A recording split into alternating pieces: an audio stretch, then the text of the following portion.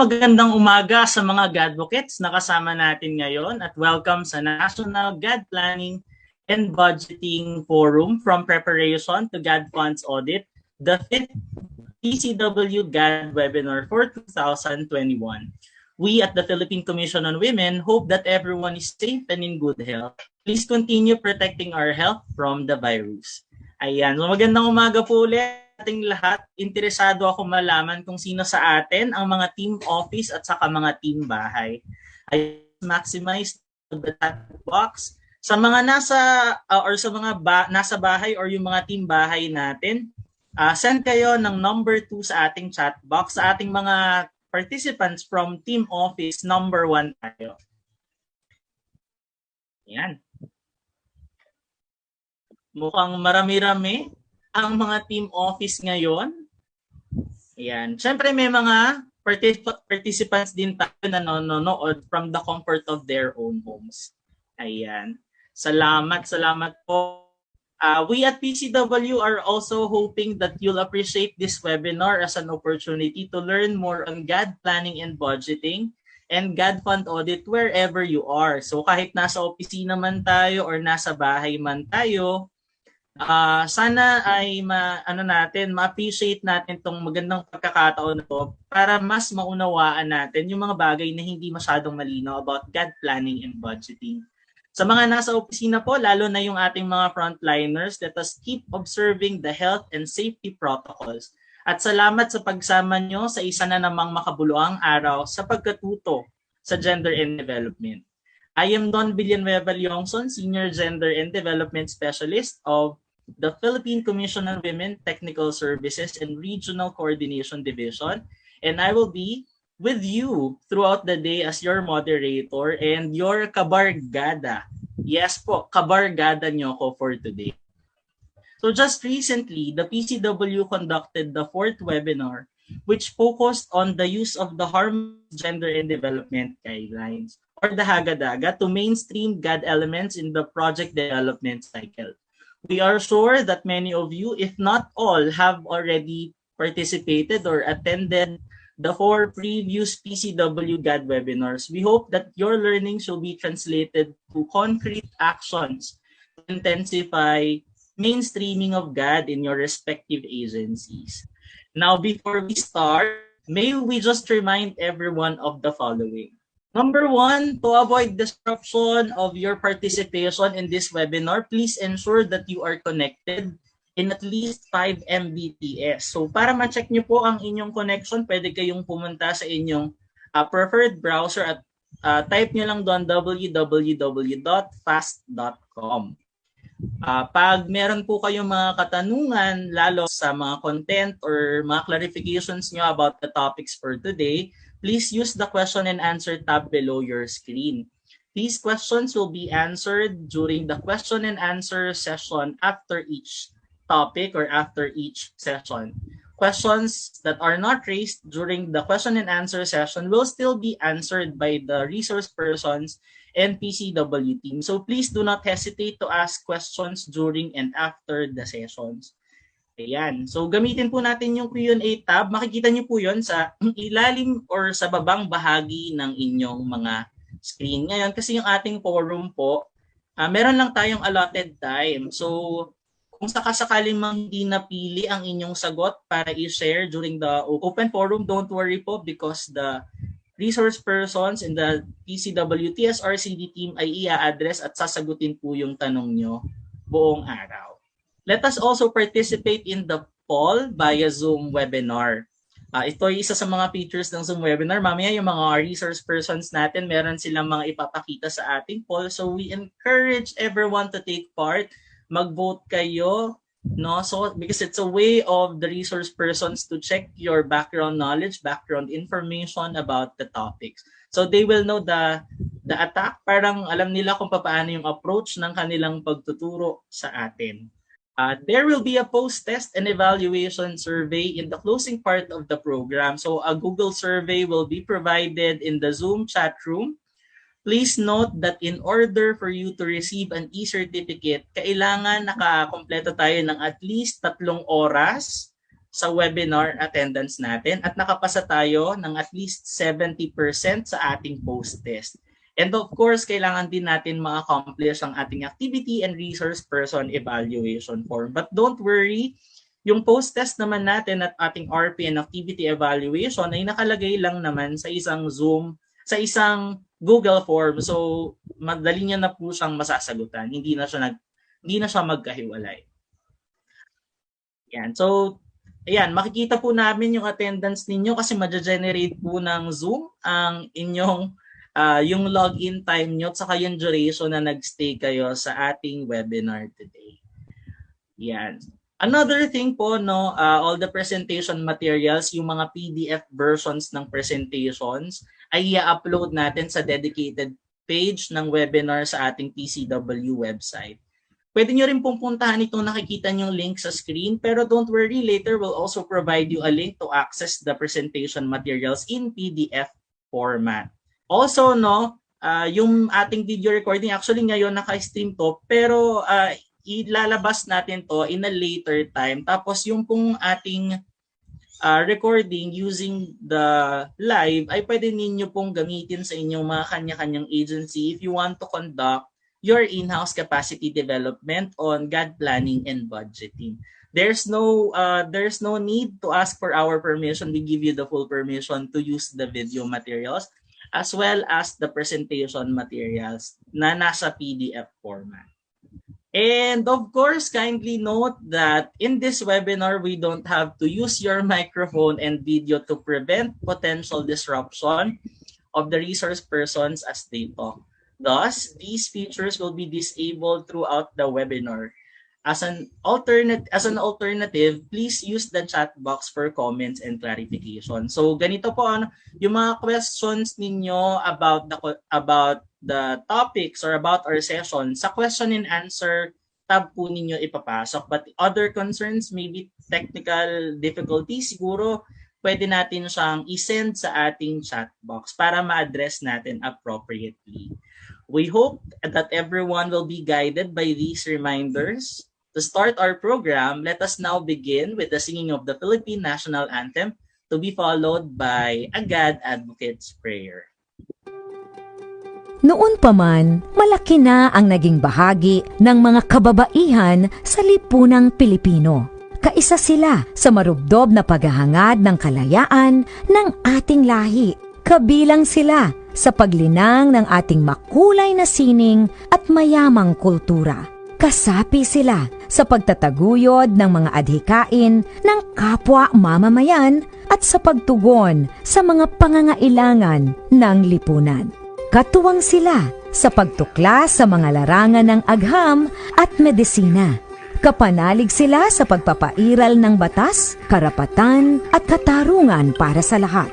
Kabahagi sila sa paglilingkod sa bayan at sa pagpapanatili ng demokrasyang Pilipino.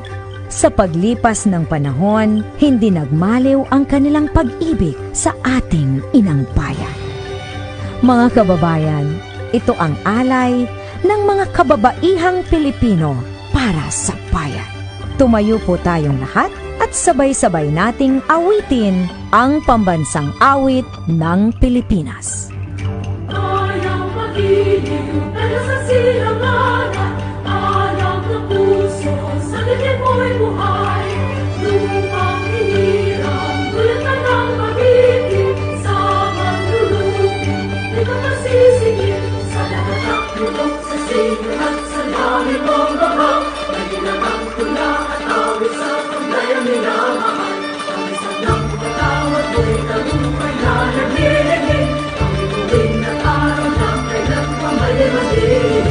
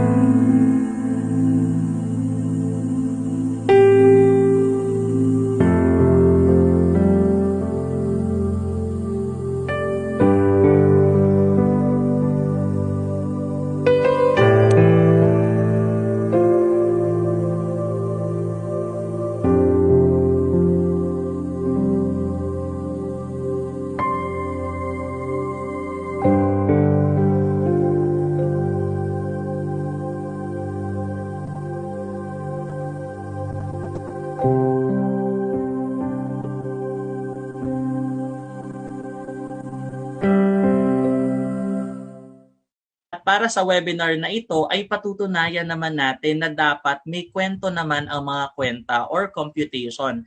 Bilang pag-uusapan natin ang mga dapat nating malaman tungkol sa GAD Planning and Budgeting and GAD Fund Audit. We are now in one of the highlights of the National GPB Forum, the session proper. So our first subject matter expert is a cum laude graduate of UP Diliman with a degree of BS Community Development, former planning officer at the Philippine Commission on Women.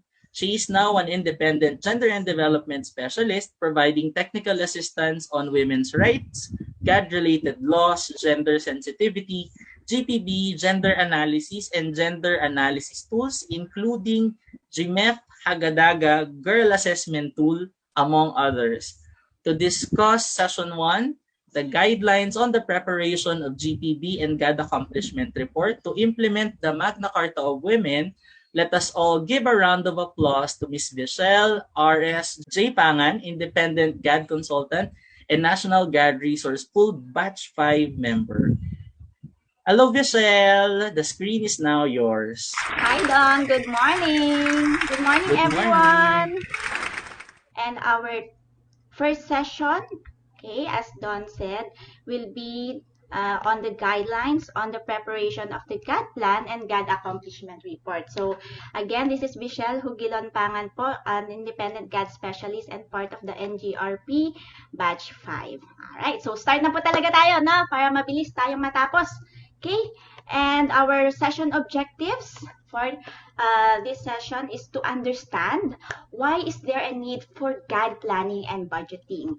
Also, to learn the policy imperatives, ano po ba yung mga mandato natin related to GAD planning and budgeting. And of course, ano ba? Paano natin gagawin itong GAD plan and budget na to? How do we incorporate no yung mga GAD concepts? Ano po ba yung mga steps and requirements in preparing the GAD plan and budget and the GAD accomplishment report? Alright. So basically, ang pag-uusapan po natin for this session is the PCW-NEDA-DBM Joint Circular 2012-01 and some of the updates, okay, na meron po about this circular. So our session coverage, ayan, yung coverage po ng session ko is in 3 parts. The first one po is why is there a need to do GAD planning and budgeting. Okay, bakit natin ito ginagawa? And of course, tulad ng nabanggit ko kanina, ano-ano nga po ba? Okay, yung mga policy imperatives natin, okay, as our guide and reference in doing GAD planning and budgeting. And of course, to know about the step-by-step guide, paano ba natin pupunan? Yan, if you fill out yung bawat column ng ating GAD plan and GAD accomplishment report template. And all of this, okay, itong ginagawa natin, of course, is towards achieving or being a gender-responsive organization. Alright? So, yan po. Now, let's go to the first part, okay, of my session. So, that is, why is there a need for GAD planning and budgeting? Bakit nga ba? Because, yun nga, no, meron tayong mga gender biases. And gender biases, that is the tendency to prefer one gender over another. Madalas po, no, ang ating mga gender biases, hindi tayo aware, usually, that's usually a form of unconscious or implicit bias. Dahil meron tayong mga automatic attribution ng characteristics, meron tayong mga unintentional no na mga stereotypes to another person or a group of people. Okay, and that really affects no paano ba tayo maki-interact, how do we really understand a certain individual, okay? And yun nga, how do we engage with others? And of course, no, syempre naaapektuhan din yan kung paano tayo magdesisyon. Alright? And of course, no, dito rin po, mahalaga na makita natin na dahil nga meron tayong mga gender biases, of course, no, we are ascribing, okay, different roles, expectations, needs, and interests to different genders. And yun nga, that leads to the differences in their life, in the life situation of women and men. And madalas po, okay, madalas no yung mga development initiatives natin, often dahil nga hindi tayo aware na yun nga may mga gender biases tayo, madalas hindi natin siya na-consider, okay, yung mga differences na ito. We look at our planning, our development, okay, initiatives as being homogeneous, okay, kumbaga nagiging gender blind tayo, okay, thus nagkakaroon pa rin o patuloy pa rin, okay, na nagkakaroon ng gender inequality. Alright? So, yun no, kailangan nating i-develop yung ating gender lens. Ano ba yung gender lens na yan? Okay? Yan yung ating malaliman na pagtingin no, sa mga bagay-bagay para mapalutang natin. Ano nga ba yung difference na yun no, sa buhay ng mga kababaihan at kalalakihan. And we use the gender lens when we analyze kung tayo po ay nagpaplano, gumagawa ng mga desisyon, okay? And meaning these are carefully and deliberately no examining all the implications of our work when it comes to gender. Okay? Na kumbaga yun nga no sa ginagawa natin bilang parte no bilang mga civil servants no ano po ba yung implication, ano po ba yung maaari nating tignan? Okay, ano ba yung epekto nito okay, doon sa gender and development. And yun yung gusto nating i-transform, gusto nating ma-develop. Okay, dahil nga gender issues are often overlooked. Diba? Often overlook nga yan dahil nga yun yung nakasanayan natin, yun yung paano tayo na-socialize mula pagkabata. Kaya napaka-importante po na ma-develop natin yung ating gender lens. Okay? And through that, no, yung mainstreaming natin, okay, kailangan nating i-mainstream yung mga gender issues and concerns, okay, sa ating development planning and of course sa ating institutional development. And ito no yung strategy natin. Yan po yung tinatawag nating gender mainstreaming wherein ini-integrate natin sa ating mga proseso, sa ating sistema, okay? Yung mga concerns ng mga kalalakihan at kababaihan, no? Paano ba natin i-address itong mga gender issues and concerns na to? Okay? Of course, we do GAD planning and budgeting because there's a need no to practice good governance. At kapag sinabi nating good governance, syempre nakaakibat diyan yung mga konsepto no na nakaakibat din sa gender and development. At nandiyan yung pagiging transparent, participatory, equitable, and of course, gender responsive. And yun nga, lagi nating sinasabi, di po ba, na we have limited resources. Ayan, limited resources. That is why yun nga, mas maganda na tignan natin ng mabuti kung ano yung mga underlying issues. Yun nga, no, yung mga hindi natin nakikita basta-basta. That is why we need to develop our gender lens para yun nga, ma-address natin, no? Together with those issues na madalas hindi natin napapansin.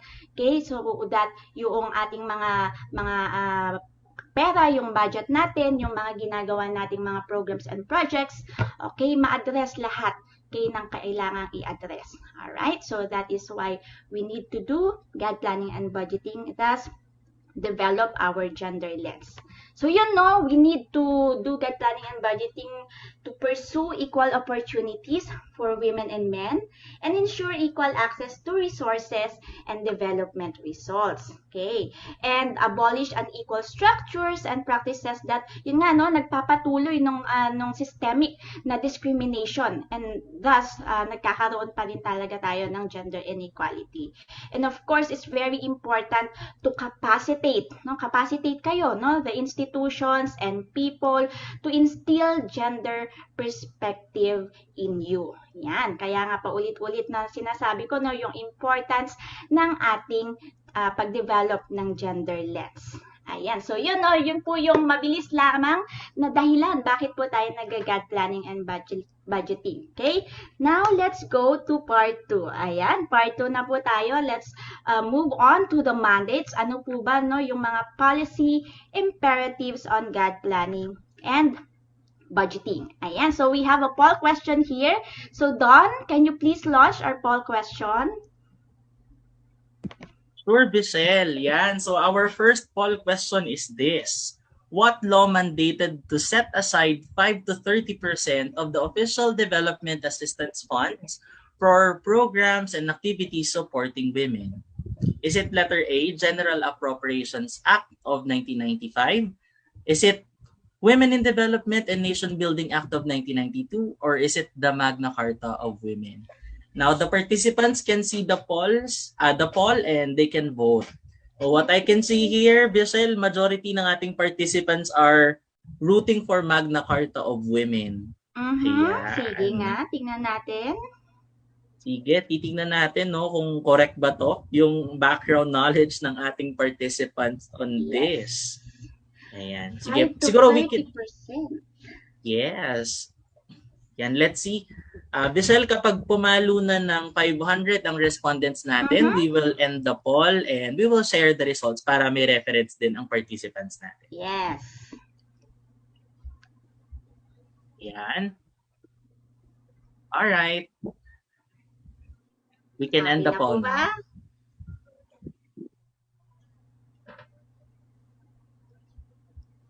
There.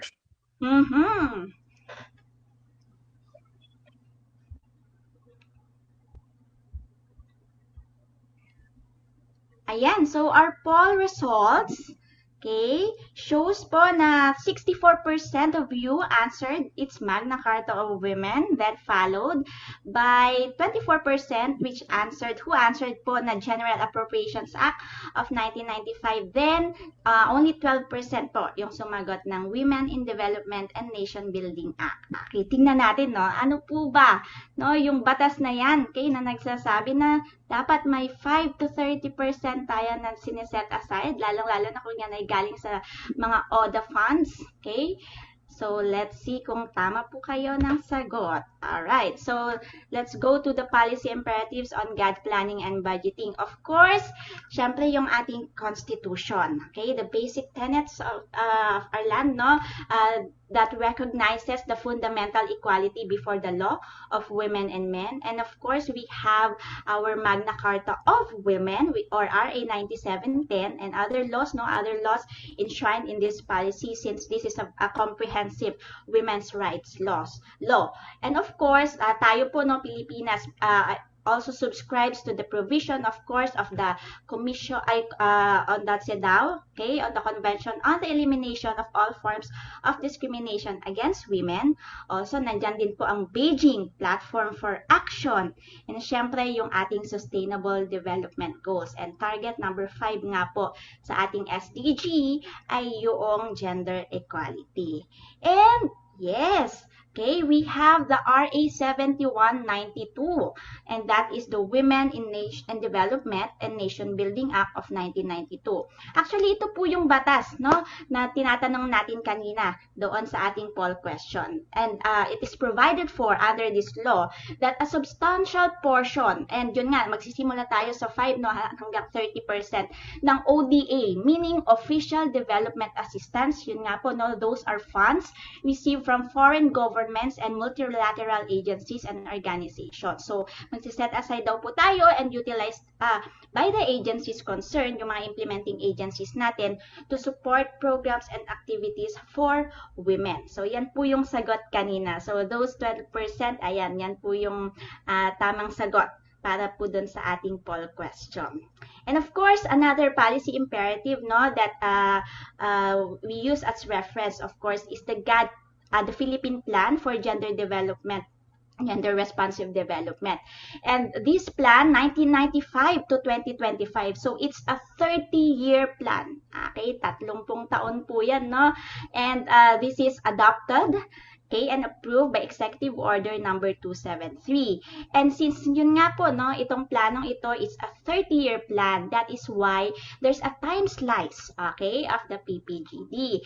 And the first time slice, one of the time slices of the PPGD is the Women's Edge Plan. Okay, are you familiar po dito? So, Women's Edge Plan, or the Women's Empowerment, Development, and Gender Equality Plan. So, this covered, no, yung mga years na 2013 to 2016. And now, okay, the time slice covering 2019 up to 2025, okay, is the GWE, yung GWE plan naman po natin, and that is the Gender Equality and Women's Empowerment Plan. So why is there a need for a time slice? Kasi nga po, no, 30 years po yung PPGD natin, and of course, marami na pong mga notable, no, na mga accomplishments tayo when it comes to laws and of course mga emerging gender issues na rin na we need to update, and that is why itong mga planong ito, no, yung maaari po nating gawing reference, especially this one, yung GWE, yan po yung tingnan natin, okay, for those na mga need natin na i-address, okay, on gender and development. So look at the GWE plan, and it's downloadable naman po. Just Google and it will direct you, no, to the PCW website, and you can download it there. Okay, so another poll question po tayo. Okay, Don? Our next poll question is, was your agency or institution able to meet the minimum 5% GAD budget requirement for FY 2021? Options natin dito, yes, our 2021 GPB was at least 5% of our agency's total appropriations. We also have, no, we are still working on meeting the minimum 5% of GAD budget requirements. And meron din tayo dito, Bissell, na don't know. No, siguro Don't know, magandang way. yes. Yes. So, magandang way din siguro to, Bissell, para makita natin kung aware ba sila sa mga kaganapan sa kanilang mga government agency, mapa-member man sila ng GFPS or not.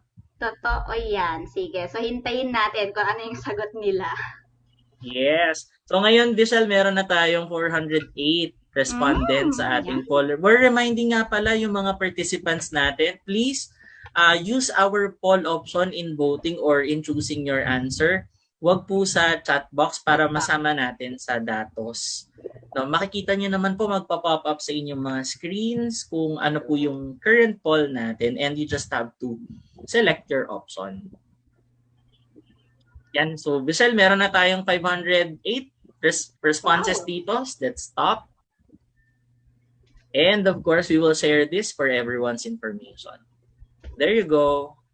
All right. So, the poll, okay, has results already, and yes, okay, majority po sa atin ay sinasabi na alam nila, okay, at na-reach nga ng kanilang ahensya yung at least 5%, okay, ng kanilang total appropriations, and 28% said na we're still working.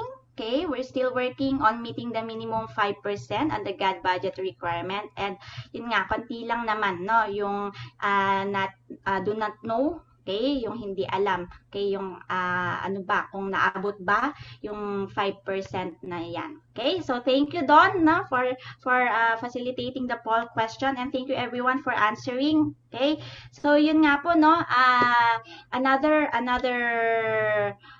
policy, okay, imperatives on GAD Planning and Budgeting, of course, nabanggit ko na rin kanina, is the Magna Carta of Women. And here, no, sa batas na ito, nakalagay po dyan yung at least 5%, no, na tinutukoy natin doon sa poll question natin kanina. And the at least 5% na yan, okay, will be the cost of implementing the GAD programs. Alright, so yan po ay ang magiging universe po natin is yung total budget appropriation. So yes, at least 5%, meaning that is the minimum.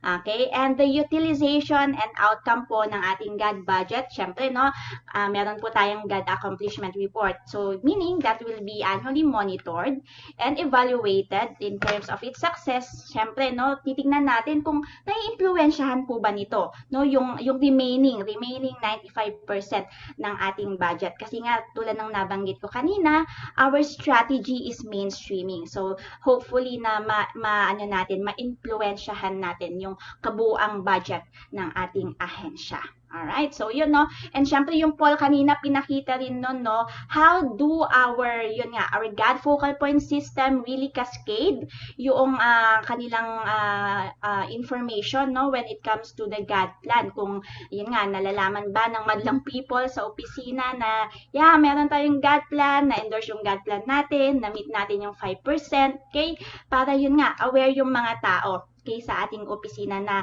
yes, na-reach natin yung 5% and we have a GAD plan and it is endorsed.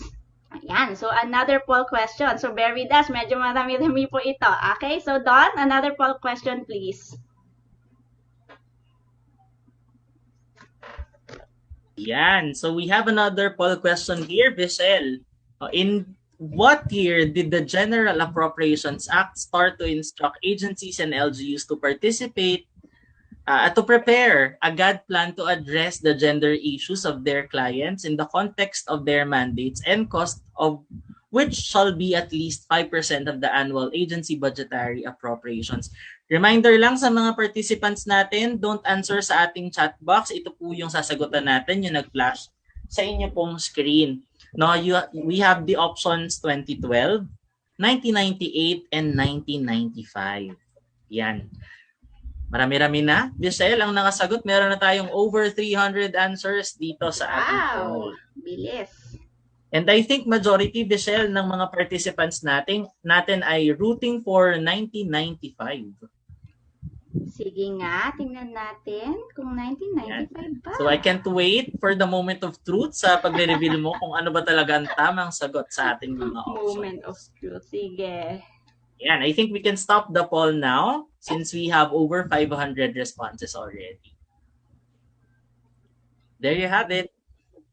Alright, for our poll 3 question naman, no? So, yung GAA na tinatawag po natin or our General Appropriations Act. So, majority of you answered nga 1995 and that's 62%, okay, of the total respondents.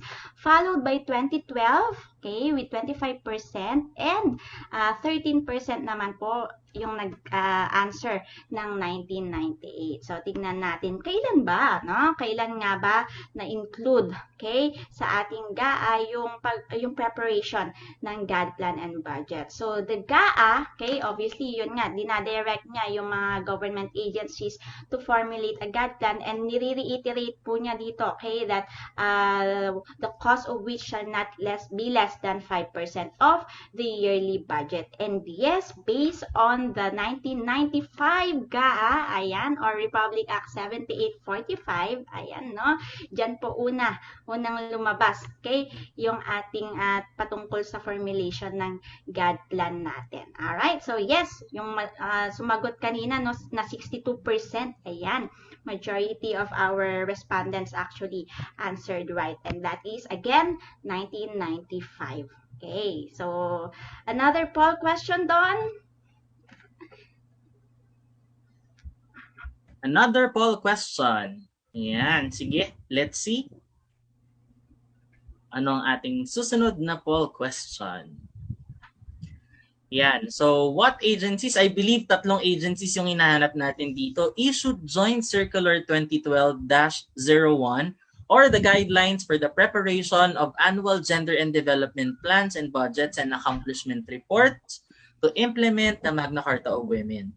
So, these are our options. Again, sagot po tayo dito sa mismong poll na mag-a-appear sa inyong mga screens. Is it PCW-DBM COA? Or is it DBM COA NEDA? Or is it PCW-NEDA and DBM?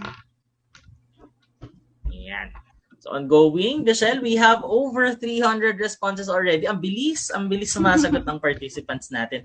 Nakakatuwa. Ibig sabihin talagang everyone is really attentive, no, and also eager to take part in the poll sessions. True. Saka nabanggit ko na rin to kanina. Yan. So, majority, Michelle, ng mga participants natin answered PCW, NEDA, and DBM. Since we have over 500 responses na, I will end the poll. Yes, please. There you have it. Okay, so 60% actually are 331, ayan, out of our 551 respondents answered PCW, NEDA, and DBM. Okay, so yan po yung ating majority ng answers. And yes, ayan po, yung ating guidelines is the PCW-NEDA-DBM Joint Circular 2012-01. So, yun na po. This is the guidelines, okay, for the preparation of annual gender and development plans and budgets, and of course, the accomplishment report. So, basically, yun po, nire-reiterate din po niya, okay, yung sinasabi ng Magna Carta of Women. And ito, dito po, no, sa circular na to nakapaloob yung mga i-discuss namin sa araw na ito. Okay? And yun nga, no, another point that we wanted to emphasize is that GAD planning shall be integrated in the regular activities of the agency or POPs of the agencies. Okay? So yun pa rin, no, babalik pa rin tayo doon sa ating mainstreaming as a strategy. Okay. And now for the SUCs, yan sa mga SUCs natin, sa mga LUCs natin, okay? GAD also issued Memorandum Order 01, okay, and that is in 2015, okay? Yun nga, reiterating yung ating provision sa Magna Carta of Women and of course the 2012-01 Joint Circular. Alright? And of course, we have the PCW Memorandum Circular 2018-04, and this is the guidelines po for the preparation of the Gender and Development Agenda. Ayan, may mga GAD agenda na po ba kayo? So, in the formulation of the agency's annual GAD Plan and Budget, maganda po, no, na makita natin kung meron bang GAD agenda yung isang ahensya dahil yun po yung magiging basis, okay, kung saan po natin kukunin, yan, huhugutin later on yung ating ilalagay sa ating GAD Plan and Budget. Alright? So, I think we're done with the policy imperatives. So, let me just show you the timeline, no, ng ating mga batas, ng mga mandates natin on GAD Planning and Budgeting. So, in yan nga, 1981, we have the CEDAW, then we have the Women in Nation Building Act, then we have the BPFA and the PPGD together with the General Appropriations Act, and then 2009 we have the Magna Carta of Women followed by its implementing rules and regulations, then the guidelines po on GAD Planning and Budgeting, which is the PCW-NEDA-DBM Joint Circular 2012, followed by yung ating SDGs, syempre, and yun nga, yung guidelines natin for the preparation of the GAD agenda. Okay, so yan po yung part 2 ng ating session for this morning. Now, okay, let's go to the third part. Ito na po. Okay, paano ba natin bubuuin, no, yung GAD plan natin? So, paano natin gagawin yan? Ano yung mga bagay na dapat meron tayo or nagawa natin to help us, okay, to help us do our GAD plans effectively and efficiently. So, first, papakita ko muna po sa inyo, no, ano po ba yung ating line of sight sa gender and development, and paano ba natin mako-connect, no? Saan ba natin masisituate yung ginagawa natin dito sa pag-GAD planning and budgeting natin? So first, no, in any development, no, perspective, we always look at the situation. And dito sa GAD, it's the gender situation. And how do we now surface that? No, how do we identify the gender situation? That is through yung ating pag-gender analysis. Okay? Yun nga, may tanong kanina, paano ba tayo mag-identify ng gender issues? So, yun, no, gender analysis, okay, will be the process for us, no, to identify gender issues. And, syempre, tutulungan po tayo ng mga gender analysis tools. Okay? Then, of course, our strategy. Okay, strategy how to address what is the gender situation is gender mainstreaming. Again, gender mainstreaming is the Philippine government strategy. Okay, yun nga, integrating yung women's and men's concerns sa ating processes in our systems. Okay, and that is through the development of the GAD agenda, yan nga, GAD code for the LGUs, and syempre yung GAD plan natin. So yan, no, dito natin yan ma-i-connect. Dito po pumapasok itong efforts natin to really develop, okay, a very good GAD plan for us to achieve of women's empowerment and yun nga, maging gender responsive, no, yung ating institution. for us to achieve yung pinaka-vision natin, which is gender equality. Gender equality, or yung ngayon madalas nating naririnig yung GESI, okay, or gender equality and social inclusion. And that is our vision. Okay, so yun na, para lang po makita natin saan pumapasok yung development natin ng GAD plans and budgets. Okay, so yun, what is gender responsive planning and budgeting? So it's the process, obviously, no, na kung saan ini-incorporate nga natin yung mga gender issues na identify natin doon sa ating planning process. And syempre, nagsisimula yan doon sa ating pag-generate ng sex disaggregated data and making available yung mga GAD-related information. Okay, mamaya masususugan pa natin, okay, ang tungkol dito sa sex disaggregated data. And syempre, yung ating pag-a-analyze ng situation, okay, with the gender lens. Ayan po, no, yung pag-emphasize natin ng gender lens. Napaka-importante po niyan. Okay? Kasi yun nga, aside from medyo, yun nga, mahirap, no? And marami tayong mga bagay na kinalakhan yun. We really need to transform the way we think, the way we look at things, and yun nga, no? We develop our gender lens. And we specifically identify the gender issues and address them in the GAD plan. Okay, so yun po yung gender responsive planning and budgeting. So the document, okay, the document is of course the GAD plan. So this is a systematically designed set of programs, projects, and activities. So this is implemented by an agency over a given period of time. So tayo po, gumagawa po tayo ng annual GAD plan. So every year, ayan, meron po tayong develop na GAD plan and budget and GAD accomplishment report. Of course, the GAD plan, this addresses yung gender issues and concerns ng ating kliyente. Yan, no? Our reason for being is to provide services sa ating mga clients. And of course, your personnel, okay, is also your internal clients. Yan.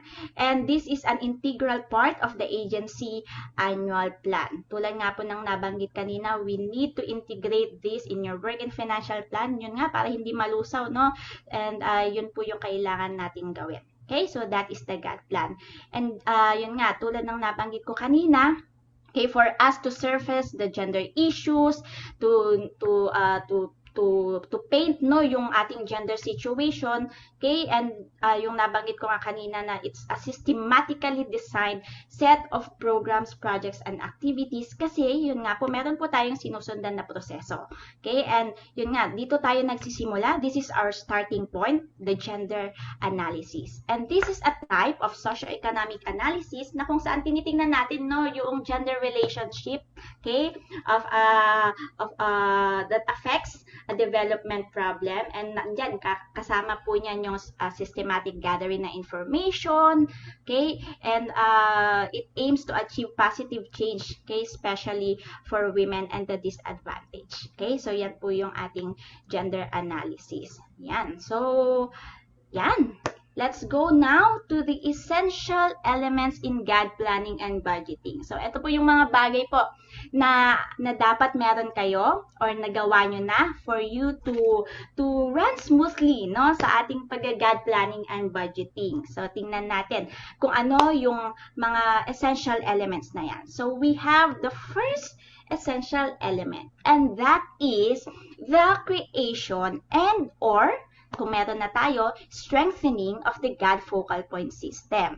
Tama po ba yon? No? Siyempre, kailangan natin ng team, kailangan natin ng mekanismo, di ba? Na kumbaga magpupush, no? Mag-accelerate. Okay, that will serve as catalyst, no, in mainstreaming gender in the agency. So yan, napaka-importante ng work na ginagawa ng ating mga GAD focal point system members. And for the structure, okay, this is the structure. If you will look into the PCW Memorandum Circular 2011-1, ayan, check nyo po yan, no, lalo na sa mga wala pang GAD focal point system dyan. Okay, this is the structure na nandoon. Okay, suggested structure actually. Okay, for the national government agencies. So we have the head of agency, okay, as the chair. Ayan. And of course, the commissioners, the management committee members, that's the GAD Focal Point Executive Committee. So sila rin po yun. And then the GAD Focal Point Committee, the technical working group, that is composed of members sa iba't ibang, nagaling po sa iba't ibang mga opisina, okay, or pool of directors, no, ng ating mga offices, units, okay. And the secretariat naman is composed of support staff from various units. So the regional offices, the attached agencies may follow po, no, kung ano po yung suggested structure natin dito na pinapakita. Okay? And pagdating naman sa ating mga HEI, sa mga higher education institutions natin, okay, this is based from the GAD, okay, GAD order number 2015. Ayan. So this is the GAD Focal Point System Head, of course, shall be the SUC President or the Governing Board Chairperson, and then together with the Executive Committee, yan po yung mga designated members natin ng Academic and Administrative Councils. Okay, so yung mga members naman ng GAD Focal Point Committee, that will be chaired by at least a dean, okay, a dean or director na may mga iba't ibang members din po coming from different colleges. Okay, and then secretariat po natin is composed of support staff din, okay, from various colleges and offices. So, yun. And yung mga external campuses natin, mga branches natin, yan, they will also follow, no, yung ating, kung ano yung meron dito sa structure natin. Or usually, pag mga ano kasi, mga campuses, no, meron lang silang, ano doon, parang GAD focal person. Okay, so yun. Yun yung ating GAD Focal Point System structure.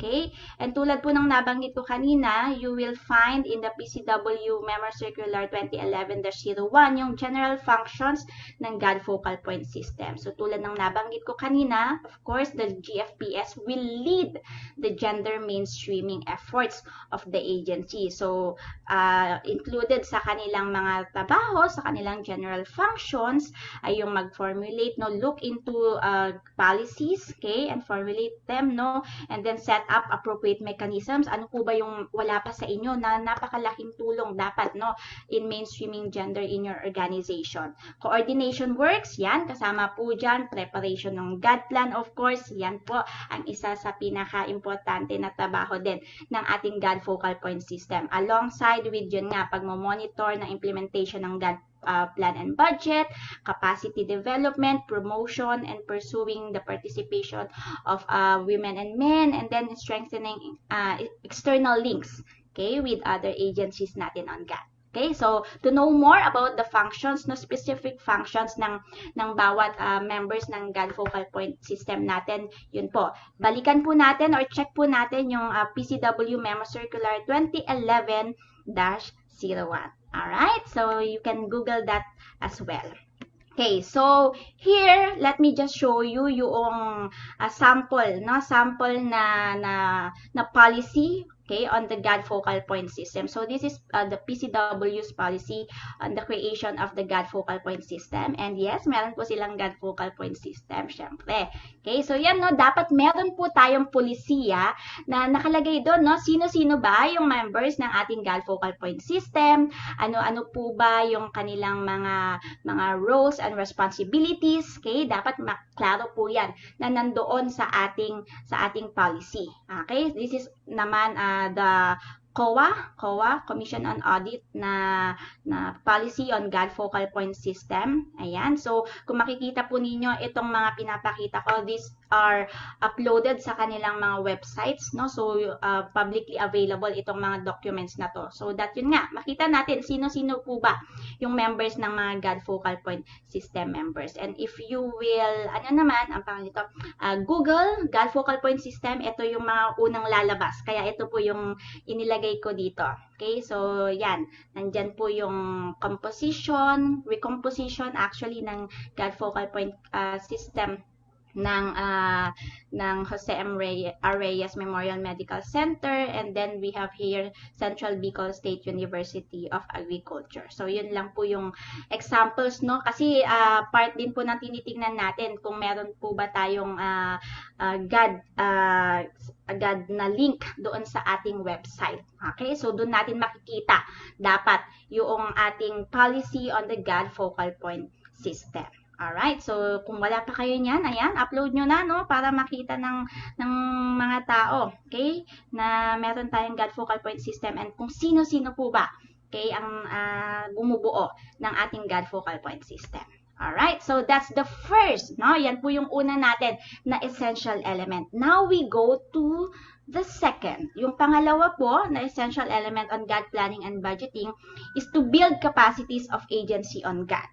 Napaka-importante po niyan, di po ba? Because you cannot give what you don't have, di ba? Paano natin gagawin ang pag-GAD planning and budgeting kung hindi natin alam?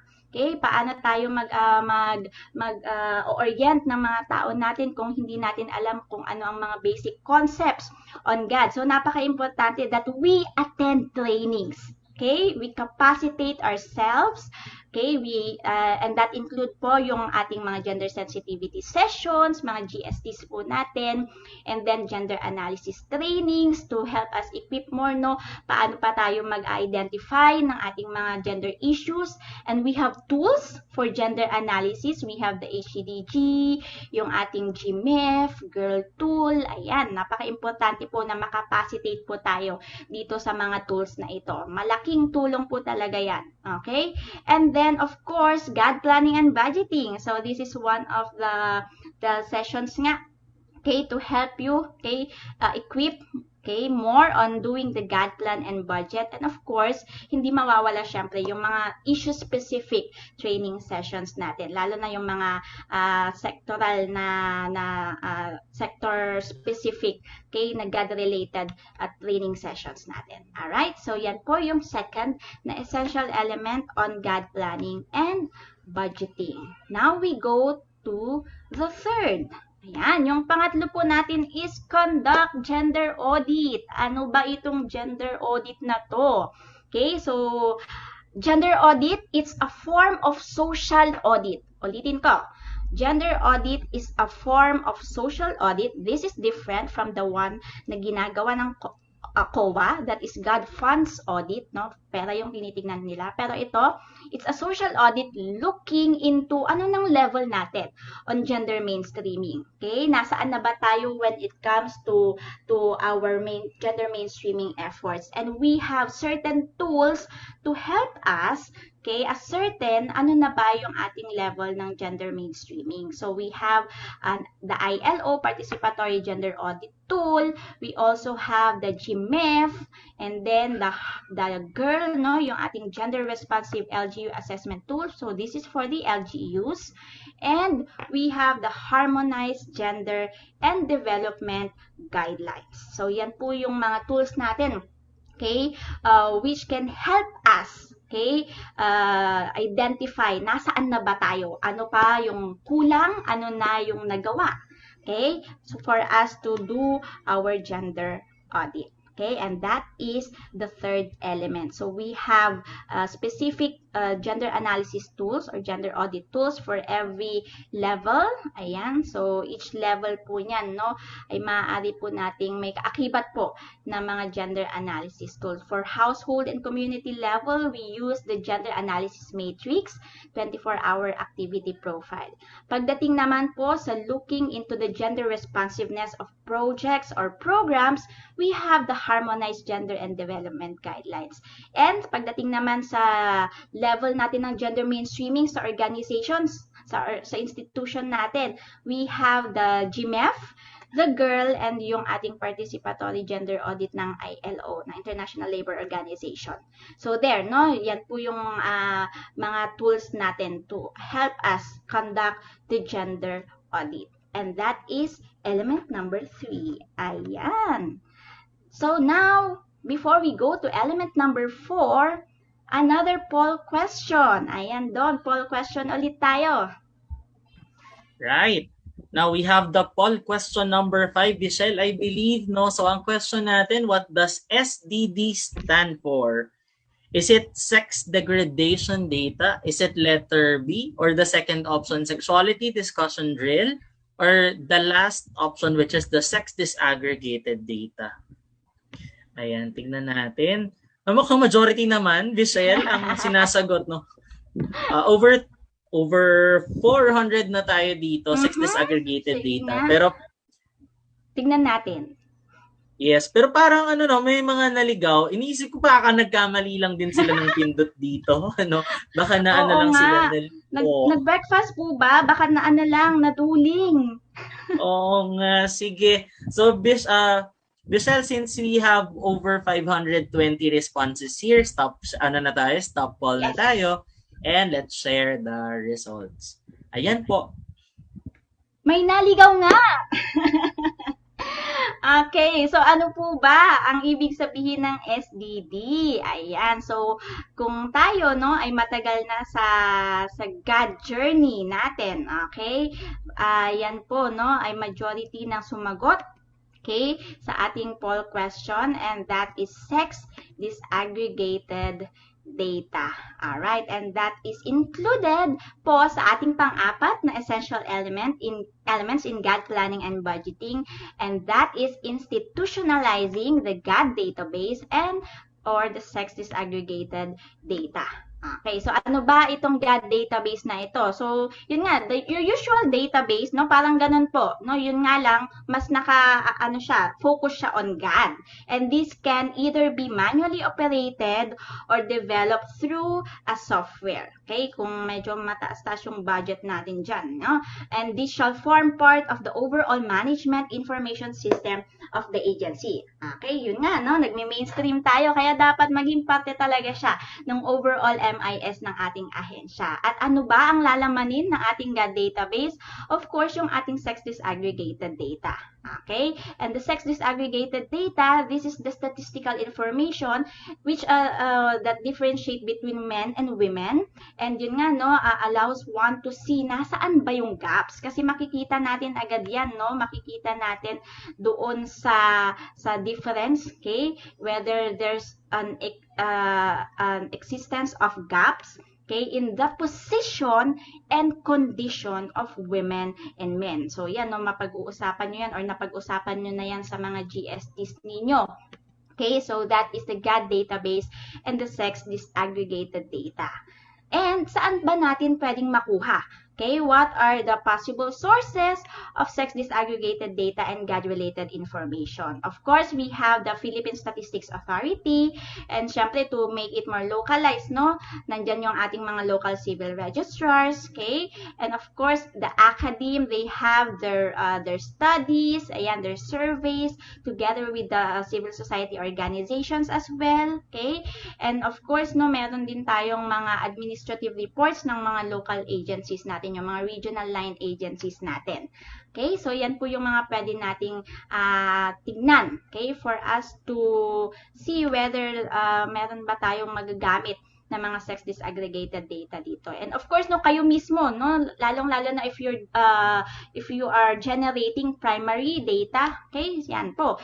Dapat make sure that you sex disaggregate all your data. Okay, dapat maging part of way of life nyo na yan. Okay, that's part of our mainstreaming. Okay, syempre, napaka-importante, no, that we have numbers that we see numbers in our plans, okay? At yun po yung magiging basihan natin, no, to identify whether there are real gender issues, because yun nga, it captures nga yung totoong pangangailangan.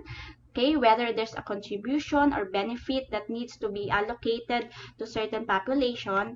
And of course, no, yun din, mapakita natin, okay, that gender gaps really exist, okay, yung awareness natin, and paano ba, gaano pa kalala, okay, and that is through the use of numbers, the information, the statistics, Okay? And then, of course, better information no leads to better decisions, lalong-lalo na kung nakaangkla yan sa numero. Okay? And overall, it will improve our plan's effectiveness. Okay? Kaya napaka-importante po ng ating sex disaggregated data. Sabi nga namin, lagi namin sinasabi that this is a non-negotiable. Okay? Lahat tayo dapat ginagawa ito. Alright. So, yan. Sample, ano ba yung maitutulong no, ng ating sex disaggregated data? Yun nga, tulad ng nabanggit ko kanina, okay, for a very effective and efficient GAD plan and budget. Or, yun nga, sa pag-identify pa lang po ng gender issue, malaking tulong na po yung ating sex disaggregated data. So, I'll be showing you some slides wherein meron tayong data and how we can articulate, okay, or develop a gender issue out of the data na being presented here. So here no is sex disaggregated data from both public and private universities and colleges, and this is from GAD website. So yun, makikita natin no na based on the numbers here, there's low enrollment of women in the fields traditionally dominated by men. At yan nga yung mga STEAM courses natin. Okay, so yun no, meron tayo talagang sound basis, okay, na mapapakita bakit yun yung na-identify nating gender issue. Another one, ayan, sa ating National Demographic and Health Survey, okay, sinasabi doon na 1 in 4 women age 15 to 49 has experienced physical, sexual, or emotional violence. So isipin mo yon, 1 in 4, okay, ay nakaka-experience ng physical, sexual, or emotional violence. So, the prevalence itself, okay, ng different forms of violence experienced by this group of women, okay, that itself is a gender issue. Another gender issue that we can get no or articulate from this, okay, from this data is maybe bakit kaya gano'n, no? So let's dig in, okay? Tignan pa natin kung ano yung dahilan. Maybe there is lack of awareness and appreciation on vow-related laws and programs among stakeholders in a certain community. Kaya may still no, may prevalence pa rin, or yun nga, baka walang nagre-report or maraming nagre-report. Okay, so yun po yung pwede nating tignan, okay, or ma-articulate na gender issue out of this particular data. Then, for the cabinet secretaries naman, yan, bakit 2 out of 22 lang? Okay? So, maybe we can also see, pwede rin natin makita to pagdating sa organization natin, yung mga top level positions ba, third level positions ba, sino ba yung nandyan? Okay? So, here, the gender issue that we can get out of the data is the underrepresentation of women in the cabinet due to lack of opportunity.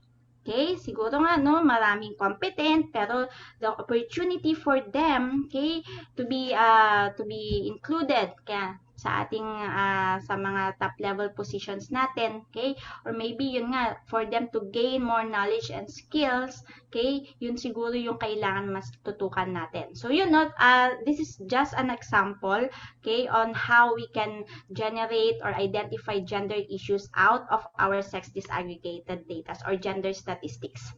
Alright, so yun po yung 4 na essential elements natin on GAD planning and budgeting. So let us just review ano po yung 4 na yon. First is the creation and or strengthening of the GAD focal point system. 2 is the capability building on GAD. Siyempre, no, build our capacities. And let's conduct gender audit. Asan na ba tayo when it comes to gender mainstreaming? And of course, let's institutionalize yung ating GAD database and yung ating generation ng sex disaggregated data. Okay, so yan po yung 4 na essential elements. Now, let's go to the steps in formulating the GAD plan and budget. Okay, so ano po ba yung dapat nating sundan, okay, step-by-step guide natin on how to develop the GAD plan and budget. But before that, let's have another poll question. Ayan, Don, may poll question po tayo ulit. Ayan. Sige. Now we're down to our poll number 6, Michelle. Now this time, ang question natin dito, how many years is the GAD agenda's time frame? We have here the options 6 years, 5 years, or 3 years. Mm-hmm. Yan. Sige, yan, ongoing na. I think we already have over 300 responses here. Tingnan natin kung aware ba ang mga participants natin kung gaano kahaba ang time frame ng GAD agenda. So, tingin lang natin mag 500 Michelle, and then we are ending the poll now. There you have it. Uy, hating-hati ang close. Okay, so majority actually answered 5 years, and that's 43% of our respondents. And then followed by 3 years, ayan, which is 33% of our total respondents. Then last po yung 6 years, which is 24% of our respondents. So ilang taon ba itong GAD agenda time frame, no? Okay, so yan ang aalamin natin. So these are the steps. Okay, check na po yan. These are the 4 steps in formulating the GAD plan and budget. So let's start with the preparation and adoption of the GAD agenda. Tulad ng nabanggit ko kanina dun sa policy imperatives natin, we have the the PCW Memo Circular 2018-04, or this is the guidelines for the preparation of the GAD agenda. Okay? So ito tulad ay magiging basis natin in the annual formulation of our GAD plans and budgets of the PPAs to be included po doon sa ating GAD plans and budgets. And ito, yung ating GAD agenda ay may time frame na 6 na taon. Okay, so that is 6 years. Ayan, so tandaan na po natin, no, 6 years po yung coverage dapat ng ating GAD agenda based on the guidelines. So ano ba tong GAD agenda na to? Okay, it's the agency's strategic framework and plan on gender mainstreaming and achieving women's empowerment and gender equality. Ito po actually mas ano yan, GAD plan na mas pinahaba. Yun nga, 6 years na GAD plan, no? Pero malinaw dyan dapat yung ating strategic framework. What's our GAD vision, our mission, and our GAD goals. And that is the first part of the GAD agenda. Okay, tandaan niyo po yan. May 2 parts po kasi yung GAD agenda, and this is the first part, the GAD strategic framework, and that includes po yung vision, mission, goals natin. Okay, GAD vision, mission, goals. And the second part of the GAD agenda is the GAD strategic plan. Okay, the GAD strategic plan, dyan na po naka-specify okay, yung mga gender issues, how will we respond to the gender issues, specific outcome result statements natin together with the indicators and guidelines. Okay, so that's the second part of the GAD agenda. So yan po yung ating GAD agenda. Yan, 6 years po yung coverage, yung time frame ng ating GAD agenda. Now, how do we link gender analysis to the GAD agenda and the GAD plan and budget? So here, no, yung gender analysis natin, the results of the gender analysis, of course, that will be included, no, as inputs natin sa pagpe-prepare ng GAD agenda. Siyempre, no, ano ba yung ilalagay natin doon sa ating agenda kung hindi tayo nag-undergo ng gender analysis. So, yun po yung ilalagay natin sa GAD agenda, which is, yung time frame nga po is 6 years. Then, the GAD plan and budget, yun nga po ay huhugutin natin from the GAD agenda. Kaya yan naman po yung annual implementation ng activities natin from the GAD agenda. Ayan. So, mas madali na po kayong makakagawa ng inyong GAD plan and budget kung malinaw po yung GAD agenda natin. Kasi yun na, huhugutin na lang po natin doon. Yun po yung magiging basis natin, reference document natin in developing our annual GAD plans and budget. So, idadagdag na lang natin yung mga emerging concerns, okay, na GAD related natin, yung ibang mga organization focus activities natin. So, yun po. Okay? Yun po yung kagandahan ng ating GAD agenda. Alright? So, we really ask, no, yung encourage yung ating mga ahensya to develop your own GAD agenda. Okay? Second, now we go to the second step, okay, in developing the GAD plan and budget. Now we identify the appropriate PAPs on how do we now address itong mga gender issues na to. Okay? So, paano ba natin yan i-address? Okay? So, first, yung nabanggit ko po kanina, naalala nyo po yon, yung essential elements on GAD Planning and Budgeting. Ayan, yung 4 na yon. Kung yung mga bagay na yan, okay, yung essential elements na yan ay hindi pa ninyo nagagawa, okay? Yan po yung i-prioritize natin, okay? We prioritize the inclusion of these activities in your GAD plans and budget. Okay. Also, okay, tulad ng nasabi ko din kanina, balikan po ninyo yung inyong GAD strategic plan sa mga meron na pong GAD agenda. Yan, hugutin nyo po doon. Okay, yung mga possible PAPs natin, no, yung mga PAPs na include po ninyo dyan, na identify ninyo dyan, at ilagay po ninyo doon sa inyong mga GAD plans and budgets. Okay, so that is the second step in doing your GAD plan and budget. Of course, saan pa ba tayo pwedeng kumuha ng mga priority gender issues? Siyempre, doon sa mga review ng National GAD Policies and Plans natin. So, balikan po natin yung mga batas. Okay? Tingnan natin kung meron ba tayong mandato doon. No? Meron po ba tayong mga dapat na gawin bilang isang ahensya. Of course, the result of the conduct of the gender analysis. Yan. And even our program and project evaluations. Napakagandang tingnan din po natin yan. Okay? And the review of our GAD accomplishment reports. Baka may mga hindi pa natapos. Yan. Mga hindi kailangan pang ma-meet na mga targets.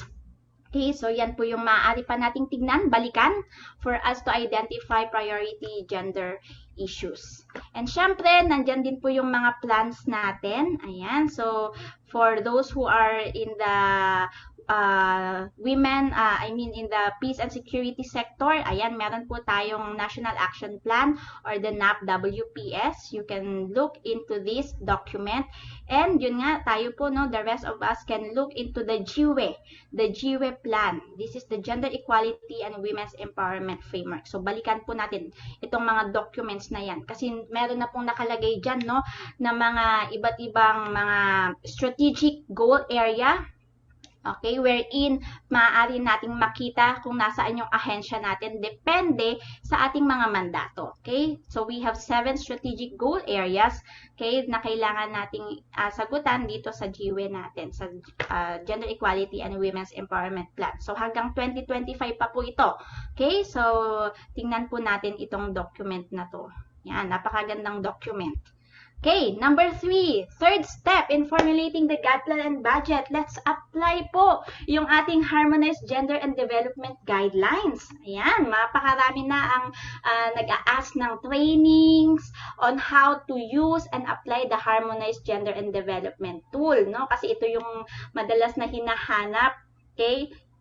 Our nagiging resulta ng audit observation memo from COA. Yan. So let's apply the Harmonized Gender and Development Tool for you to assess yun nga, the gender responsiveness of your major programs and projects. Meaning, kung ano po yung mga regular programs ninyo, okay, once na na-develop nyo na yung skills ninyo, nakapag-training na kayo on how to use the Harmonized Gender and Development Guidelines, ayan, please use and assess your major programs and projects using this tool. Okay, so yan po yung ating third step. Kasi malinaw naman po sa ating mga guidelines, okay, na you may attribute a portion or the whole. Isipin nyo yun, buong budget ng inyong major programs ay maaari ninyong i-attribute sa inyong GAD plans and budget para ma-meet ninyo yung 5% na yan. And, yun nga lang, ang gagamitin nating tool is the HGDG tool. The one and only tool na gagamitin natin. Okay? So, yan po yung maganda, okay, sa ating Harmonized Gender and Development Guidelines. So, what programs or projects yung maaari po nating i-attribute? Okay, yung maaari po nating i-assess, okay, sa GAD budget. So, first, we need to look into flagship or major programs. Okay? So, bakit? Because dito po no, napapakita natin that we have that serious intent actually to mainstream, okay, yung ating gender concerns, okay, sa ating operations and programs. Diba? Gender mainstreaming as our strategy. And syempre, yung mga flagship or major programs na yan, kapag na-subject na natin siya sa HGDG at nakareach siya ng minimum na score na 4, yan, pwede po natin niyang ilagay at i-attribute sa ating GAD Plan and Budget. Okay, so minimum score, yan po yung pasado, kumbaga. Yan. Kasi ang maximum score natin sa Hagadaga is 20. Ayan, 20 po yung score. So, kapag na-reach mo yung minimum na score na 4, yan, pwede po natin yan i-attribute sa ating GAD budget. Okay, so gender sensitive po ang description niyan. Okay, so considerations, criteria for HGDG attribution. Of course, let's choose yung mga big budgeted or big ticket programs or projects. And ano ba yung mga tingin natin, no? Yung tingin natin na programa na magkakaroon ng direct result or positive benefits to our clients and stakeholders. Okay, so yan po yung ating basic consideration. And yun nga, we have a review question. And ito nga yung sinasabi kanina ni Don na makakatanggap ng 100 peso prepaid load. Are you ready? Ayan, ready na po ba tayo? So if you're ready, please type 1. Okay, type 1 po kung ready na tayo. Ngayon, sige, ganito po ang mangyayari. Okay, so let's follow the instruction, no? I will read the question and kapag sinabi ko po ang go, ayan, kapag sinabi ko na ang go, that's the time where you can type in. Okay, let's type in po sa chat box kung ano po yung sagot. Okay, yung sagot po ha. And the first one, okay, na makakasagot po ng tama, makikita naman po ng ating team, no, ng training team natin kung sino. Okay, and you will be, notified na lang via PM siguro. Ayan. Or tingnan natin kung ma-announce natin later on, okay, yung ating winners para sa ating review questions. Ayan, 100 peso load. Alright, so here it is. Okay, sige, stop na po tayo sa pag-type para hindi na kayo malito. Okay, so the question is, remember, until I say go, okay, wag muna tayong magta-type ng ating ayan na, si Larry. Naglagay na ng bakod. Okay, the question is, a review question. What is the highest score that we can get from the HGDG assessment? Go! Go! Ayan, maraming naunang sumagot, no? So, what's the highest score? Ayan, marami na actually nakakuha ng tamang sagot. Okay, so the answer, the right answer is 20 points. Ayan, merong ibang sumasagot dito ng 4. Actually, yung 4 po, yun po yung passing. Okay, so that we can attribute po sa GAD budget po natin. Ayan, so yun po. Pero the question is the highest score or the maximum score that we can get from the Hagadaga assessment, and that is 20 points. Okay, sige. So, i-review na lang po namin mamaya, okay, kung sino po yung nanalo ng ating pa-load from PCW. So, congratulations kung sino man ang nanalo. Okay, another, I think we have another here. Ayan. Another review question. Okay, so, keyboard warriors, ayan, ang ating mga daliri, ihanda na natin. Our second review question is, what are the two parts of the GAD agenda? What are the two parts of the GAD agenda? Go! Two parts of the GAD agenda. Ayun. Ayan, very good. Okay, I think, no, marami na pong nakakuha ng tamang sagot. Ayan, following instruction talaga. Nag-type in ng answers nung nagsabi ako ng go. So, thank you so much, everyone. And the answer is, yes, tama po kayo, no? It's the GAD Strategic Framework or GAD SF. Ayan, para mabilis i-type nga naman, di ba? And then the GAD Strategic Plan or the GAD SP. Okay, so yan po. Okay, so congratulations. I-review na lang po namin. Okay, bilis nyo sa ang dami nyo. Alright, so maraming salamat po sa inyong lahat for your participation. Wait nyo na lang po yung notification namin, okay, kung sino po yung nanalo, unang nakasagot po doon sa ating review question. Okay, so maraming salamat po sa inyong participation. Let's move on. Okay. Number 4, the fourth step in formulating the GAD plan and budget. Okay, so dapat i-fill out natin yung GAD plan and GAD accomplishment template natin. Yun po yung nakalagay doon sa ating joint circular. So, ito po yun. Okay, so ito po yung titignan natin isa-isa later on. Okay, paano ba natin pupunan itong template na ito? Okay, another review question. Ayan, type in your answer po dito sa ating chat box. So, this is the last review question actually. Okay? So, how many columns? Ayan, ilang columns ba yung ating GAD plan and budget template? Go! Ang gandang tingnan ng ating chat box. Buhay na buhay. Maraming salamat po sa inyong lahat. And yan, meron nang nakakuha ng tamang sagot. And the answer is 9 columns. Okay? 9 columns po yung ating babantayan, yung ating pupunan, okay? Doon sa ating GAD plan and budget template. So, ngayon, isa-isahin natin yung 9 columns na yan, no? Mabilisan lamang po. Okay? Paano ba natin i-fill out yung mga yan?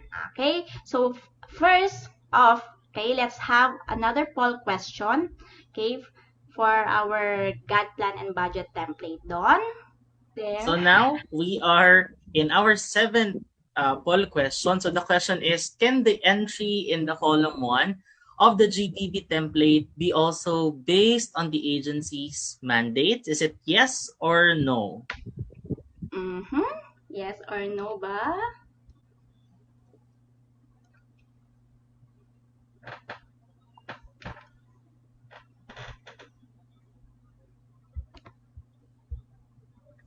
Yan. Mukhang nagkakasundo majority ng participants natin, Bichel, kasi majority chose yes in this. Yes. Ilang percent kaya?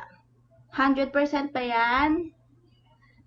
Pwede ba nating ilagay din ang mandato, agency's mandate natin? Okay, let's see. Meron na ba? Kung yung majority ba yung tama or yung minority na sumagot ng no. So since we already have more than 500 responses here, we'll end the poll and share the results with the participants. There you have it. Right, 95%, okay, ay sumagot po ng yes.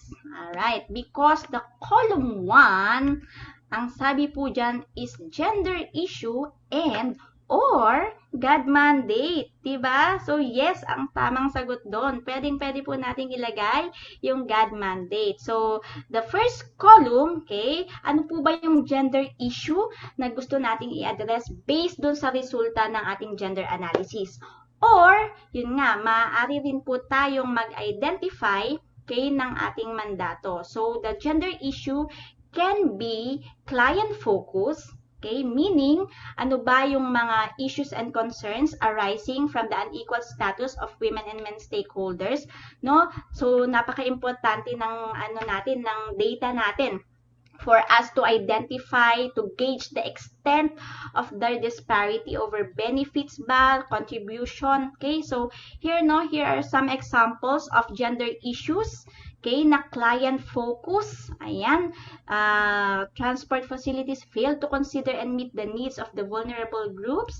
The inability to identify the gender needs and concerns of the vulnerable groups, or lack of venue to encourage participation of women in the development of plans. Ayan, so yan po yung mga maaari po nating ilagay, okay, na gender issue. Another one is that we also have what we call organization-focused gender issues. Okay? So, ito po yung mga gaps pagdating sa capacity natin as an agency, no? Ano pa yung hindi natin alam when it comes to gender mainstreaming? Ano ba yung mga emerging concerns ng mga empleyado natin?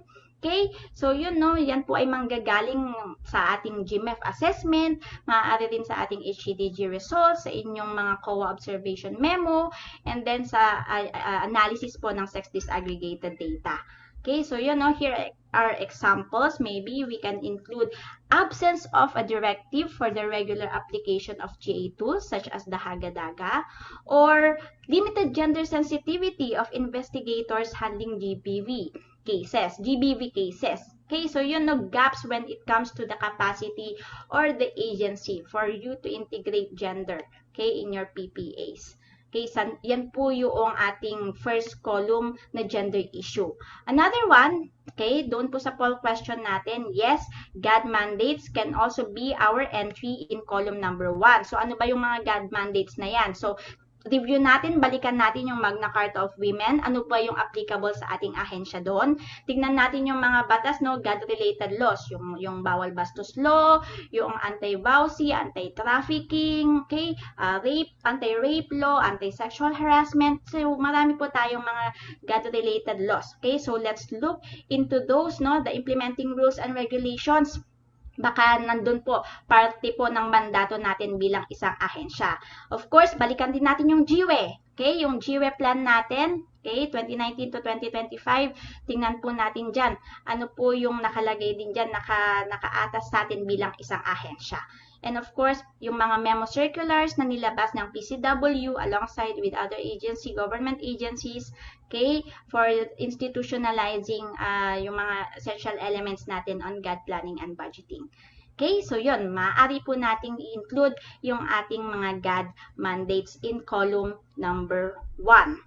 Column number 2 na po tayo. Okay, column number 2 naman is the cause of gender issue. Ayan, napakaganda po, no, na ma-establish din natin ano ba yung dahilan, bakit meron tayo ng column number 1. Diba? Bakit may gender issue? Or, kung mandate naman yung na-identify natin, bakit need natin na i-prioritize yung mandate na yon? Okay, kaya natin siya nilagay sa GAD plan na yan. Okay, yun po, no, ilalagay natin yung reason. Bakit? Okay, why is it important, no? Okay, so yun po yung nasa column number 2. So examples, I'll be showing you examples. Okay, this is a client-focused gender issue. So the gender issue is transport facilities fail to consider meet the needs of the vulnerable groups. So here, why is there a failure to consider and meet the needs of the vulnerable groups? No, because maybe there's a lack of mechanism. Okay, to gather the gender needs and concerns of these particular groups. Okay, so yun, walang mekanismo, walang tao, kaya natututok. Okay, so that's the cause of that gender issue. That's the reason behind that gender issue. Another, an organization-focused gender issue naman tayo.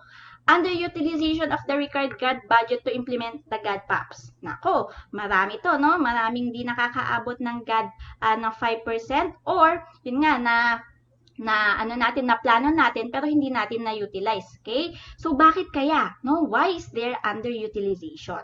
Because maybe still non-prioritization pa rin. Okay? Yung issue natin diyan, no? Meron pa rin tayong non-prioritization relative to the implementation of the GAD PAPs. Okay? Which is maaari nating ma-connect siguro doon sa limited na appreciation, okay, ng leadership natin o ng buong ahensya natin pagdating sa gender mainstreaming. So, ganito po natin i-articulate yung ating column number 2. Ito naman, org focus, no, na kung saan ang nakalagay naman sa column number 1 ay mandate. So, directly lifted po yung ating provision doon sa MCW-IRR. Okay? At dito, bakit kailangang i-prioritize, okay, itong particular na mandate nito? Because, yun nga, billeting facilities provided to women in the field are not gender compliant. So, we really need to comply, no? Or hindi pa nagagawa as of now, okay, itong particular na mandato na ito. Okay, another one, okay, GAD mandate naman na hinango mula sa isang plano, which is the NAP-WPS, okay, and that is here action point 3, no, actively engage with peace, human rights, and women CSOs and grassroots women. So, bakit ito kailangan i-prioritize? Kasi nga, yung mga concerns ng mga kababaihan ay hindi masyadong reflected or integrated sa mga existing na peace and security plan. Okay? That is why there is a need to prioritize itong particular na mandate natin sa column number 1. Okay? So again, column number 2, that is the why. The why of column number 1. Okay, so some gender issues, okay, let me just emphasize this one, na may mga gender issues po tayo or GAD mandates that may take longer than 1 year. Okay, so okay lang yun na makita po namin sa inyong GAD plan na next year or the next 3 years, okay, or 6 years following your GAD agenda ay makita namin ito, okay? Kaya maaaring nga mag-recur or ma-reflect ulit siya sa inyong mga GAD plans and budget kasi hindi naman ma-address yan lamang ng isang taon. Okay? So, yan po yung ating column number 2. Okay? So, let's have a short review, no? Paano ba natin i-apply yung natutunan natin doon sa first 2 columns? Okay? How to fill out? Okay? So, in the chat box, ayan, meron po ako dito, no, na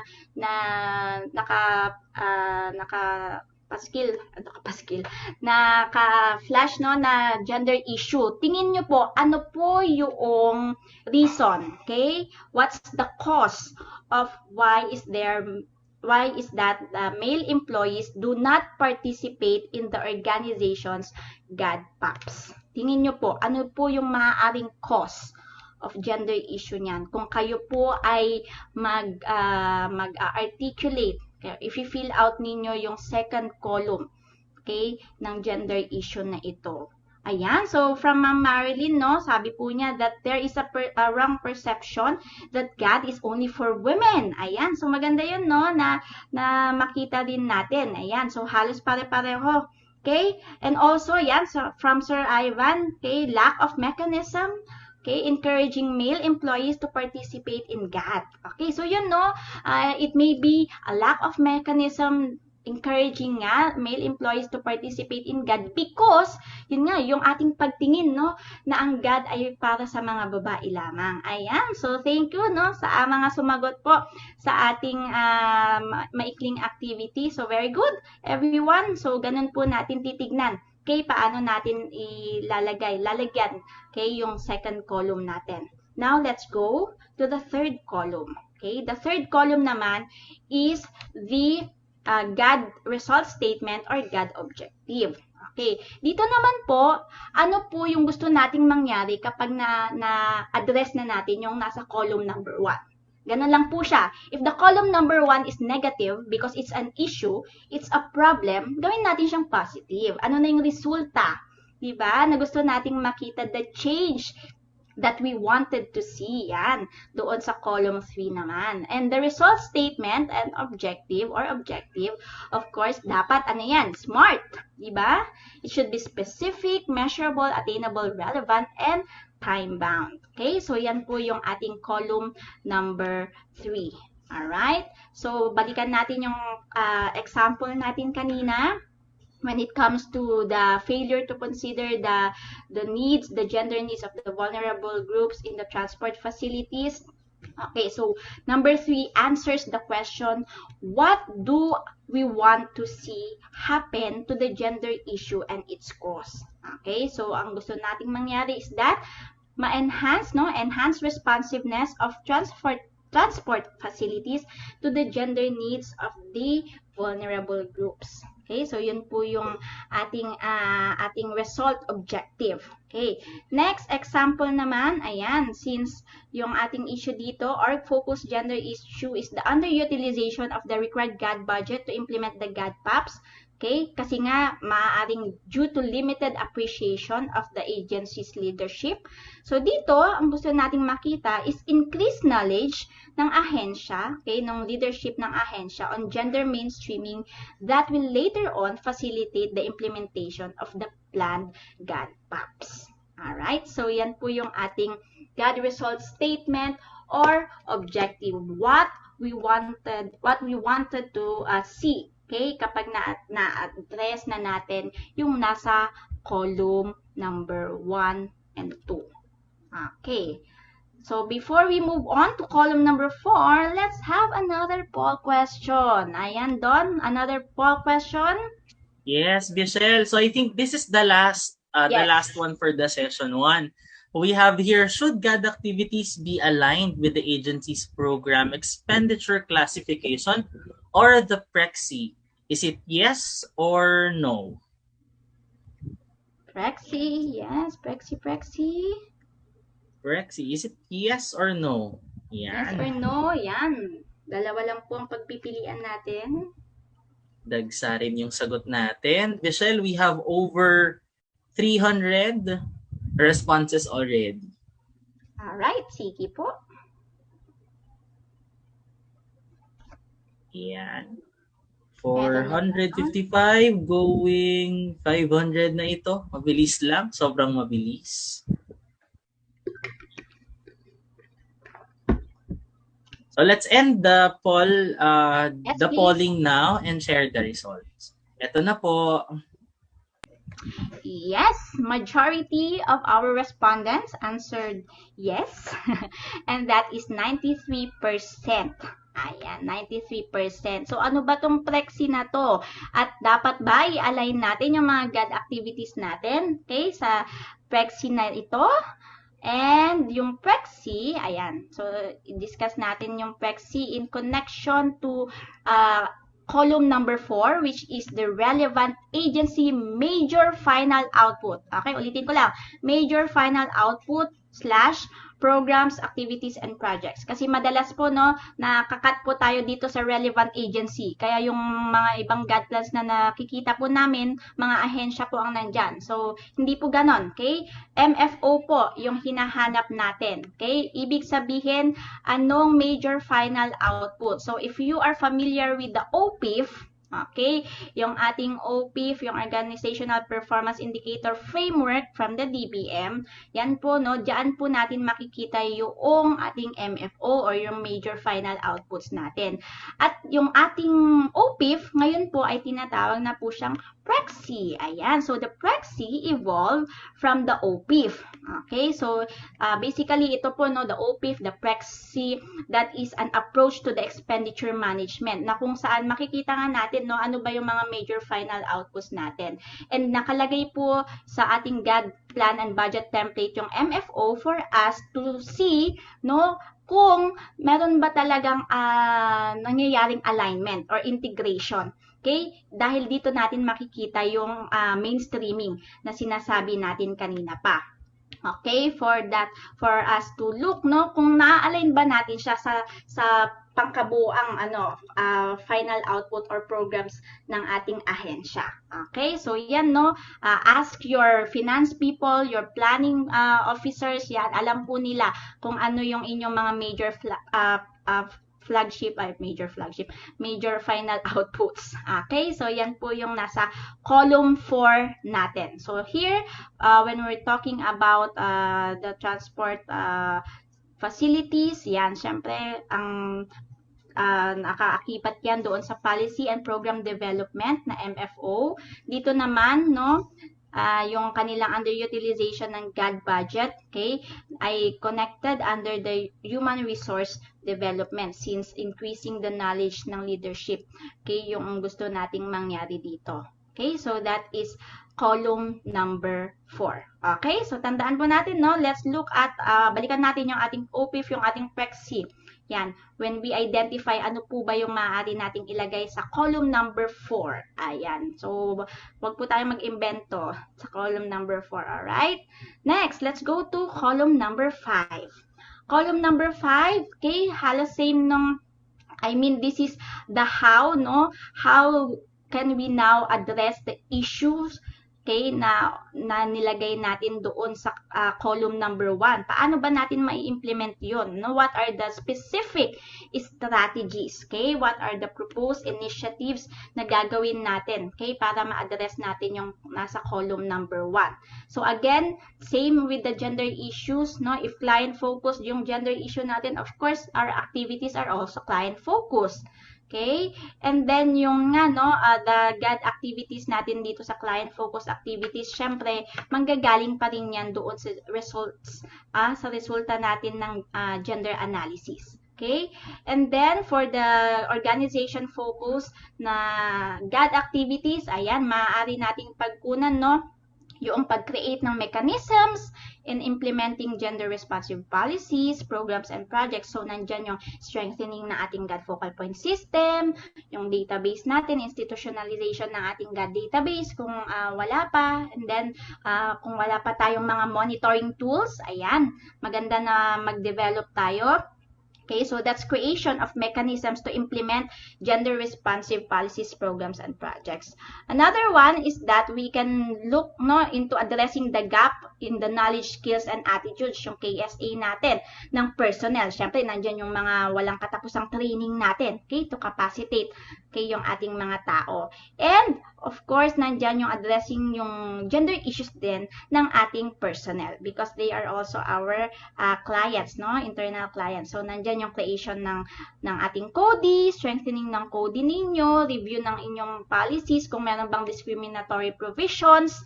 Okay, so yan po, no, mga pwede po nating i-provide na facilities for them. Ayan, so those are examples of organization-focused GAD activities.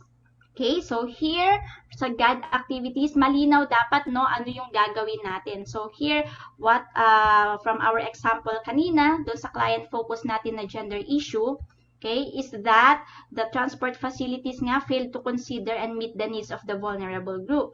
So dito, ang gustong mangyari is that we redesign, okay, redesign the transport facilities and conduct public consultations, okay, involving, ayan, so malinaw, no, malinaw yung gustong mangyari na i-redesign and magkakandak ng public consultations, okay, and then for our org focus naman, na example kanina for the underutilization ng GAD budget, okay, ang na-identify na GAD activity here is for you to conduct a GAD executive briefing. Kasi nga gusto nating ma-increase, no, yung knowledge ng ating mga nasa leadership. Okay? Or conduct an orientation on gender mainstreaming for leaders of the office or agency. Ayan. So, kayo po. Okay? Ano po yung gusto ninyong mangyari later on? So, very specific initiatives, strategies, okay, for us to address column number 1. Okay. Ngayon po, tingnan natin, no? Kung nag-uusap-usap po ba yung mga entries natin sa columns 1 to 5. Okay, columns 1, 2, 3, and 5. Okay, so let's make sure na aligned yung mga entries natin dyan. Okay, so again, reviewin lang natin. Column number 1, that is the problem, no, or the concern. So that is the gender issue. Ngayon, why is there a problem or concern? Okay, that is the cause of the gender issue. Ngayon, ano naman yung gusto nating makita, okay, na pagbabago, what we want to see to happen, okay, doon sa entries ninyo sa columns 1 and 2, that is now your GAD objective, and your column 5 is paano nyo ngayon gagawin yon. Okay, how will you achieve your objective? Okay, how will you do it? At yan po ang nandun sa ating column number 5 for the GAD activity. Okay, so yun, no, check natin lagi, okay, kung align ba, kung nag-uusap-usap yung ating nasa columns 1 to 5. Okay, very important na malinaw yung ating activity for us to clearly identify then yung performance indicators and target.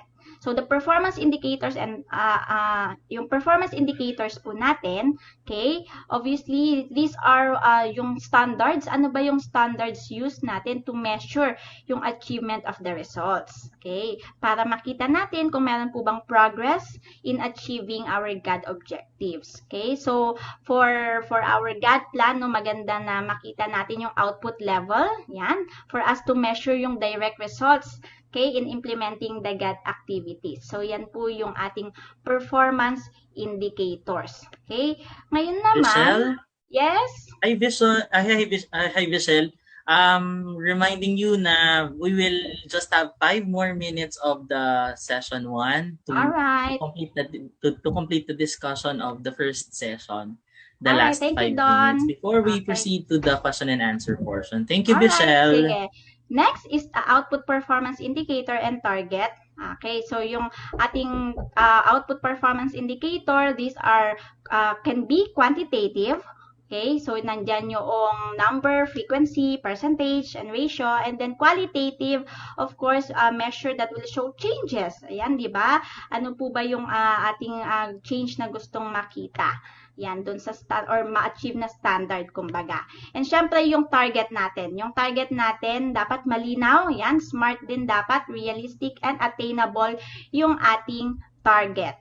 Okay, so yan, no? Number of consultations, di ba? Since consultations yung ating gagawin. So, dito nilagay 6. 6 na consultations yung gagawin. Okay, and that is 2 for each island cluster. And merong date, no? Time bound nga, di ba? Dapat, so that is by last quarter of 2021. Okay, so ganun po natin siya ilalagay, no? Here, another example for the output performance indicator and target. Nakalagay dito, magkakandak ng executive briefing. And the output performance indicator is that there will be 1 executive briefing by end of March 2021 and dapat 80% ng attendance ng personnel occupying strategic position ay nag-attend. Okay, so yun no, malinaw kung ilan, by when, and how many percentage yung tina-target na attendees. Okay, so yan po yung column number 6. Now we go to column number 7. Ayan, column number 7 is the GAD budget.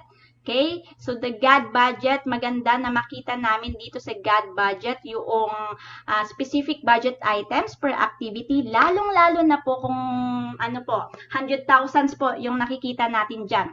Okay, or inilalagay natin sa ating GAD budget. Okay, so ito maliit lang to pero just for the purpose no of the training, yan, pakita natin yung breakdown. Okay, so let's include specific budget items. Will that include honorarium, yung food natin, briefing materials, communication cost ba yan? Okay, so yun po yung ating GAD budget. Okay, and here, no, tulad nung ating nabanggit kanina, for us to reach the minimum 5%, okay, we have the Harmonized Gender and Development Guidelines. So, yung gagawin natin dyan is that titingnan natin yung ating mga program designs, okay, yung proposals natin, concept paper, and work plans, and then we will subject them to the HCDG design checklist, okay, for us to be able to attribute sa GAD Plan and Budget. Okay, so yan. And here, napasadahan ko lang ng mabilis yung new scoring guide natin sa Hagadaga.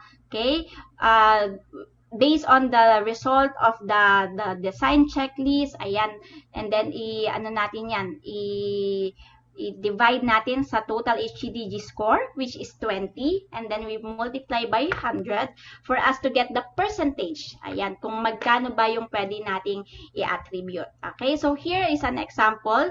Yung inyong project dito, Accelerated Hunger Mitigation Program. Okay, example lang po to ha, with a 500,000 na budget. And ang score po sa HCDG ay lumabas na 7.2. Okay, so let's 7.2 over 20, so that's 0.36. So 36% of the 500,000 budget, okay, that is 180 million pesos. Okay, so yan po automatically yung pwede po nating ilagay or i-attribute sa ating GAD Plan and Budget. Okay, ganun po yung ating, paano po natin magagamit yung Hagadaga. So, maganda po na let's capacitate ourselves, no, on how to use the Harmonized Gender and Development Guidelines.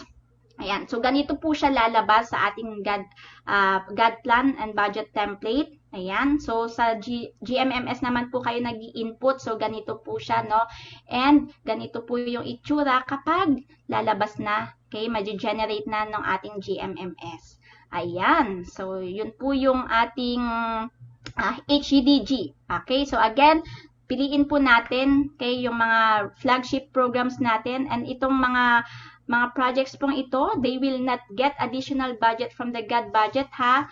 Okay, so ito po ay na-budgetan na. May budget po talaga yan because those are your flagship and regular programs. And of course, na lang po namin, okay, na need natin yung mga design, okay, yung mga project design, concept notes, okay, for submission, no, attachment natin sa ating GAD plan. Ayan. Next, column number 8. Okay, column number 8, madali lang po ito. Ang ilalagay lang po ninyo dyan ay GAA, okay, unless meron po tayong ibang mga sources, okay, of the budget. So for GOCCs, they have the COB or the Corporate Operating Budget. So yun po yung ilalagay natin doon sa column number 8. GAA, COB, ayan. Okay, so yan po yung makikita natin sa column na yan. Next, the last column, responsible unit. So ito, no, sino ba, okay, yung specific unit tasked to implement a particular GAD activity. Okay? Sino ba yung may direct knowledge? Okay? So, hindi GAD focal point system ang makikita natin dyan, no? Sino ba talaga yung may task? Okay? Para makita natin na may mainstream din doon sa mga units natin. Okay? Sa mga offices natin within the agency. So, that is column number 9. Alright? Responsible unit or office. Now, let's go po to the accomplishment report. Ayan, accomplishment report na po tayo. Mabilis lamang po. Okay? Sa accomplishment report po natin, syempre, madali na lang to. Kasi, ika-copy-paste mo lang. Yan, entries 1. Ito, 1 to 6. Okay? Doon sa GAD plan na sinubmit ninyo. Okay? So, if you submitted your 2021 GAD plan and you're preparing your 2021 GAD accomplishment report, copy-paste mo lang po yung columns 1 to 6. Now, ang very important po na makita natin dito, okay, is that column 7, ano po ba yung actual results? Okay, ano yung nagawa natin, mga bagay na nakandak natin, okay? And if please provide a description, no, kung meron ba tayong change na nakita, no? So output and outcome level yung pwede po nating ilagay dito. Okay? So here na example, no, isang executive briefing yung nakandak nga nung March, tapos maraming nag-participate from the GAD focal point system, and then from there, no, nagkaroon ng discussion on how to efficiently implement the identified GAD activities, and even the head of office, okay, ay inallow yung ibang mga personnel to participate in GAD-related activities. Okay, so yun, output and outcome yung ano natin, ay output, okay, level, okay, yung nakalagay dito. So that is column number 7, actual results. Column number 8 naman, okay, column number 8 is the total approved agency budget.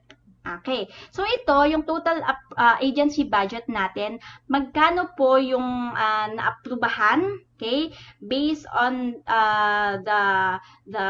based on your work and financial plan. Okay, kasi maaari pong magkaiba yung amount na nandito doon sa PCW-endorsed GAD Plan and Budget nyo. Okay? Maaaring mabawasan, madalas mabawasan. Okay? So, yan po yung column number 8. And then, column number 9, actual cost. Okay? Yung totoong nagastos ninyo, actual cost or expenditure in implementing the accomplishment. Okay? Yung inyong GAD activity. Okay? So, that is columns na 8 and 9. Ayan. So, kung 13,000 yung na-approve and then yung actual cost lamang na gamit ninyo is 6,000, ganun po natin ilalagay. Alright? And of course, very important, column number 10, the variance column or the remarks column. So, dito, no, ilalagay natin any deviation from the identified results, activities and targets natin. Okay, ano ba yung dahilan, bakit hindi natuloy, bakit ganito lang yung nagastos natin compared doon sa na-approve na budget. Okay, so dito po natin ilalagay sa variance remarks. Okay, so yan po yung last column natin. Dito, no, yung example natin from 13,000 to 6,000 na lang kasi yung executive briefing, kinandak na lang siya online. So, wala nang masyadong budget na nagastos for food, for materials, and communication costs kasi panay, ano na siya, online na, no? So, wala namang cost yung mga yon. That's why naging 6,000 na lang. Okay? So, malinaw dyan, no? Yung dahilan. Okay? Para makita natin yung reason behind the entries in column number 9. Okay? And also yung deviation nga doon sa column number 10. And there are instances na maaaring hindi nyo magawa. Ayan, no? So, not done. Siyempre, wala tayong ilalagay sa actual cost. Ayan, maaaring meron tayo palang ilalagay dito sa column number 8. Okay? May naaprubahan or yun nga, maaaring naaprubahan pero ni-realign siya to fund another project. So, that is the variance. Or yun po yung ilalagay natin na kwento. Bakit hindi nagawa itong particular na activity na ito. Okay? So, that's the last column. Pagdating naman po sa attribution, okay, malinaw po na ang gagamitin po nating document, ang ating i-assess ay accomplishment report ng ating mga flagship programs or project. Okay, not GAD accomplishment report po ha. Okay, project or program accomplishment report or end of term report. At ang gagamitin po natin sa pag-attribute sa GAD accomplishment report ay PME checklist. Ulitin ko lang, PME checklist po. Okay, meron po tayo ginagamit for GAD accomplishment report attribution, and that is the PME checklist of the HAGA-DAGA. Okay, para hindi po tayo malito. Ayan, PME checklist pang gagamitin natin at ganito po siya lalabas.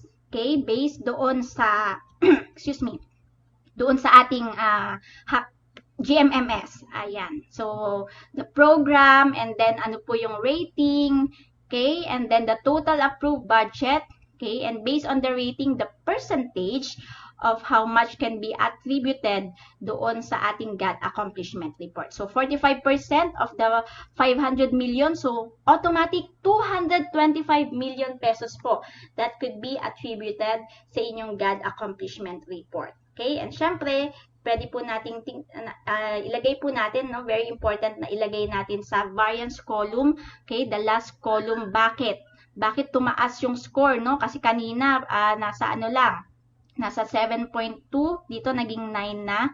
So here, sabi dito, nagkaroon ng in-depth na gender analysis. That's why may inclusion na ng GAD monitoring indicators in the program. Okay? Kaya tumaas yung score. Thus, tumaas din yung attributed budget.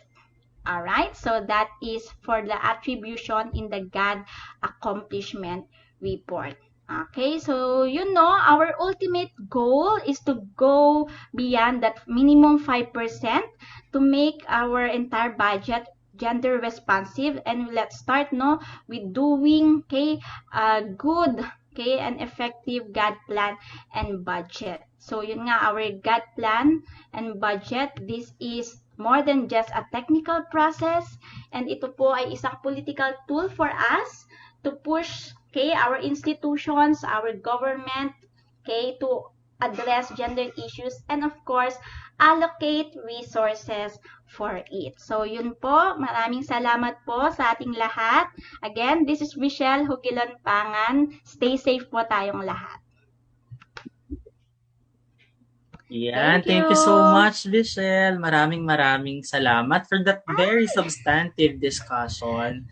And we would like to reiterate that the website link for the presentation sa ating mga sessions today will be shared later via chat box. Kaya pwede niyo po silang i-access right after this webinar. So no need na po to ask for it now kasi mamaya kusang loob po namin ibibigay sa inyo mga link ng mga presentation. And before we go to the next part of the webinar, by the way, Michelle, we will be announcing the winners of your palaro. Ayan. Sige. Yes. Ito, we will see on screen yung mga nanalo sa ating mga pag-game kanina. So, congratulations sa ating mga winners ng 200 peso load card. We have Juvir Anthony Gomia. We also have Richelle De Mesa and Frances Noel Escalera. Ayan. Congratulations po sa ating mga winners. I-reach out po namin kayo since sa registration naman you provided your email address. We can email you and ask for your contact number, no, para mabigay namin din yung 200 peso load card. Again, congratulations po sa inyo. Ayan. So, at this point, Michelle, no, we will have the first question and answer portion to respond to the queries of our participants Pero in the interest of time, we can only accommodate, I think, 4 questions. So we selected the common ones. Para Alright. yun yung i-raise natin sa Sige. ating mga, yun yung i-discuss natin with our participants. Carry ka na, Michelle? Sure. Alright. Let's Sige, do let's have this. the first question. Can we include in the GPB the supplies used in COVID response? So I think the question is, pwede bang isama sa GPB yung mga COVID-related responses? Okay, sige. So, when we are doing our GAD plan and budget again, no, babalik tayo doon sa sinabi ko kanina. We follow the process, okay, and we do gender analysis. Okay, so ngayon, based on the gender analysis, okay, if makita natin na there is a clear disparity, no, among the women and men when it comes to our COVID response, and syempre, kaakibat nun is yung paggamit ng supply, okay, yun po ay pwede nating ilagay. Pero yun nga, yun ay kung magde-gender analysis nga tayo. And if you will look into the PCW website, no, meron po silang nilabas na update, okay, or parang memo wherein how we can adjust po yung ating mga GAD plans and budgets for us, no, para makita natin paano ba ito mag-a-address, okay, dito sa ating nararamdaman ngayon na pandemic. Okay, so yes, no, basta malinaw po na dumaan ito ng gender analysis at meron pong malinaw na gender issue na ina-address, okay, we can include that in our GAD plan and budget. Okay, still, yun pa rin, babalik pa rin tayo sa gender analysis natin para mapakita natin yung malinaw na gender issue doon. Yan. Sige, salamat, Michelle. Now, let's proceed to the second one. How is gender analysis different from gender audit? Oo, actually yun nga, no, the delineation of between gender analysis and gender audit, halos pareho lang naman sila. Okay? Yun nga lang, gender analysis, okay, it's basically looking into how we can surface gender issues, okay? But gender audit, yan naman po ay paano ba natin ma-determine anong level na ng gender mainstreaming ang isang ahensya. So, if we will look into the tools, okay, that we can use for us to do gender analysis and gender audit, halos pareho lang din po siya. Okay, yun nga lang, yung definition nun is gender analysis for us to identify the issues and gender audit for us to gauge whether or not what level of gender mainstreaming are we now. Ayan. So halos yun. Pareho lang sila. Ayan, salamat for clarifying, no? Kung ano yung difference ba talaga or ano yung similarities naman nilang dalawa. Now, let's proceed to the third one. Michelle, carry pa ba? Sure. Carry pa? Sige. Ayun naman. Kung gusto pa nila eh. Oh. And the third question is, how about po yung mga projects na funded from outside of the agency? Pwede pa rin po ba yun na i-attribute? Salamat po. Ayan, so malinaw po yung guidelines, no, mga ma'am, sirs. Ayan, na ang attribution po is for flagship or regular programs. So ngayon, kung meron po tayong mga programs or project na, ano pa kanito, yung pooling yung ginawa, di ba? Meron tayong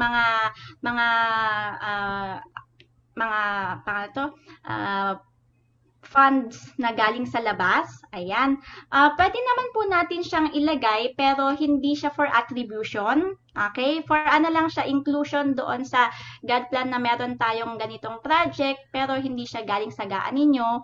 Okay? Hindi din siya for attribution pero if it's clearly addressing a gender issue and partnership siya with other agencies, okay, pwede po natin siyang ilagay, okay, ilagay sa ating GAD plan, but not for attribution.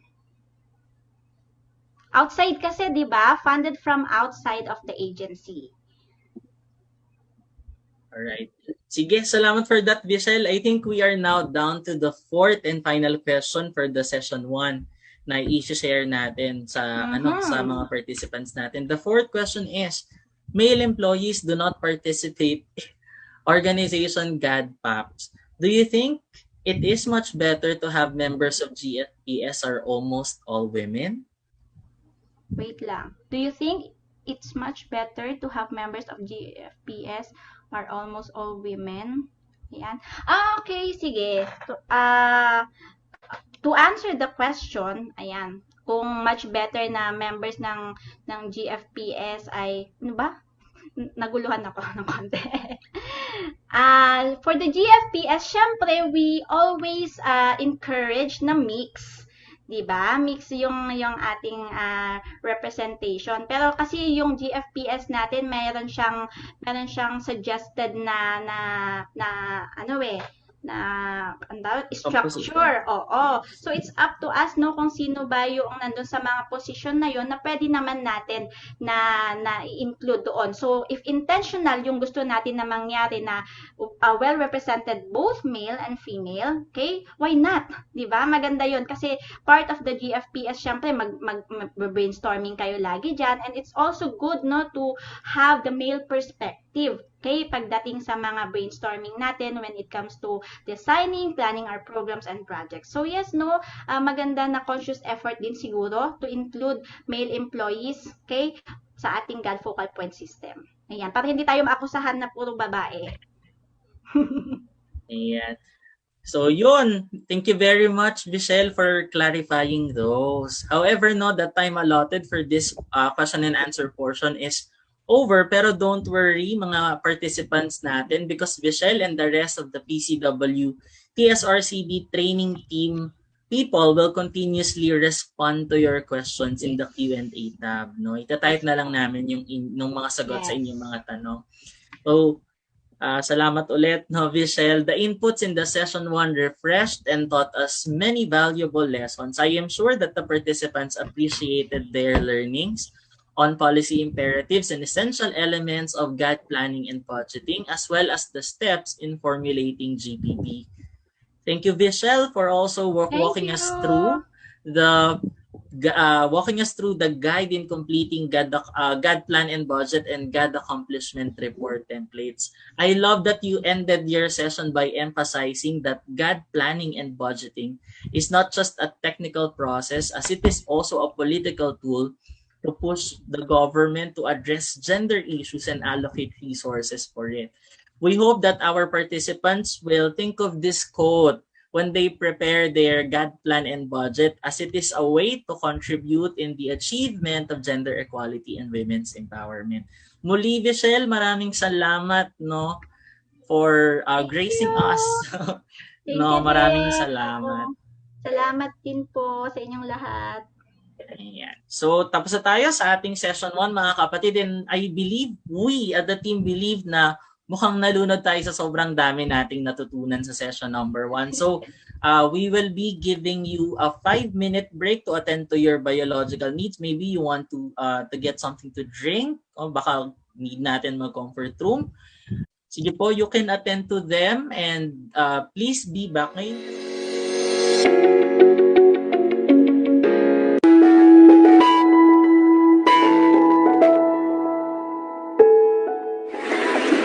Ang mga katutubong Pilipino kaibanan sa pagsiguro kan magkakanigong pag-asenso. Bilang isang Muslim, ipinagmamalaki ko ang aking pananampalataya. Naniniwala ako na hindi dapat maging hadlang ang magkakaibang paniniwala sa pagsulong ng kaunlaran para sa lahat. Naniniwala ako na ang mga miyembro ng LGBTQ community ay may kani-kaniyang kakayahan at talentong kapaki-pakinabang sa lipunan. Ang respeto at paggalang sa bawat miyembro ng lipunan, anuman ang kasarian, ay susi tungo sa pantay na oportunidad para sa lahat. Hindi hadlang ang aking kapansanan upang maging produktibo at makilahok sa gawain pang komunidad.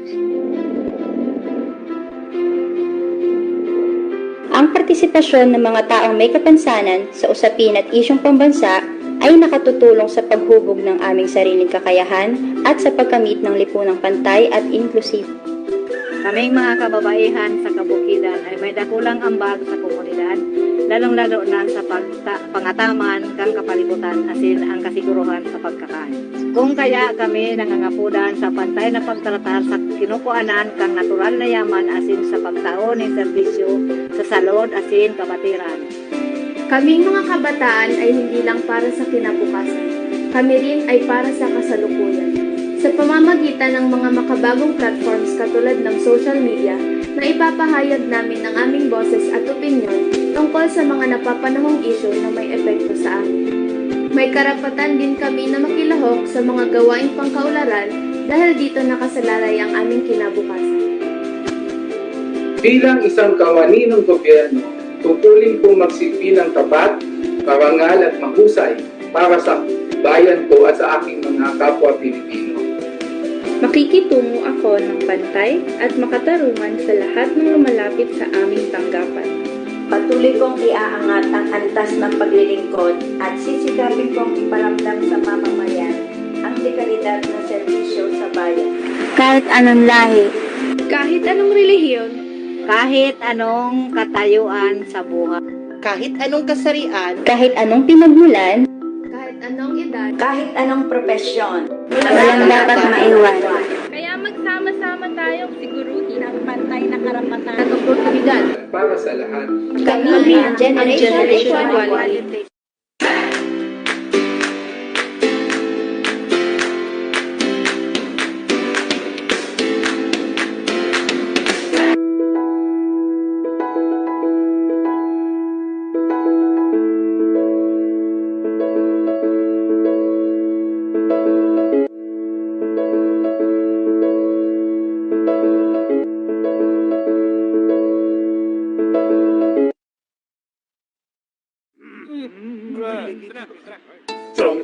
Chong pasipol-sipol, mga manong sa labas, magpigil at gumalang, kaya ikaw sara bibig, kundi maganda ang lalabas. Pare, ang catcalling ay isang uri ng sexual harassment. Di biro ang sexual harassment at di nakakamacho ang pang-aabuso. Kaya ikaw sara bibig, kundi maganda ang lalabas. Isang paalala mula sa Philippine Commission on Women.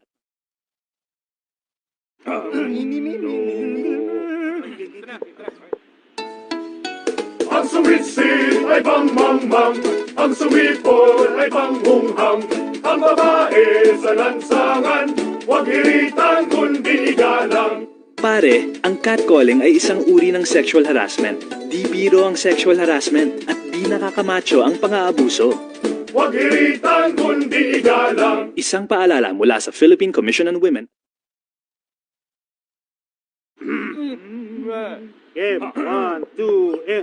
Paa, tuhod, balik at ulo, itapwetan, baywang at sus. Huwag mong titigan ang hindi sa'yo at maging disenteng tao. Pare, ang catcalling ay isang uri ng sexual harassment. Di biro ang sexual harassment at di nakakamacho ang pang-aabuso. Isang paalala mula sa Philippine Commission on Women. Yan, so we're back. Welcome back po mga kapatid para sa ating second session for the National GAD Budget Forum. Ayan, now that we have the pointers in the preparation of the GPB and GAD-AR to implement the MCW, we will proceed to another equally important topic, which is the submission, review, and endorsement of GPB based on the PCW Circular 2021-04. Our next resource person is currently the Chief of the PCW Policy Development Planning, Monitoring and Evaluation Division, or the PDP-NED. Her office leads in the development and review of GAD-related policies as well as review of GAD plans and budgets and accomplishment reports. With more than 20 years working with the PCW, she has gained vast experience in GAD work. She has been involved in various projects in collaboration with various government agencies, NGOs, and international development institutions. Her areas of expertise include gender mainstreaming, GAD planning and budgeting, gender statistics, GAD-related policies, and laws on women, and a lot more. Ms. Baleda earned her master's degree in applied anthropology and participatory development, specializing in gender and development with distinction at the Australian National University. She is also a graduate of UP Cebu, or University of the Philippines Cebu, with a bachelor's degree in mathematics and a licensed professional teacher to talk about session 2, the submission review endorsement of GAD Plan and Budget based on PCW Circular 2021-04. Let's all welcome Miss Anita E. Baleda, PCW Chief GAD Specialist. Hello, Miss Annette. And Hi. belated Happy Teacher's Day po pala. Good morning, Dawn, and good morning to everyone. I hope you are still okay to listen to me. O ano na ba kayo? Nag-information overload na ba kayo? I hope not kasi sana mas marami pa tayong matutunan itong ating next session. So I have 1 hour ba, Dawn? 1 hour for my session? Yes po, Miss Annette, 1 hour po. Okay, so eto po ang aking objectives ng aking presentation. So I would like to provide an overview of the PCW Memorandum Circular on the preparation and online submission of GAD plans and budgets. Yung fiscal year, ito yung June na natin, no? Fiscal year 2022, GAD plans and budget. I will also discuss the process and requirements for the submission and endorsement of GPBs, and of course, to give you the schedule, no, to follow with regard to the GPB process of submission. Okay? So in August, yung aming memorandum circular dated 24 August 2021, we issued this, no? This provides the guidelines for the preparation and online submission of fiscal 2022 GAD plans and budgets. I hope everyone has read this, especially if you are a member of your agency's GAD focal point system. Kasi malapit na yung mga dates for submission ng inyong mga GPBs, no? So just some review. I know that Michelle already tackled in details some of this, but just to remind all of you tungkol doon sa ating pag-formulate ng ating GAD plan and budget. So dapat yung ating mga gender issues and mandates, no, corresponding to the GAD programs, activities, and projects na nilalagay natin sa ating GAD plan and budget, dapat within the agency's mandates. Lagi namin yung hina-highlight, no, at nire-remind ang agency. Kasi hindi lang tayo basta mag-isip ng mga programa na ilagay natin, yung mga proyekto na ilalagay natin, na isama sa ating GAD plans and budget. Dapat related siya sa ating mandate bilang ahensya, no? And of course, they provide for they respond to our mandates, no? Pwedeng yung ating mga international commitments, pwede ring mga national laws, mga plano natin on women and gender equality, katulad nung nabanggit kanina, yung ating most recent one na ginagamit natin, yung GAD plan na tinatawag, that's the Gender Equality and Women's Empowerment Plan 2019 to 2025. So mamaya, i-highlight ko pa yun bakit namin gustong i-emphasize yung paggamit natin ng ating GAD plan. So, dapat yung ating mga identified gender issues or GAD mandates are also based on the agency's GAD agenda, no? As was mentioned by Michelle, ano nga yung parts ng ating GAD agenda? Kasama doon yung strategic framework at yung ating strategic plan, no? Meron tayong issuance on that. If you are interested to know the guidelines on how to develop the GAD agenda, pwede nyo yung tingnan yung aming PCW website. Meron doong PCW Memorandum Circular 2018-4.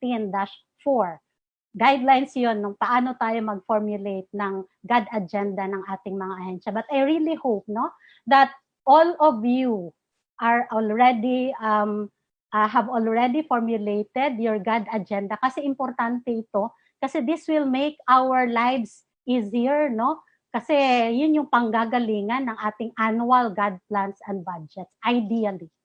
Okay? Yung gender issues na in-outline namin sa Gender Equality and Women's Empowerment Plan, yun yung amin talagang sinasuggest na tutugunan natin. Kasi maghahanap pa ba naman kayo ng mga gender issues, lalo na kapag we are mandated. Nandun kasi kasama doon sa GAD Plan yung mga gender issues na dapat i-address. Meron ng mga mandatos for us to address particular gender issues. But of course, dapat resulta din ang inyong mga in-identify na issue sa inyong mga pag-conduct ng gender analysis, no? Ano ba yung mga existing problems, mga GAD issues sa ahensya ninyo? Nagre-respond ba ito sa mga gender issues ng inyong mga empleyado, sa inyong opisina?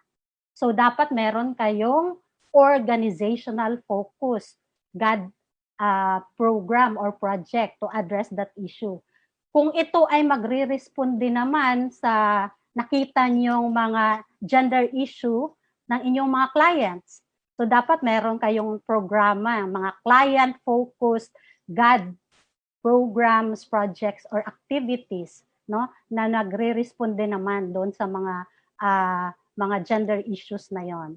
And of course, doon sa ating pag-conduct ng gender analysis or gender audit, di ba? If you are familiar with the gender mainstreaming evaluation framework, ito yung ating tool na ginagamit natin dito sa Pilipinas, no, to assess gaano na ka-gender responsive ang ating mga ahensya. Please take note, GMEF, kapag ahensya yung ating ina-assess as to its gender responsiveness, no? Merong level yan, yung GMEF natin. May nabanggit na rin si Bichelle niyan kanina. So that's the tool, GMEF tool. Iba pa yung ating tool if we are going to assess the gender responsiveness of a program. Hindi yung GMEF, no? Okay. So, para magising-gising tayo, can we launch our first poll, Don? Sure po, Miss Annette. We will have the poll number 1 from session 2. Ito po siya. The Gender Mainstreaming Evaluation Framework, or GMEF, is a tool used in designing or ensuring the gender-responsive implementation, management, monitoring, and or evaluation of program project. Naku, tignan natin, Miss Annette. No, yung question, na nakakatuwa kanina, in-emphasize mo pa, Miss Annette, kung ano ang GMEF. Because I know what is coming. Ayan. So, foreshadowing na pala to, Miss Annette, na may poll question tayo on this. Yeah.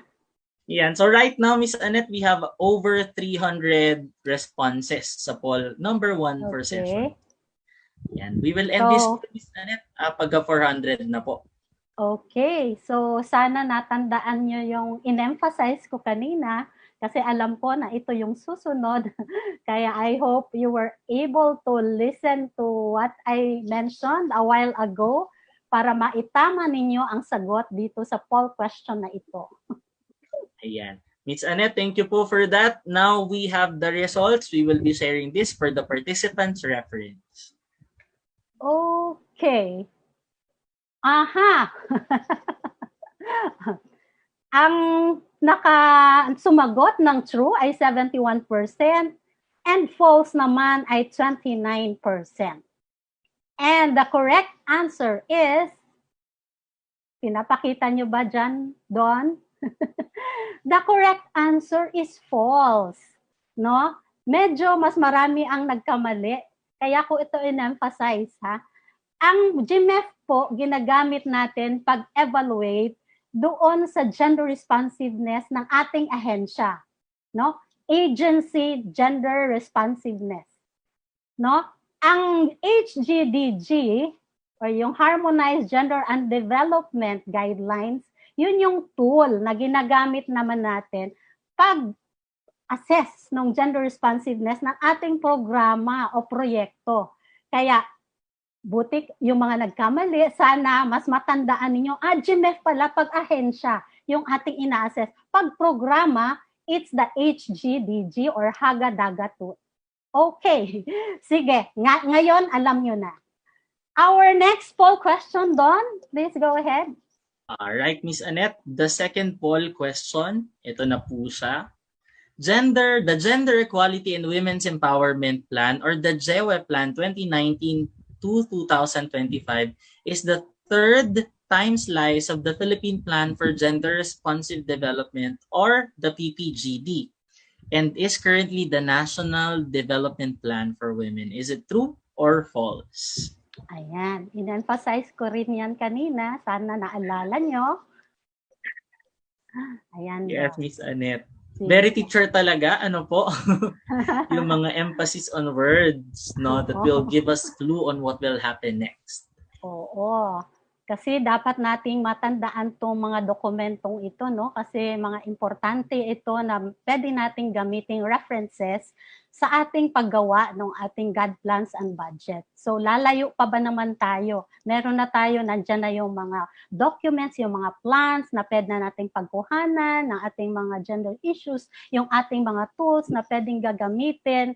So kung talagang tayo ay lalo pag gender, yung GAD focal point system members kayo, pag kayo ay very familiar with these tools and with these plans, mas madali sa inyong magawa ang inyong mga responsibilidad bilang miyembro ng inyong GFPS, no? Lalo pag technical working group member ka, kayo yung mag-i-initiate ng formulation ng inyong mga GAD plans and budgets. So, ayan. Mas marami kayong alam, mas madali ninyong magawa ang inyong mga dapat gawin, no? Para tugunan yung inyong mga responsibilities bilang GAD focal point system members. Correct. Okay. I completely agree So with how you, are Miss we Annette. doing, Don, with our poll? Marami Yeah, na Miss bang Annette, sumasagot? I will now end the poll as we have 436 responses already. No, ito po Okay. yung result ng ating poll. Okay, very good. 82% got it right. It's true. The GAD plan is the third time slice of the PPGD, at ito yung ating gabay ngayon, no? Ang ating National Development Plan for Women. Doon sa Aquino administration, if you remember, yun naman yung Women's Edge Plan. But for the Duterte administration and beyond, we will use the GAD plan. Okay? Okay, so I hope matandaan po nating lahat yan. Ayan, okay. So may I now proceed doon sa pag-prepare ng ating 2022 GAD plans and budgets. So we also would like to remind agencies, no, to integrate other GAD commitments of the agency in your GAD plans and budgets. Lalo na kapag yung ahensya nyo ay member agency ng National Steering Committee on Women, Peace and Security, or yung ating implementing agency kayo ng ating NAP-WPS or yung National Action Plan for Women, Peace and Security, pwede pong isama yung inyong mga programa, mga proyekto to address gender issues, no, related to conflict, post-conflict programs, no, doon sa, lalo na if you are in areas affected by conflict and post-conflict issues. Okay? And then, of course, the strategic plans of interagency bodies on GAD. If you are a member of the AYAC-VAUSI, AYACAT, or AYOCSA, itong AYOCSA medyo bago to, no? Interagency Oversight Committee on the Safe Spaces Act. But yung mga AYAC-VAUSI member agency, yung Interagency Council on the Violence Against Women and Their Children, and yung Interagency Council Against Trafficking in Persons, yung IACAT, yung mga programa ninyo related, no, addressing to issues of VAUSI, gender-based violence, no, trafficking in persons, and addressing issues of sexual harassment, pwede pong maisama yan sa inyong GAD plans and budgets. Okay? And then, we just to also reiterate what has already been mentioned, and I'm sure all of you are familiar with this, the GAD budget shall be at least 5% of the agency's budget appropriation, no, provided in FY National Expenditure Program or yung NEP, no. Yung basihan ni PCW sa pag-compute ng inyong 5% ay kung ano yung nakapublish doon sa National Expenditure Program. Yung sa GAA natin, nakapublish naman yon what is in the GAA. So yun yung basihan ni PCW. So please ensure that when you indicate your agency's budget, dapat yun yung nakalagay doon sa ating GAA, no? And then please take note that we will not endorse GAD plans and budgets which do not meet the 5% minimum, no, requirement. Minimum kasi yung 5%, so you are all welcome to go beyond the 5%. Floor lang po yan, hindi yan ceiling. So, dapat alam na natin yan. And of course, we all know that the GAD budget is not a separate budget from the agency's budget, no? And kasama din siya doon sa, di ba, yung ating mga budgets, it's composed of the MOOE, capital outlay, personnel services. So yung ating GAD budget, pwedeng yung composition niyan ay etong mga specific expenses na ito. MOOE, capital outlay, personnel services. Pwede po yan. Yung iba kasi akala nila MOOE lang yung pwedeng pagbasihan ng ating 5%, no? Yung ating at least 5%. Emphasis on the at least, no? Pag sinabi nating at least, that will be greater than or equal to. O, di ba? Very math teacher. Okay. So, yung compliance ng ating minimum 5% GAD budget is by agency, not constituent unit. Ibig sabihin, pag ang ahensya, meron siyang regional unit or mga field offices na ang kabuuang budget, mga budgets nitong mga opisinang to ay nakasama doon sa budget ng central office. For example, kabuuan, ang basehan natin ng minimum 5% ay yung agency, hindi yung regional offices budget. Bawa, DOH, meron kang region 5 doon, regional office 5. Pwede kasing yung isang regional office natin hindi nakakamit ng 5%, 4% lang, for example. Halimbawa, pero yung region 8 naman, more than 5% siya, no? Yung central office, more than 5% yung kanyang GAD budget, no? Kung sila ay merong sari-sariling GAD budget na ginagawa. So on the average, pwede kasing lumabas na mas mataas pa sa 5%. So we are also reminding our COA auditors na ang pag-compute ng ating GAD budget is by agency, not by the constituent unit. So I hope this is clear. And then para sa mga GOCCs natin, ang computation naman ng ating minimum 5% requirement shall be based on their corporate operating budget or yung COB na tinatawag.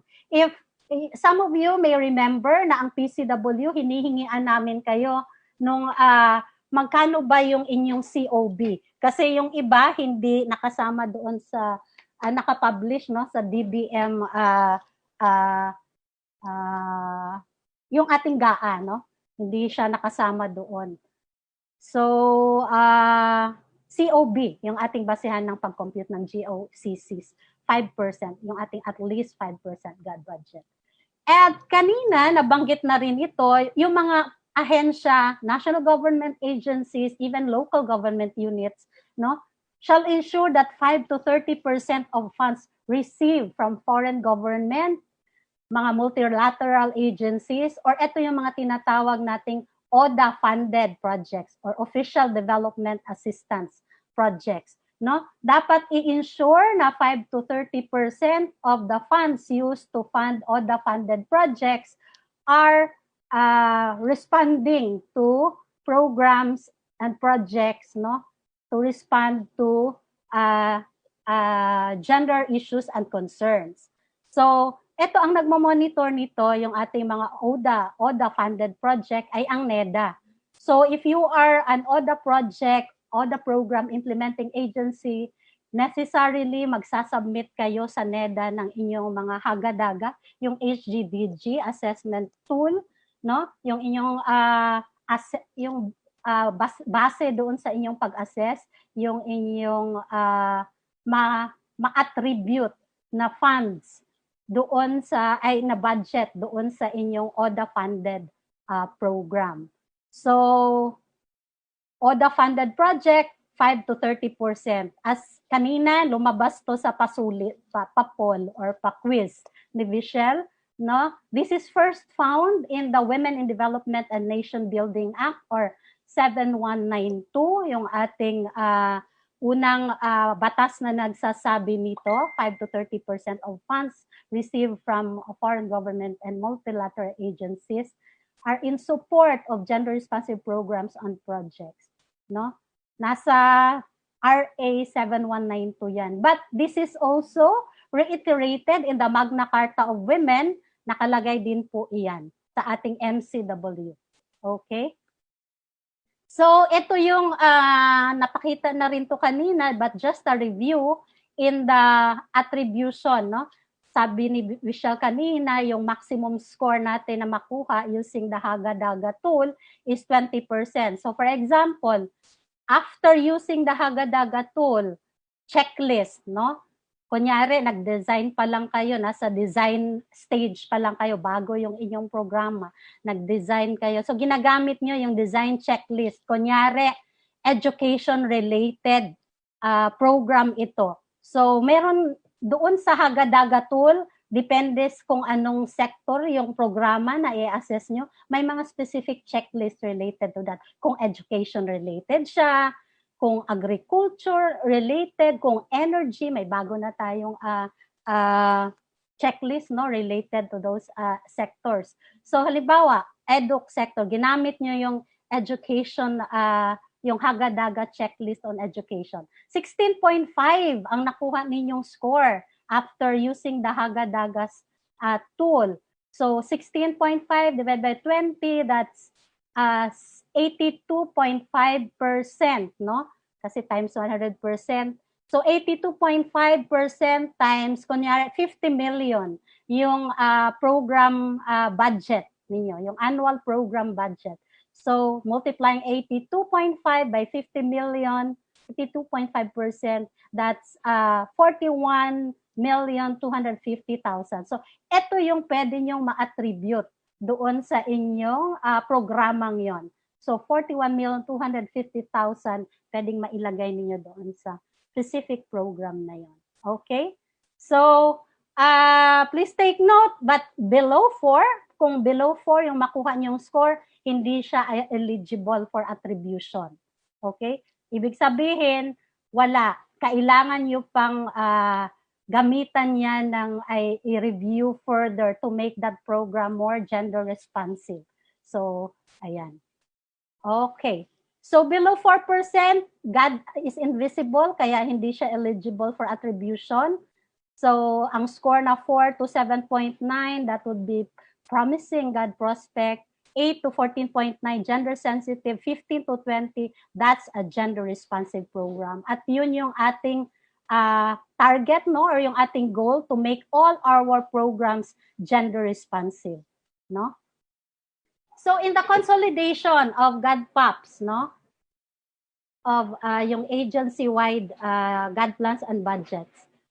So we really highly encourage agencies to have a consolidated GAD plans and budgets. Hindi na namin tinatanggap yung mga submission ng mga regional units, no? Unlike before. So mga 2 years ago na yata nag-umpisa to na dapat consolidated na yung GAD plans and budgets ng agencies. Pero meron pa rin, just recently, meron kaming natanggap na nag-submit sa amin ng regional office GAD plan. So, baka naman gusto lang niyang makita na meron silang ginawa na sarili, but of course we reminded them that dapat yung kanilang regional office GAD plan naka-integrate or naka-consolidate siya doon sa agency GAD plan and budget.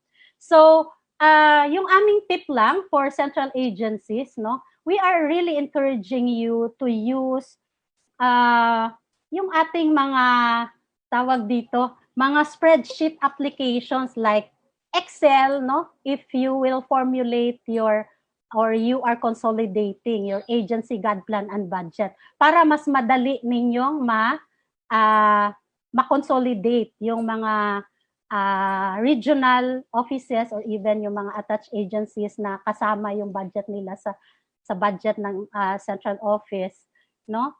Mas maganda kapag naka-Excel kayo, mas madali nyong ma-consolidate, no? Before you use the GMMS, mas inire-recommend namin na pag ready na kayo doon sa inyong consolidated GAD plan and budget, that's the time that you encode them in the GMMS para mas madali, no? At ma-avoid ninyo yung encountering glitches in using the GMMS. Okay? So we also encourage when you consolidate your GAD plans and budget, no? For you to really involve your constituent units in the preparation and consolidation of your GAD plans and budgets. GAD focal point system members, please take note na although kayo po yung mag-i-initiate in the formulation of your GAD plans and budgets, hindi po kayo lang ang dapat na ma-involve dyan. Dapat kasama yung even mga constituent units ng mga ahensya para meron ding ownership yung mga constituent units, no, doon sa pagbuo ng inyong GAD plans and budget at makatulong din sila sa inyo in implementing yung GAD plans and budgets. So hindi lang ninyo ginawa na kayo lang, dapat may involvement at may ownership para sama-sama kayong mag-implement ng inyong GAD plans and budgets. Okay? So ganito po yung itsura ng ating GMMS, no? Kung kayo ay familiar sa gender mainstreaming monitoring system or GMMS, ganito po pag mag-access kayo. So, hihingian kayo ng username and then password. Ayan, binibigay po yun ng PCW. Ganyan po yung itsura niya. Okay. So, in the submission of your GAD plans and budgets, ang ahensya, national government agencies, submit to the GMMS and that will be reviewed by the PCW and then ibabalik sa inyo kapag merong comments, no? Merong mga kakulangan na mga means of verification, mga attachment na kailangan doon sa inyong mga ginamit na HGDG tool. So, yun yung mga karamihang na-encounter naming mga problema kaya hindi agad na-i-endorse ang mga GAD plans and budgets of agencies. So, ayan, we review your GAD plan and budget at once acceptable, na-include na lahat ng mga revisions na kailangan, na-address na, that's the time that we endorse your GAD plan and budget. Okay, related to the local water districts GAD plans and budgets, as provided under PCW MC 2016-6, local water districts GAD plans and budgets shall be under a moratorium. Hindi po namin nire-review yung mga GAD plans and budgets ng mga local water districts because we are still capacitating the local water utilities administration who is supposed to review the GAD plans and budgets for all local water districts. So sa ngayon, hindi pa po fully capacitated ang LUWA kasi sila yung oversight body, no, for local water districts. So nasa process pa sila nung pag-capacitate ng mga taong pwedeng mag-review ng mga local water districts. So may moratorium na in-issue at hindi pa po na-lift yung moratorium na yun. Okay? Related to the submission of state colleges and universities to their GPBs to the PCW. Una, isasubmit yan ni SUC via the GMMS. Pag sinubmit niya na yan, mapupunta yan sa GAD Regional Office. Ang GAD Regional Office, i-review niya yung SUC's GAD Plan and Budget. At once approved na ng GAD Regional Office, that's the time na i-forward yan ni GAD Regional Office to the PCW for review, no? Or endorsement. Ayan. So, meron kasing kasunduan si PCW at saka si GAD on that arrangement na dapat dumaan muna sa GAD Regional Office yung mga GAD plans and budgets ng mga SUCs. So ganun po yung takbo, no? Hindi yan didiretso sa PCW. So we're also reminding GAD regional offices, no, to really be vigilant in the SUC's submission of their GAD plans and budget. Kasi minsan meron nang nag-submit na SUC hindi agad napansin ng regional office, no, ng GAD at hindi agad na review at na endorse or na forward to PCW for PCW's review naman. So dapat lagi po tayong vigilant and we monitor our accounts, lalo na po yung mga naka-assign to review the GAD plans and budgets of SUCs doon sa kanilang sa GAD regional offices. Okay. So PCW will only endorse GAD plans and budgets, FY 2022 GAD plans and budgets, if it meets the minimum 5%, and it has complied with all the requested revisions, no? Lahat ng mga hinihingi ng reviewer to support their submission related to their GAD plans and budgets ay na-comply. And of course, very important, dapat na-submit ninyo doon sa prescribed deadline.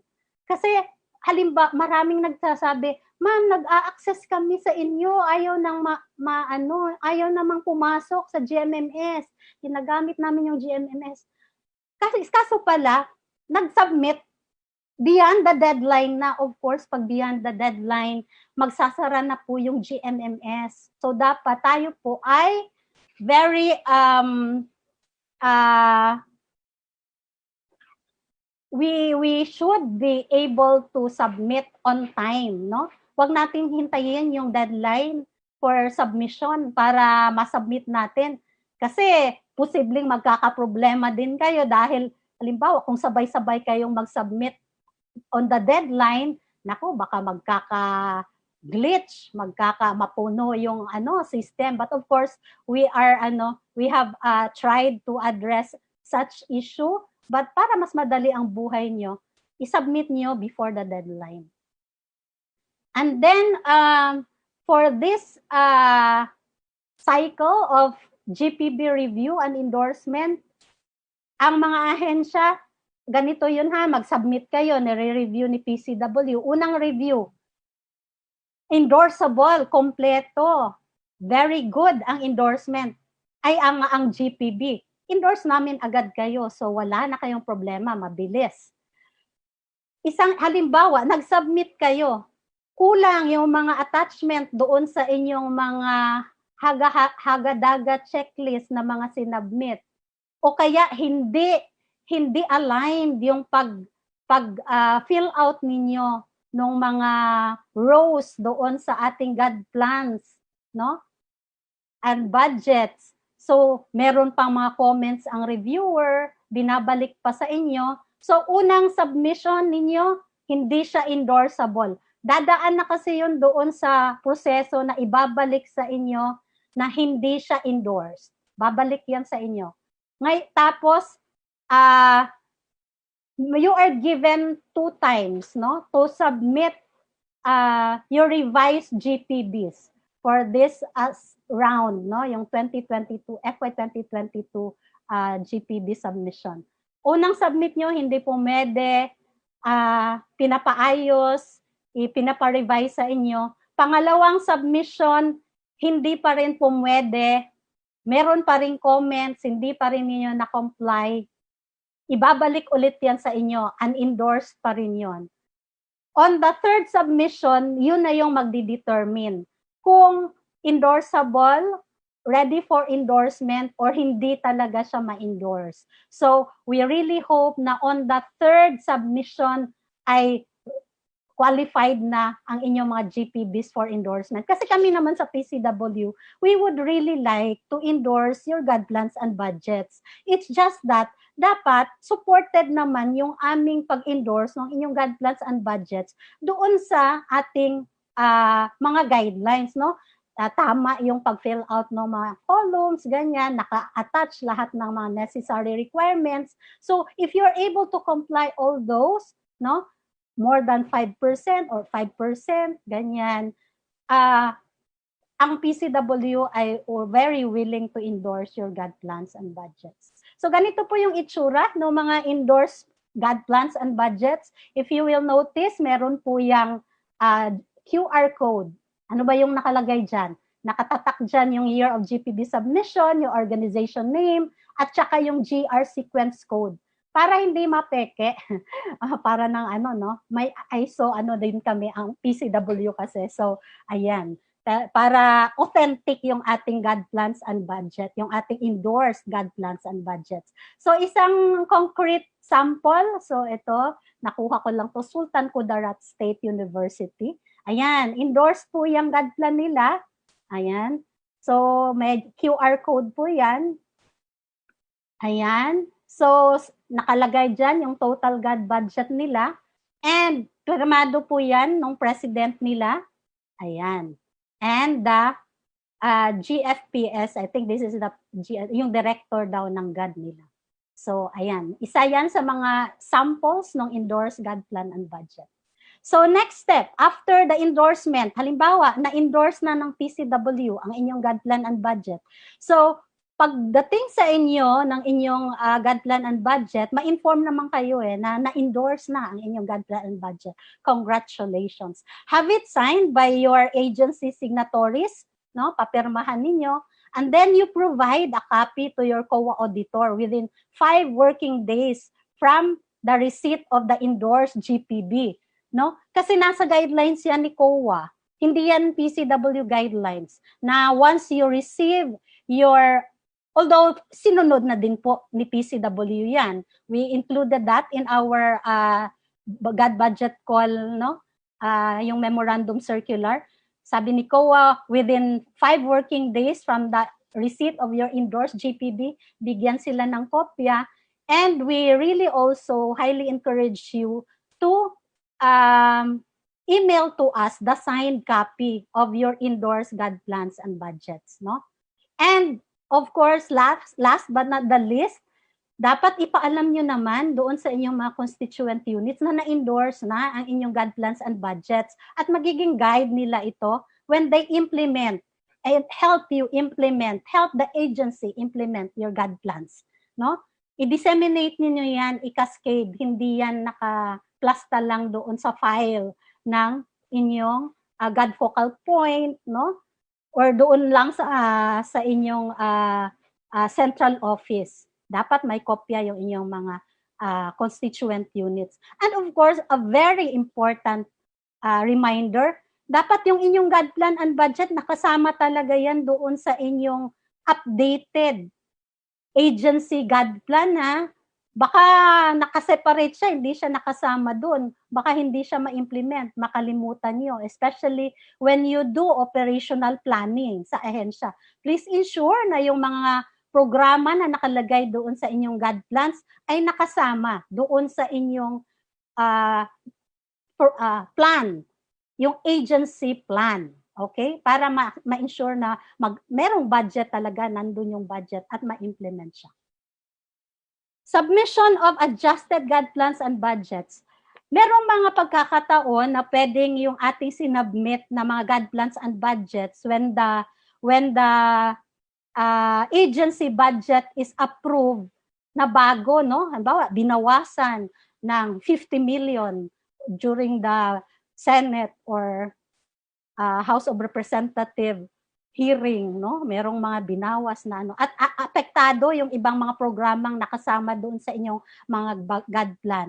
So necessarily pwedeng nakaltas din yung budget related to that. So we welcome the submission of agencies ng kanilang adjusted GAD plans and budget. Ipadala lang po, i-inform nyo lang po kami that there are changes, no? Isabi nyo yung reasons bakit merong changes sa inyong GAD plans and budgets.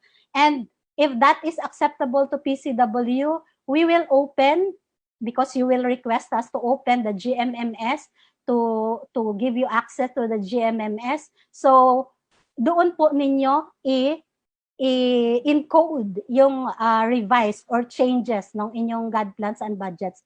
Hindi po yung email lang yung basis ninyo, ha. Dapat i-encode po doon yung mga suggested changes ninyo. Please take note, yung ating official submission of the GPBs ay through the GMMS. Okay? Next, yung requirement natin sa sa online submission, of course, I think you are all familiar with this. Dapat meron kayong mga user accounts, no, doon sa GMMS, and we suggest na hindi lang po isa yung merong GMMS account sa inyo. Paano kung may mangyari sa kanya or mag-resign siya? Dapat merong alternate na marunong mag-access ng inyong GMMS aside from the GAD focal point point person, no, na dapat maalam talaga sa pag-access kasi siya din yung mag-review, no. Mag-assign kayo ng GMMS focal person and encoders, and dapat inform si PCW kasi ipoprovide po yan ng aming ICT unit yung mga passwords, no, para sa ating mga encoders.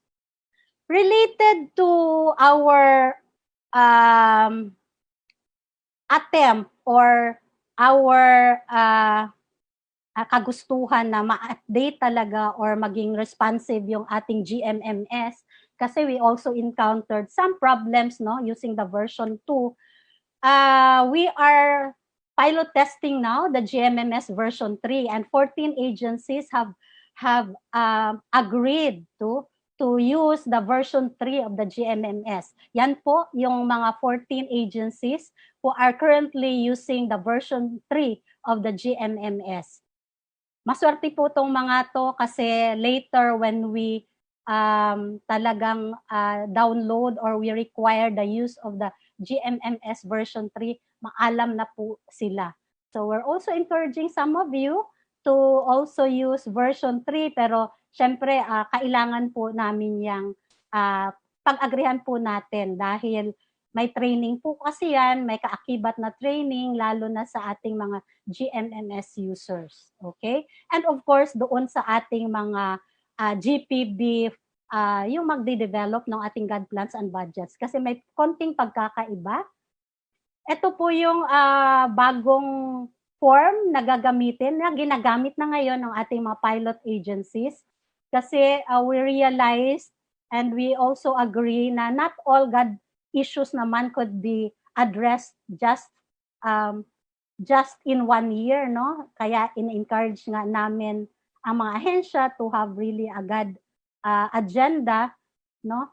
Ang pagkakaiba nito doon sa dati kanina, meron yung sa ating GAD plans, merong 9 columns, no, yung ating GAD plans and budgets. Dito mas dumami yung columns, but I think some of you, lalo na yung ating mga budget officers, are familiar with the entries here. Yung first column, ganun pa rin naman, gender issue or GAD mandate. Andun pa rin yung ating mga rows related to client-focused GAD programs and activities, may org focus, meron pa rin yung yung ating attributed, no? Yung sa yung row C. Dito sa next column, yung outcome or result naman or indicator, yung gusto nating makita. Ayan. Pero hindi ko na yan i-elaborate pa in details because most of you are still using the version 2. So, just to emphasize na ang gusto nating makita later, yung outcome talaga at results ng inyong mga programa, no? At saka yung mga activity at mga project na ginagastusan ninyo ng inyong GAD plans and budgets, are they really able to address the issues or mandates identified dito sa column 1. So, ayan.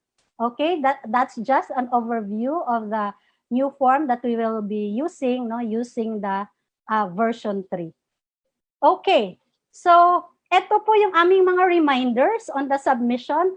the schedule for the submission of GAD plans and budgets. Malapit na po ito for SUCs.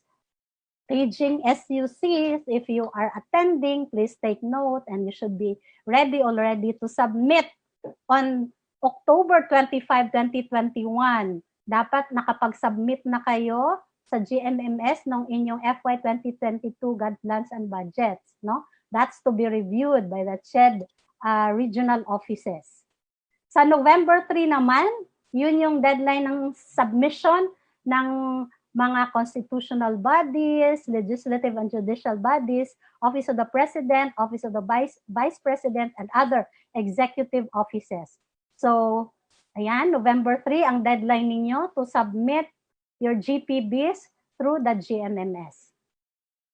November 8 naman yung deadline of encoding ng mga executive departments and their attached agencies, no?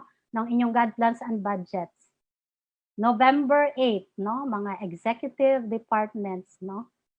Ayan, ito yung mga line agencies, no? Tama, line agencies. Ayan, mga departments.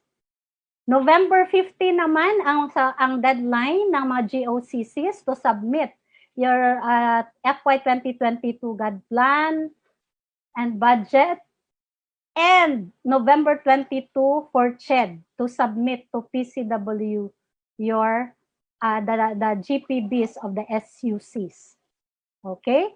Binigyan naman namin ng time allocation ang GAD Regional Office na ma-review yung mga GPBs ng mga SUCs, no? That's why November 22 na yung aming deadline sa kanila to submit to us the GPBs of SUCs. Meron na pong nag-submit, no? I think meron na pong isang ahensya na nag-submit.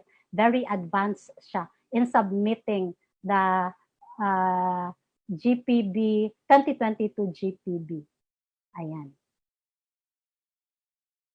And this is my last slide. Just to reiterate, beyond 5%, making the entire budget gender responsive for the attainment of women's empowerment and gender equality. Please take note, yung ating 5% minimum is just the minimum.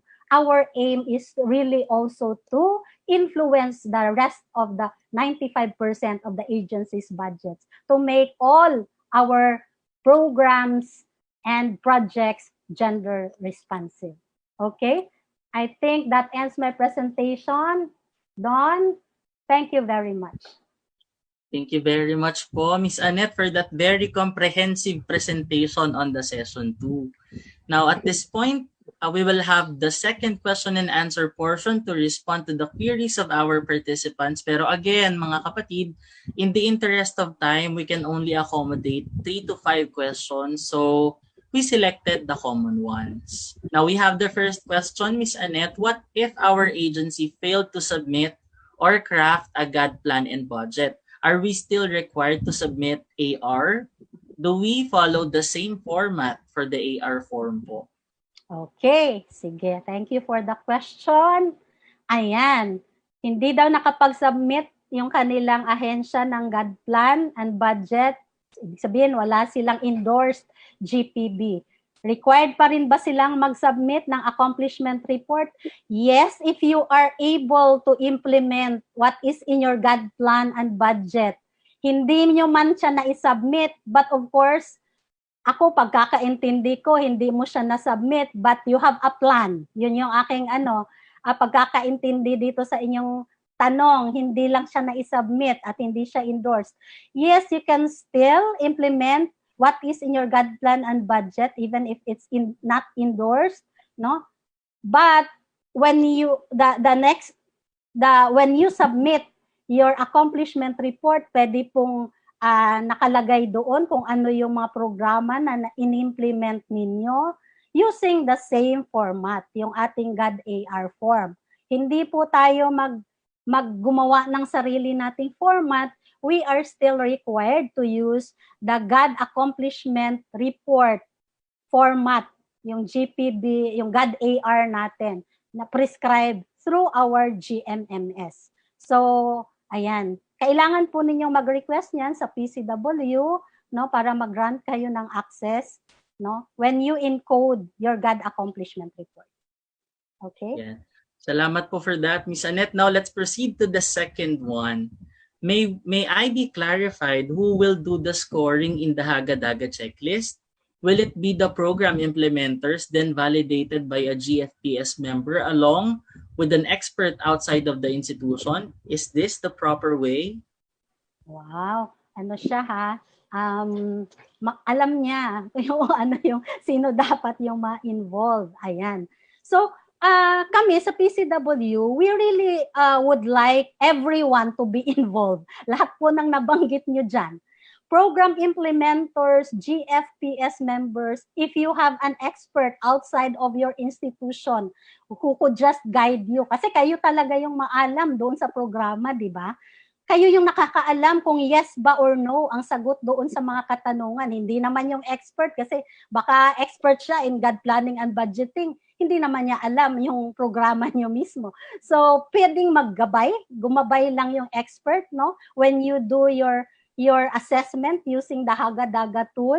So, yun yung nakikita kung pwede. Mas maganda pag nandun lahat, nakaupo lahat, at magbibigay ng kanilang mga komento. Sasabihin na, we tried that. When we help in one of our TAs, when we help POPCOM, no, assess one of their programs, Haga-Daga checklist.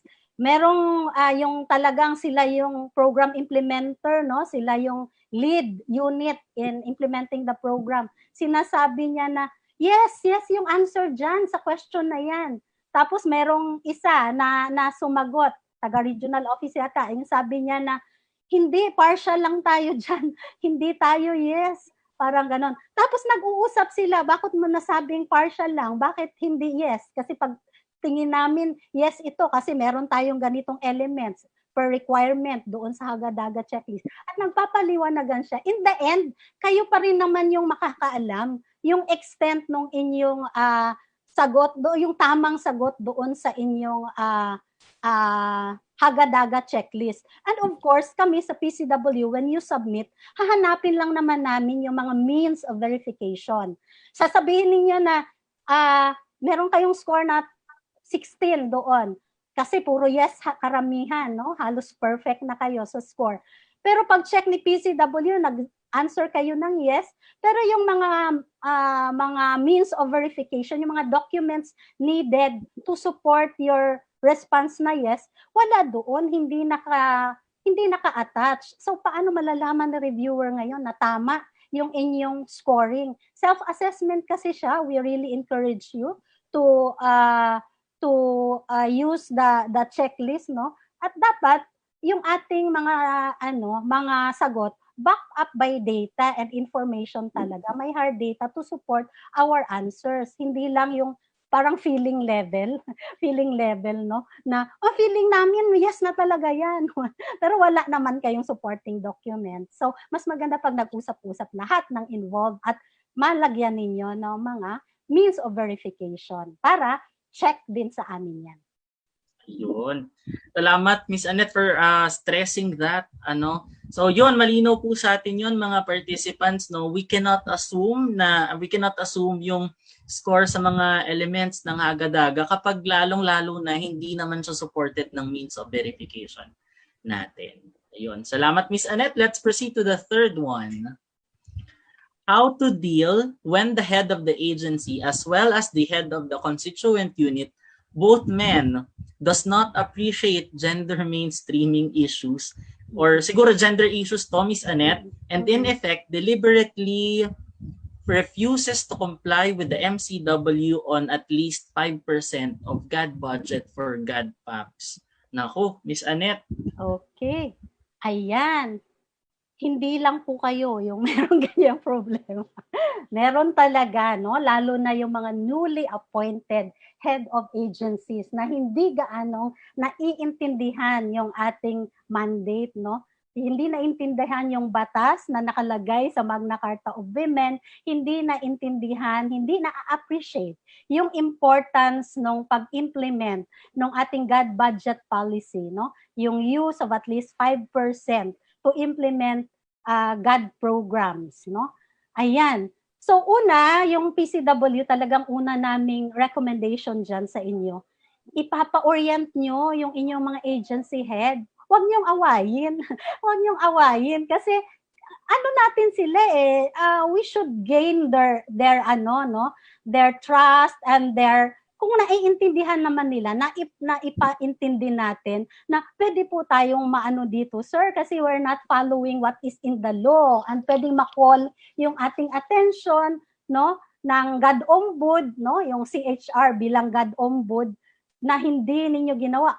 Ang COA na very religiously auditing your GAD budget, yung GAD plans and budget implementation, makukuha kayo pag hindi nyo na-i-implement, hindi kayo nakagawa ng plano, hindi nyo na-implement yung mga programa. So, ayan. So, pag na-convince ninyo ang inyong mga principals that dapat masunod natin to, sir, it's in the law, and pwede tayong makuha, ganyan, ipa-orient nyo, baka kulang lang sila sa kaalaman So, PCW also conduct mga executive briefings. Pakausap nyo sila sa aming mga head of agencies. Or we also have experts, yung mga members ng aming GAD resource pool, kung gusto nila talaga ng mga expert related to GAD planning and budgeting, makakausap sila at pwedeng makatulong sa inyo, ipapa-orient nyo sila doon sa mga experts at sa mga executives din na pwedeng tumulong sa inyong mapaintindi sa inyong mga agency head yung kahalagahan in doing GAD planning and budgeting, meeting the GAD budget policy. Okay? Salamat, Ms. Annette, for another comprehensive response to this question. No, siguro talagang capacity building activity saka yung pag-enlighten natin sa kanila is the key, dahil hindi natin kailangan ng kaaway for gender mainstreaming, but allies lalo yung mga nasa key positions ng government agencies. Natawa ako sa isang doon, chat.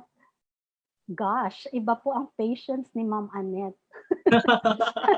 Kailangan po talaga natin ng patience dito. Kasi di ba, we have been working on gender mainstreaming, GAD, gender and development. And although mataas naman yung ating rank in the Global Gender Gap Index, but although nag-backslide ng konti, but di ba, meron pa rin tayong issues and concerns na dapat bunuin at hindi pa rin natin na-resolve. So, di ba, yung ating PPGD 30-year plan, malapit na mag-end yung kanyang term, but still, there are still issues in the PPGD which are real, even up to these times, no?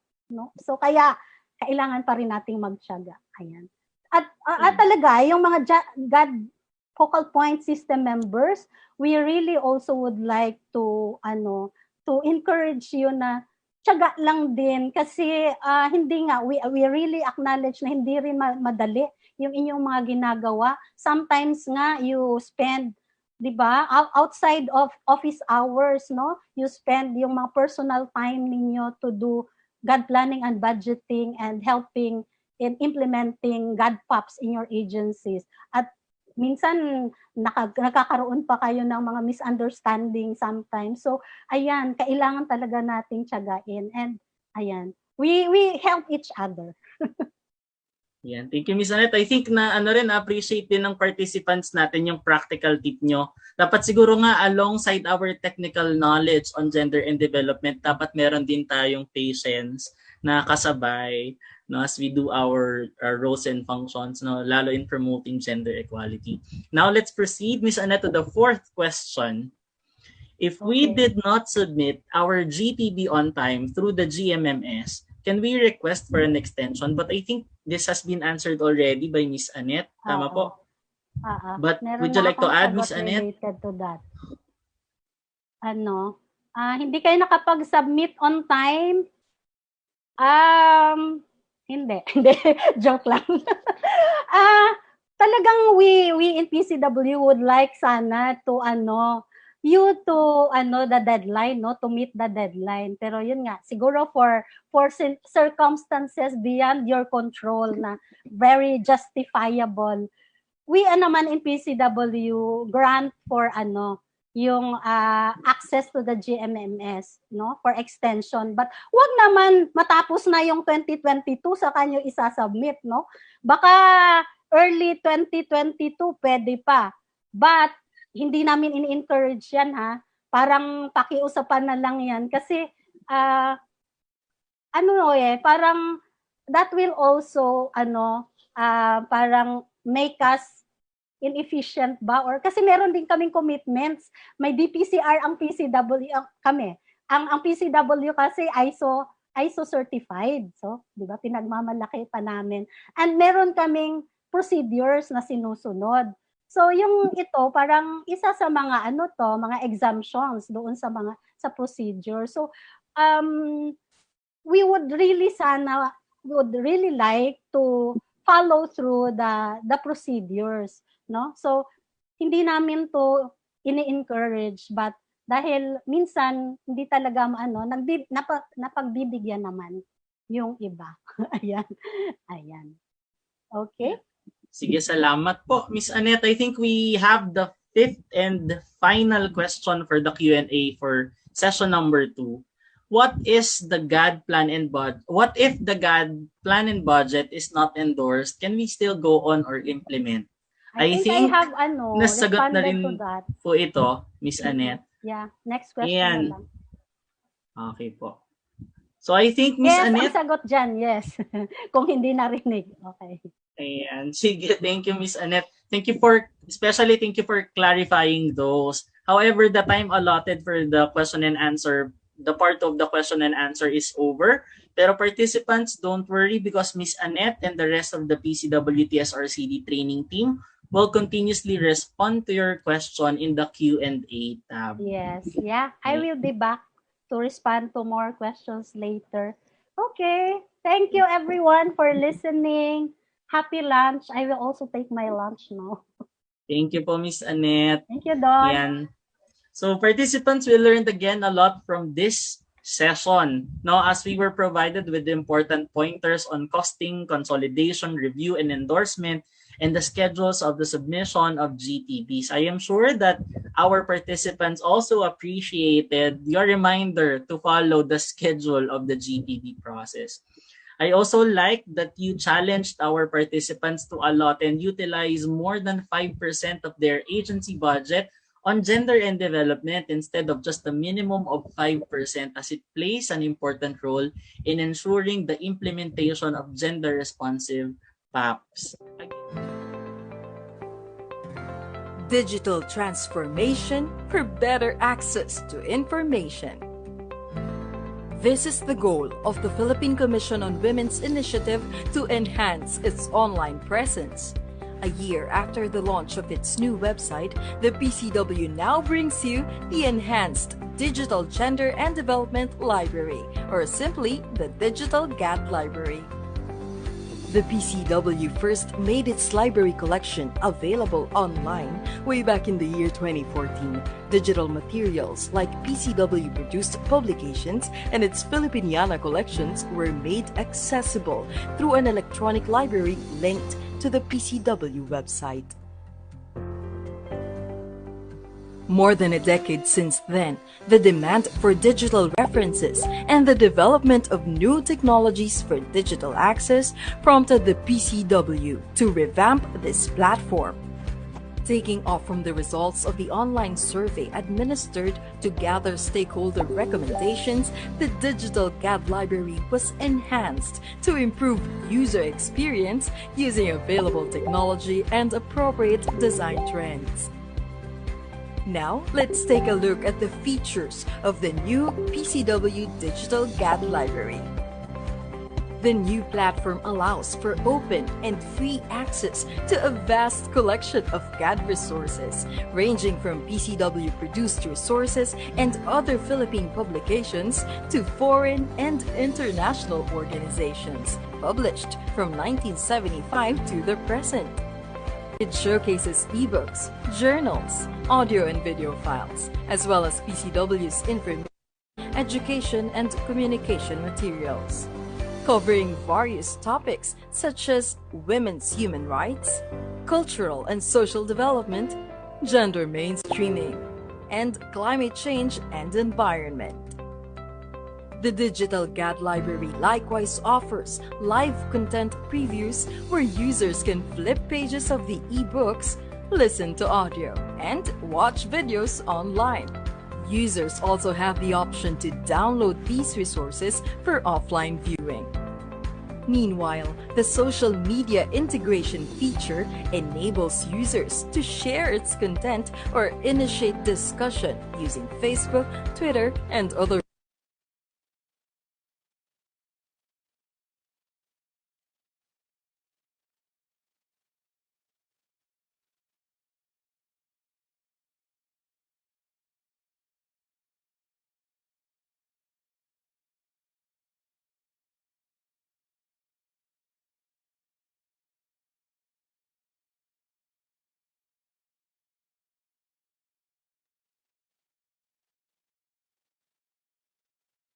popular social media platforms.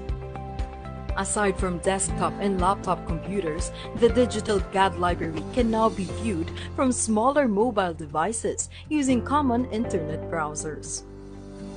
Accessibility features for persons with disabilities, as well as compliance with the Data Privacy Act, were also integrated in its development.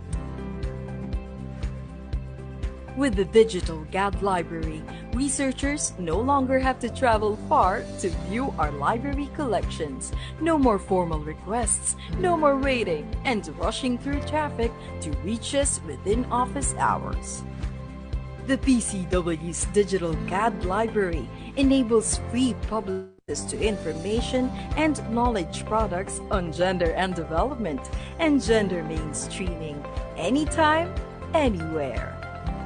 To access our collections, visit library.pcw.gov.ph.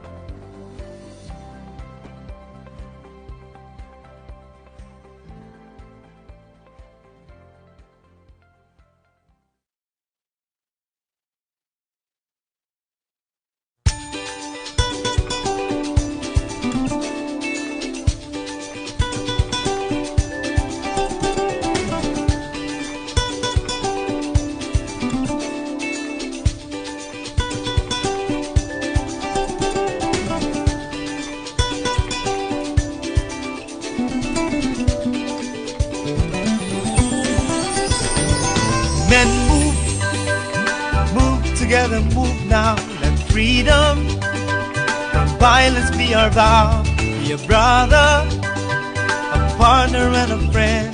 Let us bring all violence against women to an end. There's no need to give things that money can buy. Show the true love that is really felt inside. Gold and riches are not the only things we need. Love is something pure that is given for free. Men move together, move now. Let freedom from violence be our vow. Be a brother, a partner, and a friend. Let us bring all violence against women to an end. Never harm nor hurt, don't you ever scream at them. Never raise your voice, nor force to cover them. Treat them with respect and not objects of desire. They're people just like you, with dignity and rights.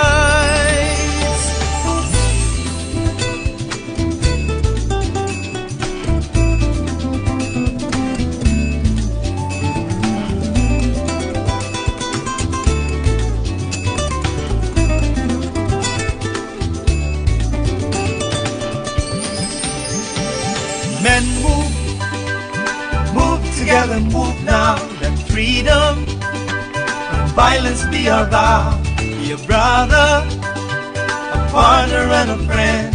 Let us bring all violence against women to an end. Move together, move now. Let freedom from violence be our vow. Be a brother, a partner, and a friend. Let us bring all violence against women to an end. Move together, move now. Let freedom violence be our vow. Be a brother, a partner, and a friend. Let's bring all violence against women to an end. Move together, move now, men move. Move together, move now, men move. Move together, move now.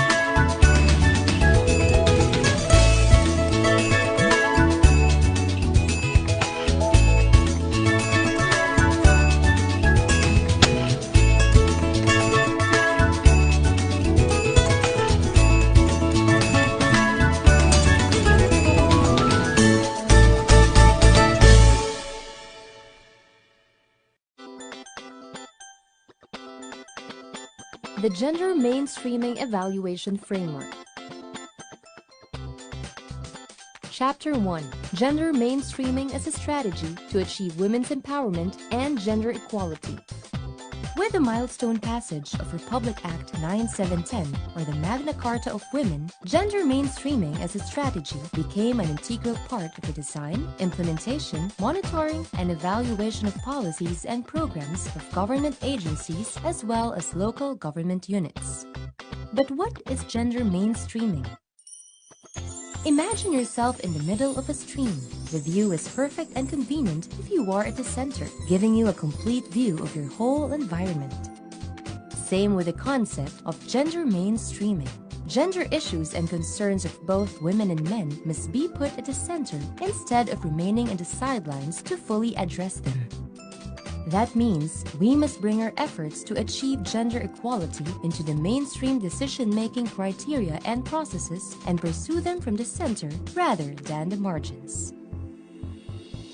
To put it simply, gender mainstreaming is a strategy to make women's as well as men's concerns and experiences an integral dimension of policies and programs in all social, political, civil, and economic spheres. Remember, gender mainstreaming is not just about adding a women's component into an existing activity. It goes beyond increasing women's participation.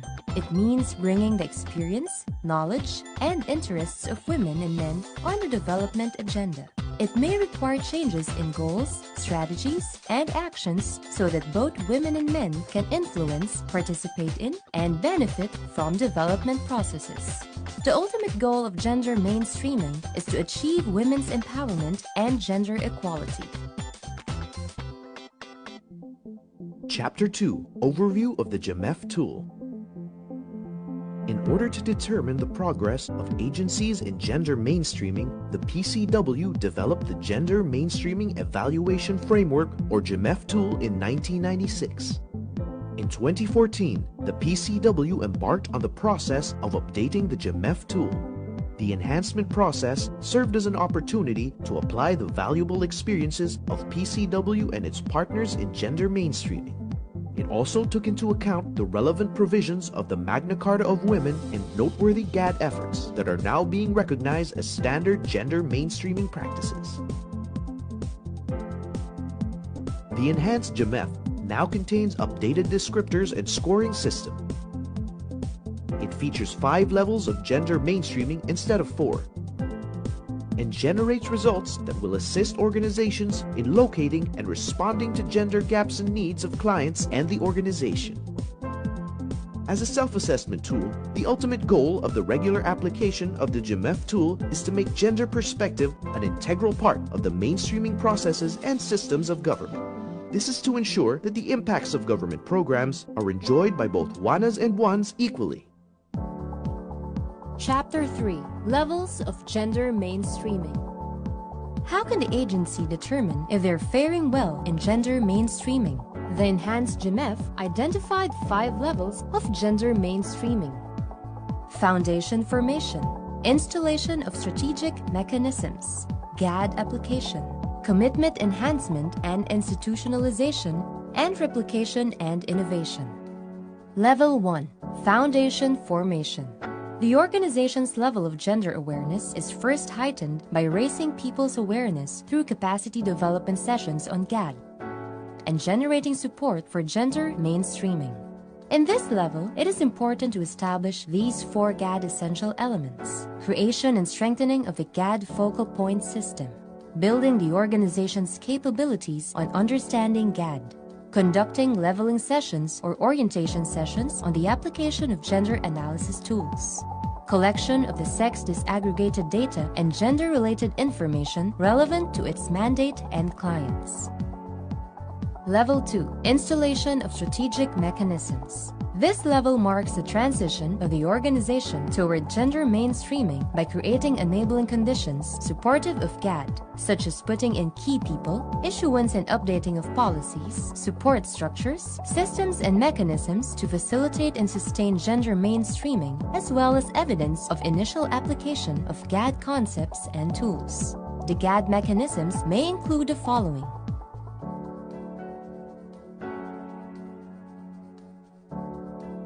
Level 3. GAD application. In this level, GAD-related activities are already institutionalized. Interventions are usually based on a strategic GAD agenda that guides the organization's GAD planning and budgeting implementation. The agency's GAD plan and budget is now more strategic, which results in either increased attribution of the GAD budget and/or more gender-responsive programs. In this level, agency GAD efforts are able to produce intended or desired impact on women empowerment, wherein gender equality is integrated and consolidated, and sustain GAD intervention, perspective, or core messages in the mainstream projects or programs. Level 4. Commitment enhancement and institutionalization. At this level, the organization has already institutionalized gender mainstreaming in all aspects of its operations, programs, and projects. This level also challenges organizations to continuously monitor, evaluate, and improve their efforts. And lastly, Level 5. Replication and innovation. The enhanced GMF included this level to recognize notable GAD accomplishments of organizations. This level indicates that GAD has been fully mainstreamed into the mandate of the organization and is being recognized and replicated by others as a standard in gender mainstreaming. The enhanced GMF expanded the descriptor matrix by providing a visual progression of the gender mainstreaming efforts of an organization from Level 1 to Level 5. The descriptor matrix consists of 93 descriptors distributed into 4 GMF entry points. Chapter 4. GMF Entry Points. Let's discuss the 4 entry points to ensure gender mainstreaming in an organization. First is policies. It refers to the official statements and pronouncements of support for gender mainstreaming issued by the organization. Through these issuances, the organization shows its recognition and acceptance of gender equality goal as a critical and legitimate concern in broad or general terms. Remember, use of gender-fair language and images in GAD-related policies and plans is a must for a gender-responsive organization. Second is people. Mainstreaming gender in development is not possible without people supporting and advocating for it, right? So who are these people? Critical to the success of gender mainstreaming are the GAD champions among top management. The organization should also establish a GAD focal point system that will lead its gender mainstreaming efforts and will serve as GAD experts. the organization must also ensure that its internal and external clients are able to participate in the planning, implementation, and monitoring and evaluation of GAD programs, activities, and projects. Yes, GAD is a participatory process. The third entry point is the enabling mechanisms. What will ensure that gender mainstreaming will be operationalized in an organization? The success of any gender mainstreaming effort depends, to a large extent, on the resources allocated and the mechanisms that are institutionalized to implement it. Some examples of enabling mechanisms include the functionality of the GAD focal point system, presence and use of knowledge management system and GAD database, and partnership building or external linkages with other organizations to implement GAD programs. This entry point should also look into the institutional compliance to the minimum 5% allocation and utilization of GAD budget of the organization. And lastly, the Programs, Activities, and Projects, or PAPs. This refers to flagship programs, activities, and projects that serve as a strategic entry point to mainstream gender perspective in the organization.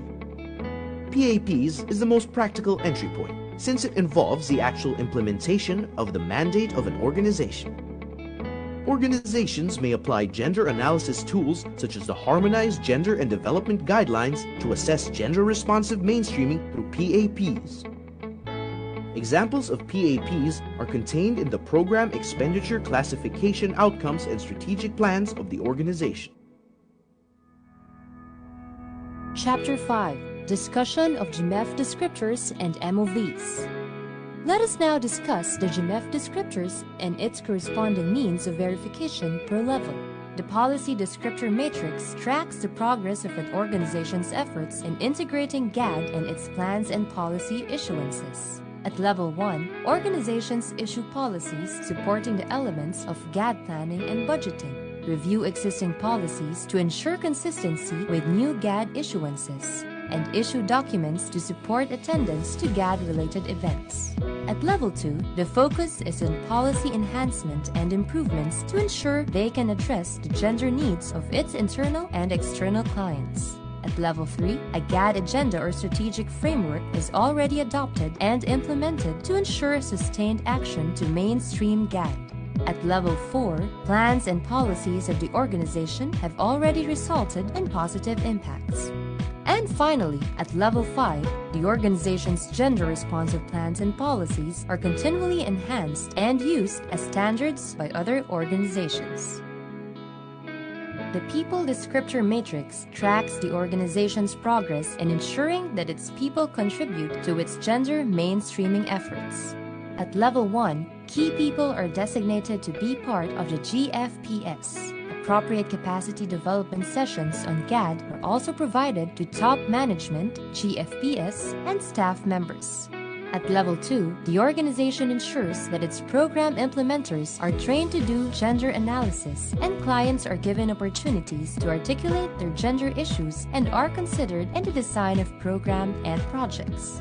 At Level 3, top management, GFPS members, and program implementers are consciously integrating gender perspective in the organization's regular operations. At Level 4, the organization's GAD champions are able to develop GAD-related tools customized to the mandate of the organization and tapped as GAD resource person within their organization. And at Level 5, organization GAD champions are already recognized by other organizations, and its top management are able to raise GAD concerns during high-level meetings. The Enabling Mechanism Descriptor Matrix tracks the organization's progress in ensuring that mechanisms to mainstream the gender perspective are established and fully functional. At Level 1, the organization has established or reconstituted its GFPS as a catalyst for gender mainstreaming. It is also at this level where the organization conducts exploratory engagements with GAD-related institutions and experts. At Level 2, other GAD mechanisms to address the needs of the organization's internal and external clients are established, and there is a marked increase in the utilization of the GAD budget. At Level 3, the organization judiciously utilizes more than the minimum 5% GAD budget allocation while boasting of a fully functioning M&E system and knowledge management system.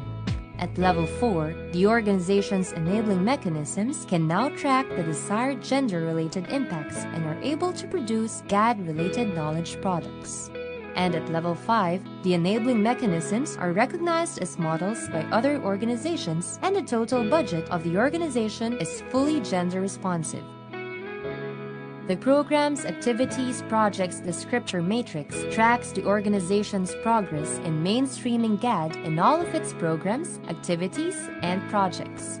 At level 1, an organization has expressed initial support to gender mainstreaming through the conduct of GAD capacity development sessions. It has also involved clients to ensure that their gender issues are taken into account, and sets up a GAD corner containing GAD IEC materials. At level 2, the organization already has a GAD agenda or strategic framework to guide its gender mainstreaming efforts. Deepening sessions for GFPS members and concerned staff members are also conducted, especially on the application of gender analysis tools. Lastly, IEC materials are customized for the organization's use, and a GAD section in the website is planned or set up. At level 3, the organization ensures that the implementation of its GAD PAPs are monitored. External clients are also capacitated through relevant GAD sessions. Finally, a knowledge management system to ensure the transfer of knowledge on GAD is set up. At level 4, the organization ensures that monitoring of its GAD PAPs is sustained and its impacts evaluated. Sector-specific GAD capacity development sessions for both internal and external clients are also conducted, as well as periodic application and reapplication of gender analysis tools. A sustainability action plan for gender mainstreaming is also developed. And finally, at level 5, the organization is now recognized as a learning hub for its noteworthy GAD efforts. GAD knowledge products and IEC materials produced by the organization are also utilized by other organizations as references or models to develop their own GAD-related materials. The complete list of possible means of verification can be found in the GMF Handbook. Chapter 6, Guide for Administering the GMF Tool. As a self-assessment tool, it is expected that the application of GMF tool will involve the whole organization. Members of the organization's GAD focal point system should lead the conduct of GMF assessment. Other key technical officers working on GAD mainstreaming should also participate, as well as any staff member from relevant offices who can facilitate accomplishing the tool, such as program implementers or service providers. Representatives from regional offices may be invited during the GMF assessment, while attached agencies, especially those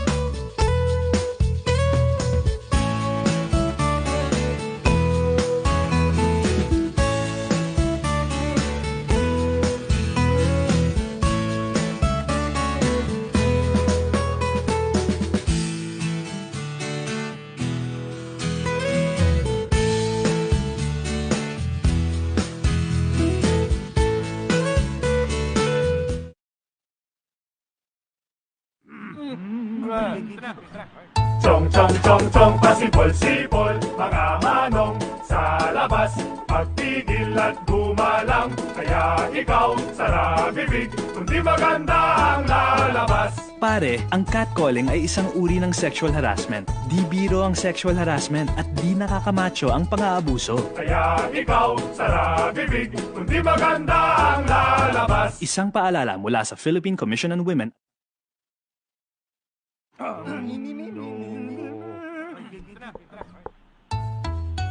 Ang sumitsit ay bang-mang-mang, ang sumipol ay bang-hunghang, ang babae sa lansangan, huwag iritan kundi igalang. Pare, ang catcalling ay isang uri ng sexual harassment. Di biro ang sexual harassment at di nakakamacho ang pang-aabuso. Huwag iritan kundi igalang. Isang paalala mula sa Philippine Commission on Women. Game, 1, 2, and... Paa, tuhod, balik at ulo, itapuetan, baywang at sus. Huwag mong titigan ang hindi sa'yo at maging disenteng tao. Pare, ang catcalling ay isang uri ng sexual harassment. Di biro ang sexual harassment at di nakakamacho ang pang-aabuso. Isang paalala mula sa Philippine Commission on Women.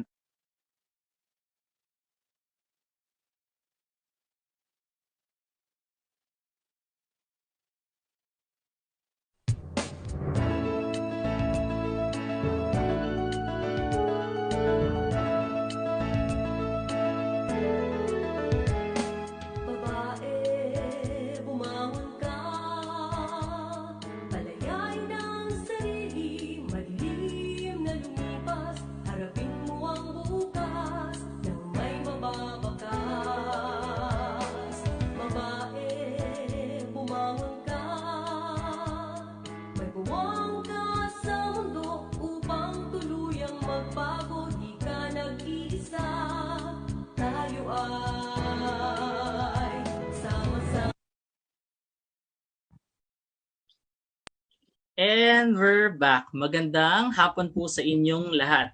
Again, we would like to thank you for still being with us kahit na medyo lumampas na tayo sa oras noong second session. We really appreciate na talagang nagstay pa rin kayo. Some of you even ate during our sessions or while our session is ongoing. Nakakakilig kasi talagang kitang-kita yung appreciation nyo na parang ayaw nyong makamiss out ng kahit na konting detalye lang on the session 2. Yan. So ngayon, na-relax na tayo at saka syempre nabusog na tayo. I read from our chat box na meron pang ibang kumakain. So it's fine. Carry lang po na ituloy yung pagkain while we're learning at the same time. Na-relax na tayo, nabubusog tayo. I am sure na nag-crave pa kayo ng mas marami pang GAD knowledge. So hindi na natin ito papatagalin pa. Our next resource person is a certified public accountant. Through the years of her dedicated government service at COA, she was involved in the audit of various government agencies, either as audit team member, audit team leader, or supervising auditor. She is actively participating and involved in various trainings related to her line of expertise locally and in the international community such as ASOSAI, ASEAN-SAI, and Intosai Development Initiative. She graduated with a Bachelor of Science in Accountancy degree, cum laude, at the University of San Carlos. She also finished her master's degree in management at the Philippine Christian University, Bachelor of Laws degree at the Far Eastern University in Manila, and Diploma in Public Development at the Development Academy of the Philippines for her Diploma in Public Development. So yung mga resource persons natin, walang kapaguran pong nag-aaral.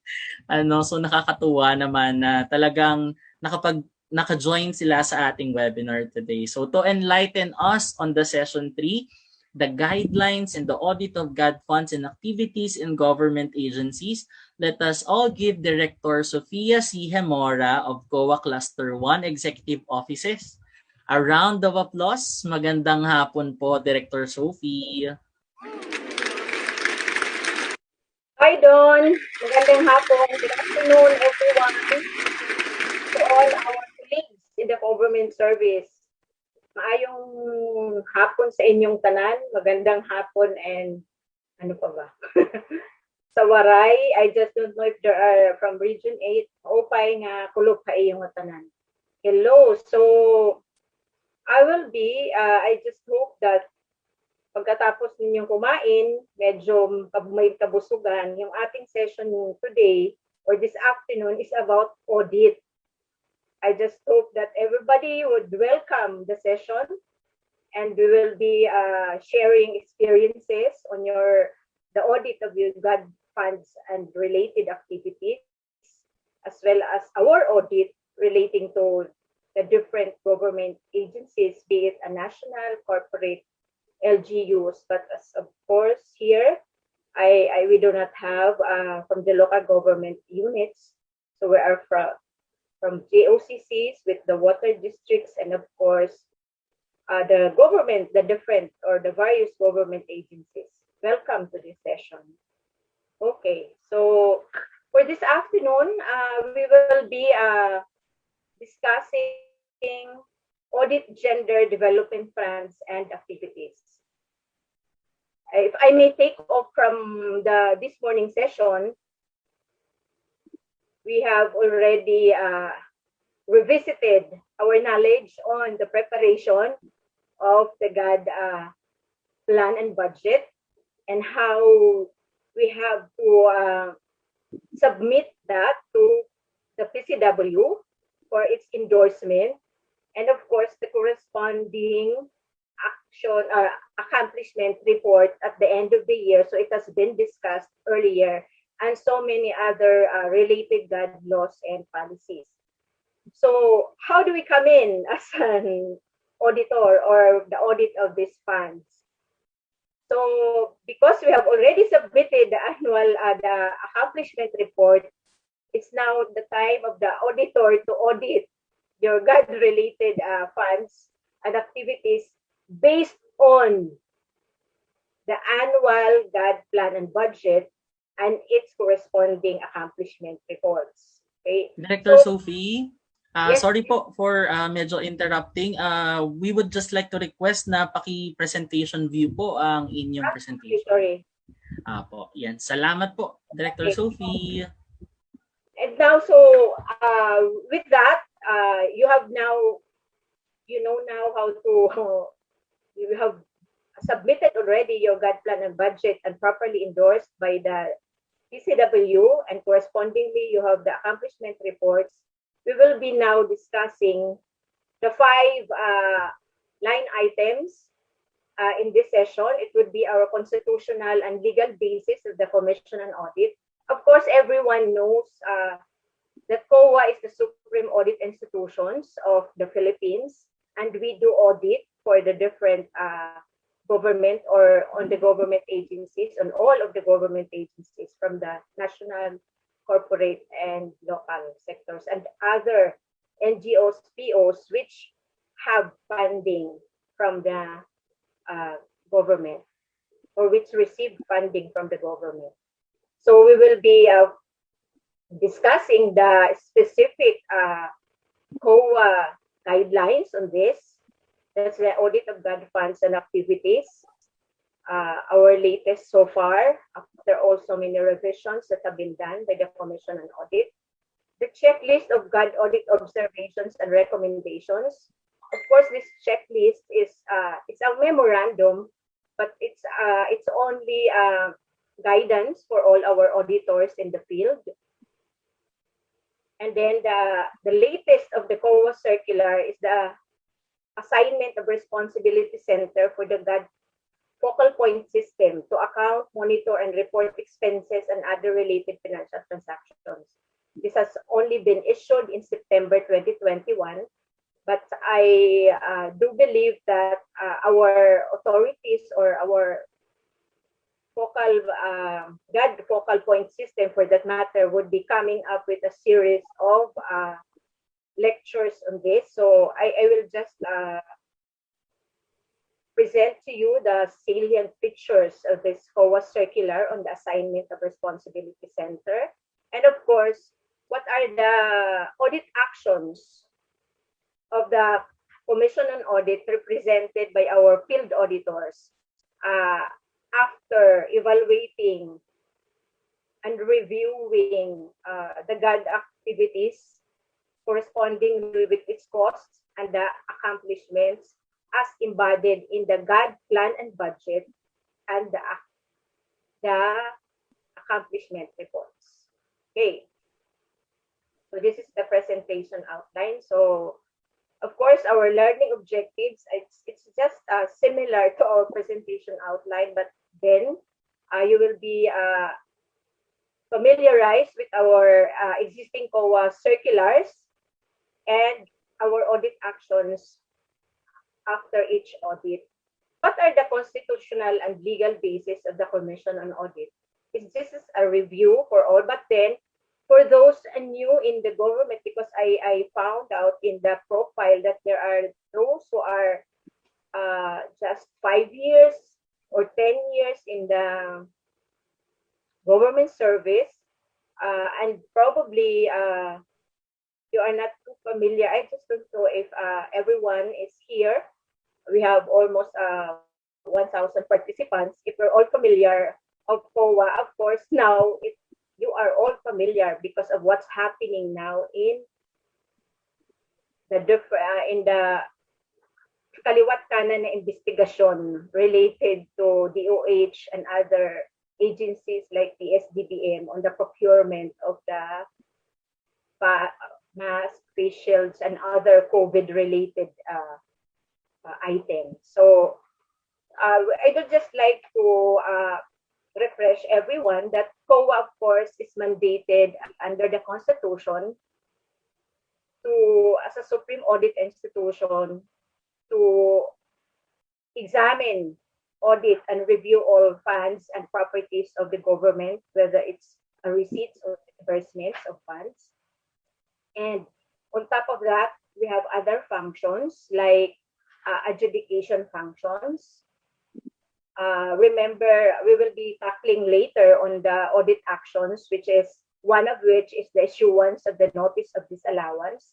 And it's because it's appealable to the different hierarchy of COA. That's the adjudication functions of the commission, from the director to the commission proper. So we adjudicate appeals and petition for reviews related to the notices of disallowance. And you will note also that we have that mandate to come up or to promulgate rules and regulations regarding auditing and accounting.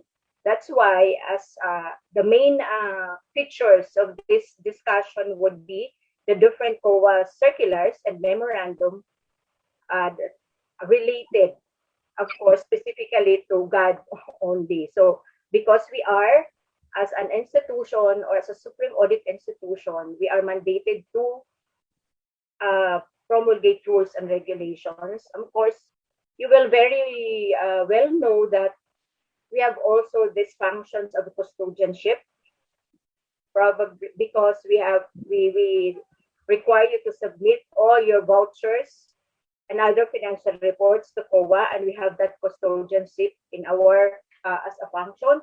That's why if you are familiar with some of our auditors, they will be asking bodega or warehouse kasi marami na nasa mga office nila. And of course, we have also a function of accounting. So we consolidate all the financial transactions of the different government agencies from national, corporate, and local government.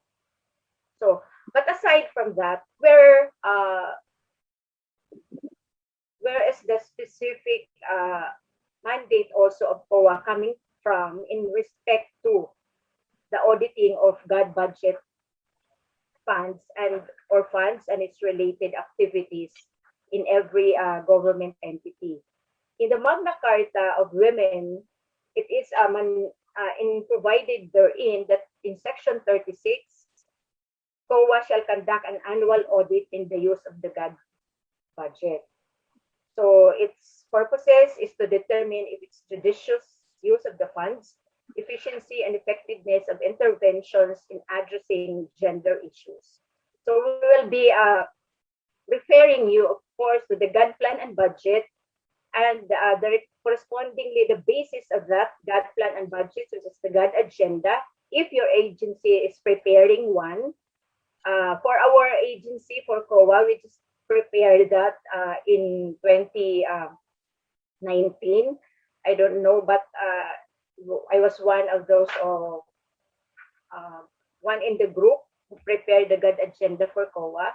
So I am saying just this, that in looking at the annual GAD Plan and Budget, we have to, the auditors have to determine the effectiveness or the efficiency of the intervention in addressing gender issues related to the program, activities, and projects, as well as the mandate of the agencies. So I think everybody is aware of, when we do the planning and GAD planning and budgeting, that document would show us the different GAD budget and mandate, the indicators. I have this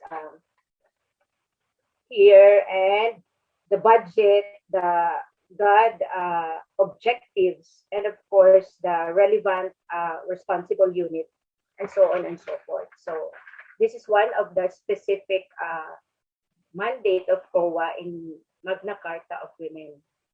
So another one would be, of course, the General Appropriations Act, which, as discussed earlier, it began in 1995, where the General Appropriations Act provided that all agencies shall integrate in their regular activities at least 5% budget, at least 5% of their budget. So when we see at least 5%, as discussed earlier by Ms. Annette, it's based on the appropriations in the national expenditure programs of the agency.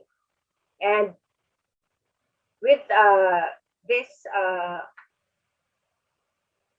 mandate of COA, as I've said earlier, because we have the mandate to come up with rules and regulations, the COA had came up with a different circular and memoranda, but the latest of which, because of all the development of laws and policies, the PCW, the Magna Carta, the NEDA in relation to NEDA and PCW joint circular. So we have the latest revision is COA Circular 2014. So this is where all our what are the specific procedures, and we will be discussing this later. So this is one of those basis of our auditors on guidance as well of our auditors to audit the government entities, GAD funds, and other related activities. Okay, so we have also the COA Memorandum 2018-009. That's the checklist of common audit observations in the audit of gender and development funds and determination of gender issues and mandates of all government agencies. We are mandated to submit to the oversight bodies like the DBM, the Senate, the Congress, and the President of the Philippines our annual financial report. So part of that annual financial report is the consolidated GAD observations and recommendations through within a specific period or annually. We consolidate all recommendations or observations and recommendations, and it's part of the annual financial report submitted to the oversight bodies on or before September of each year.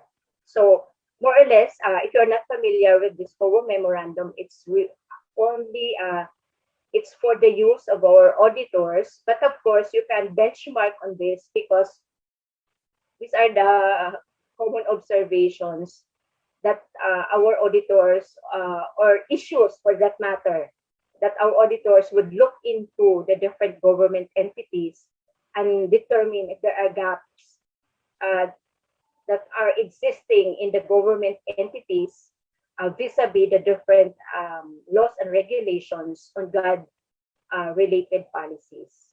Okay, so, and of course, the latest of which, the assignment of the responsibility center for the GAD focal point system. So more or less, these are our circulars and memo. And of course, this is just a rundown of the different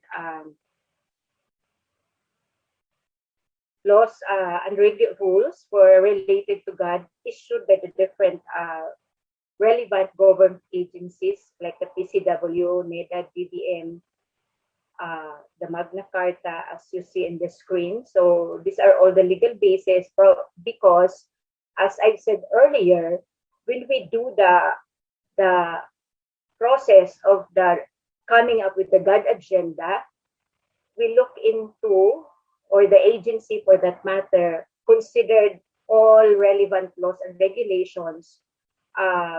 Like kanina, yung sinasabi natin, yung hagadaga, di ba? Yung mga tools that we have to use in order to come up with issues in related to disaggregated data of your agency.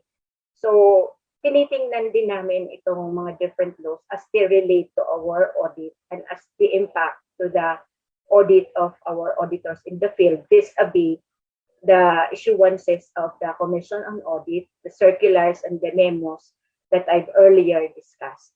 Okay, so these are the Constitution again, the Section 2, which is discussed earlier as part of the different legal basis of the different agencies, including us, in the evaluation of the GAD activities vis-a-vis the funds utilized by the government agencies.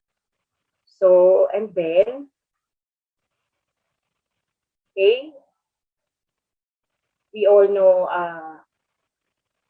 these laws and regulations, and also the latest of which is the Sustainable Development Goals 2016 and 2030, particularly gender equality.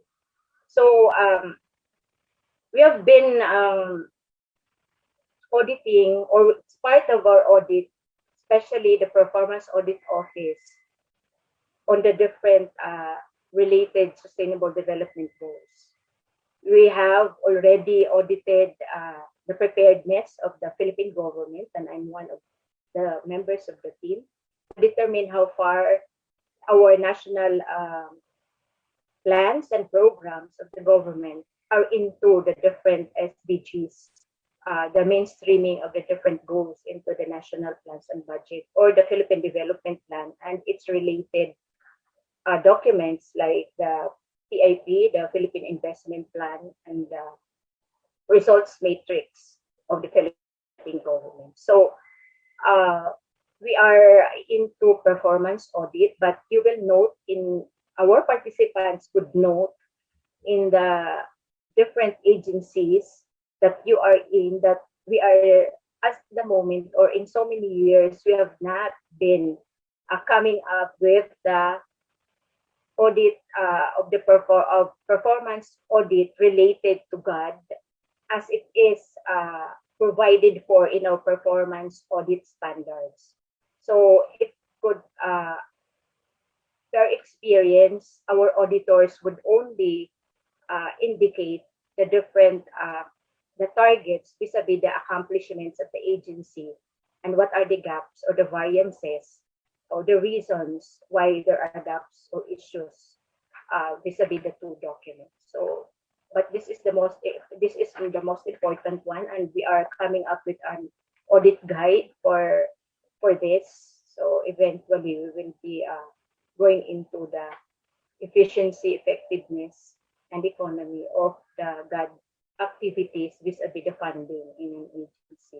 Okay, Okay, so after the legal and constitutional basis, we have a poll question, John. Yes po, Director Sophie. The first poll question for the session 3 is, which of the following is the guideline on the preparation of the annual GAD plans and budgets and accomplishment reports for the national government agencies and government corporations. Ayan. Again po, yung mga participants natin, please answer dito po sa nag-flash sa inyong screens. Ayan, click nyo lang po dyan ang sagot nyo. Is it RA 9710 or the Magna Carta of Women?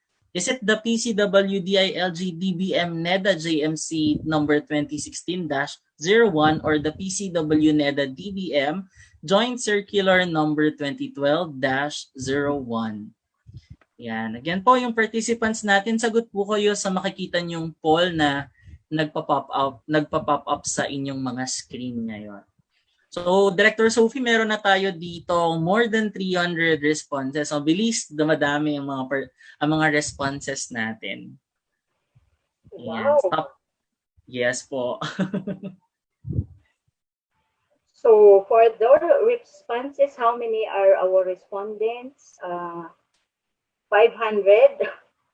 Yes. Ngayon po, Director Sophie, out of 711 na nagsasagot or participants natin ngayon, meron na tayong 444 responses. Pwede na natin siyang i-end, Director Sophie, kapag pumalo na po tayo ng 500. Ayan, so, pero ang tingin ko, Director Sophie, karamihan talaga ng participants natin tayo pinili yung huling option, which is the PCW-NEDA-DBM JC 2012-01.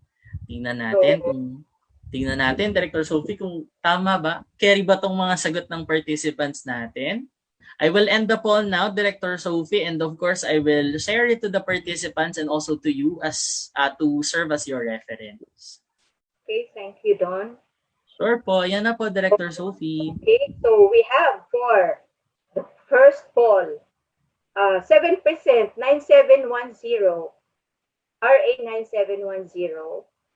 For the second highest, 13%, that's PCW-DILG. And of course, the winner is, for the 80% respondents, it's PCW-NEDA-DBM Joint Circular number 2012-001. So, yes, as discussed earlier by Ms. Vichel and Ms. Annette, the preparation of the annual GAD plans and budget is embodied in the 2012-01 Joint Circular. So, but of course, in the preparation of the GAD Plan and Budget, this is a guideline, but PCW yearly issues guideline on the preparation and submission of the GAD Plan and Budget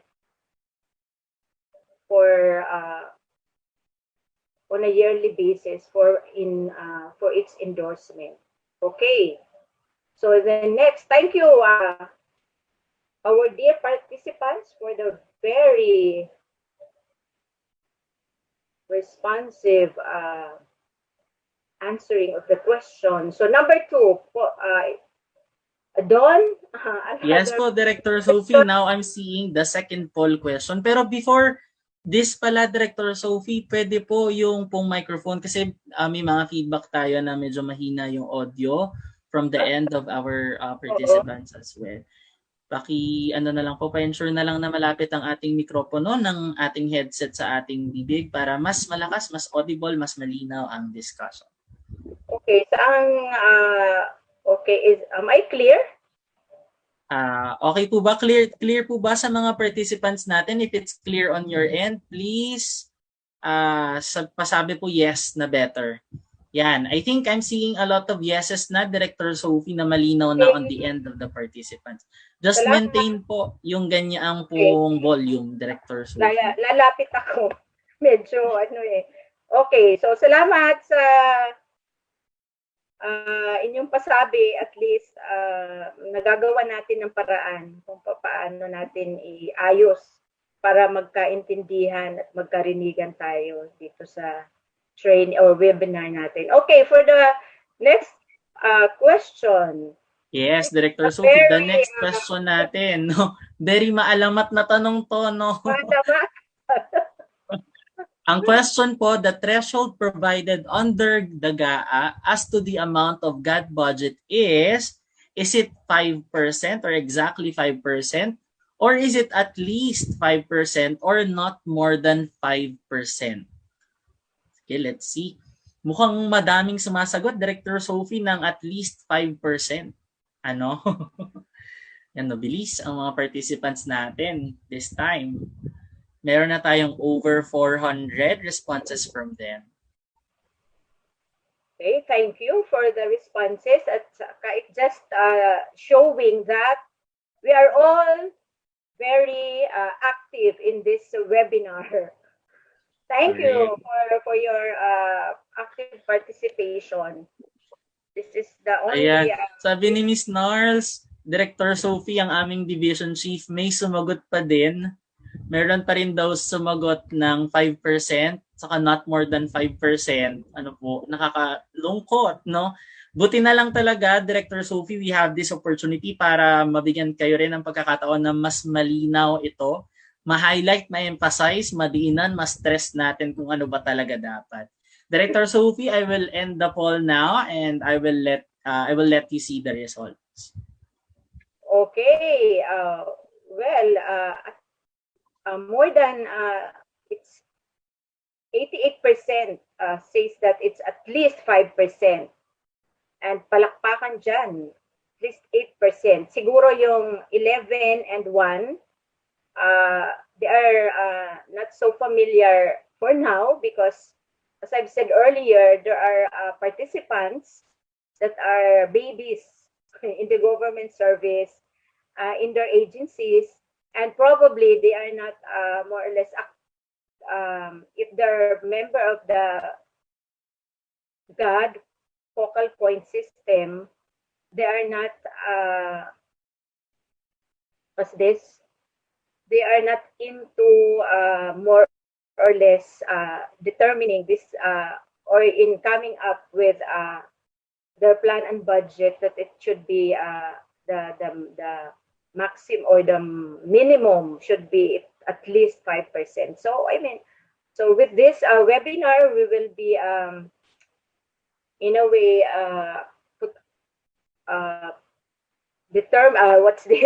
we will be informing all that as per GAA, year in and year out, and it's also in our COA circular that the auditors will be determining if the GAD plan and budget or the budget for the plan relative to the programs, activities, and projects of the agency on GAD is more or less at least 5% of the general or the appropriations based on the national expenditure programs of the agency. Okay, so Don, thank you. Yes po, Director Sophie. Okay, Wala po naman.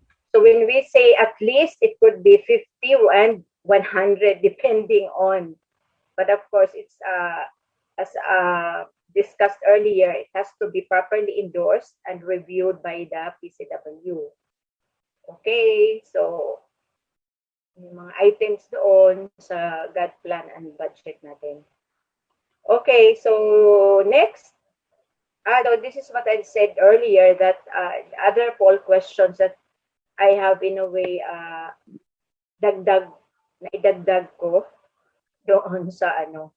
Director Sophie, we can skip that na lang po if that has been replicated. Thank you po. Okay, so I just have to proceed with this one.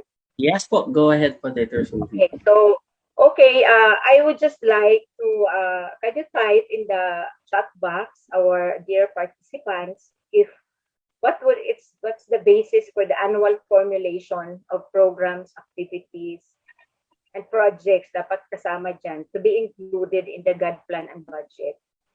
Yung ating annual formulation, when we do the annual budgeting for GAD, what is the basis? Saan ba tayo nanggagaling? From the GAD COA audit, the GAD agenda, and Magna Carta of Women. Yan, Director Sophie. So nakikita ko na po yung mga sagot ng participants natin and majority of them answered letter B, which is GAD agenda. Wow, very good. Because as I've said earlier, Don, I've revised poll question number 3 because it was a similar question by Miss Bichel. And this is was a premise of the part 2, which will be we're going into already the part 2 of our session, which is the audit of GAD funds. So because I've said earlier, auditing of GAD funds and its related activities, our auditors, in relation to the COA Circular 2014-001, would of course look into dapat yung GAD agenda muna, and then tingnan yung annual GAD plan and programs, GAD plan and budget of the agency as properly endorsed by the PCW. So dapat ganon yung ganon yung flow ng ating pagtingin ng aming mga auditors. So from there on, we'll just have to determine how the utilization of funds were done in accordance with these documents, and of course vis-a-vis the annual accomplishment reports of the agency. Okay. Dapat yun kasi ang proseso. But as I've said earlier, even us at the Commission on Audit, we had only our GAD agenda prepared 2 years ago before the pandemic. But we are now using that one. It's a 6-year document. So it's a 6-year document for the Commission on Audit, and yearly, for 2 years now, we've been, kasi diba may mga target for year 1, year 2, until year 6. So yun doon namin kinukuha yun. At saka yung the different GAD issues vis-a-vis the mandate and the programs that of the different programs as it relates in the General Appropriations Act of the COA or of the agency for that matter, if you're using the GAD agenda as well. And then looking into the different programs, yung Prexi na sinasabi natin, na that's the replacement of the major final output. So if you look at your appropriations in the General Appropriations Act, you will note that it has already been categorized into the program expenditure classification. So in COA, we have government auditing, government adjudication, government accountancy, and government support services. Okay, so next, ito na yung ating audit of GAD funds. So in this part of the session, we will be looking into the specific procedures of the COA Circular 2014-001, that's the revised guidelines, as I've said earlier in the presentation outline, the COA memorandum on the checklists, the common audit observations na tinitingnan ng aming mga auditors in the field, in your agencies. And of course, the latest one would be the assigning a responsibility center to monitor expenses, to monitor the GAD-related expenses in your agencies, anchoring on the GAD focal point system responsibility center. Okay, so this is just a question again in the chat box, and that what are some of the things that come into your mind when you hear the phrase audit of GAD funds? Ano lang, I mean, for those, I think it's familiar, it would be a good discussion that I will have to assess from our participants. If what do you think is, what comes into mind when you say audit of GAD funds? Probably those that are in with our the focal point system and our accounting, or the agency's accountants and budget officers that are always in discussion with our auditors, ayun, medyo familiar sila kung ano yung Audit of GAD Plan. So, can we determine, John, in the chat box, what are some of the answers, if any, from our colleagues here? Ayan. Yeah, sure, Director Sophie. Ang pinaka nakikita ko pong kanina pa yung COA audit, yung AOM, ayan, nakikita ko po kanina pa, recurring ito, more attribution kay AOM, may laugh pa, may tawa pa, liquidation of GAD funds. If the agency meets the threshold of at least 5% GAD accomplishment, responsive to GAD issues, ayan. Meron din tayo dito ng transparency, Director Sophie, which is also a good thing.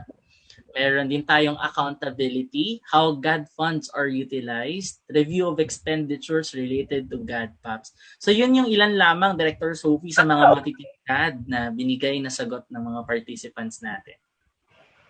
Yes, of course, they're all correct.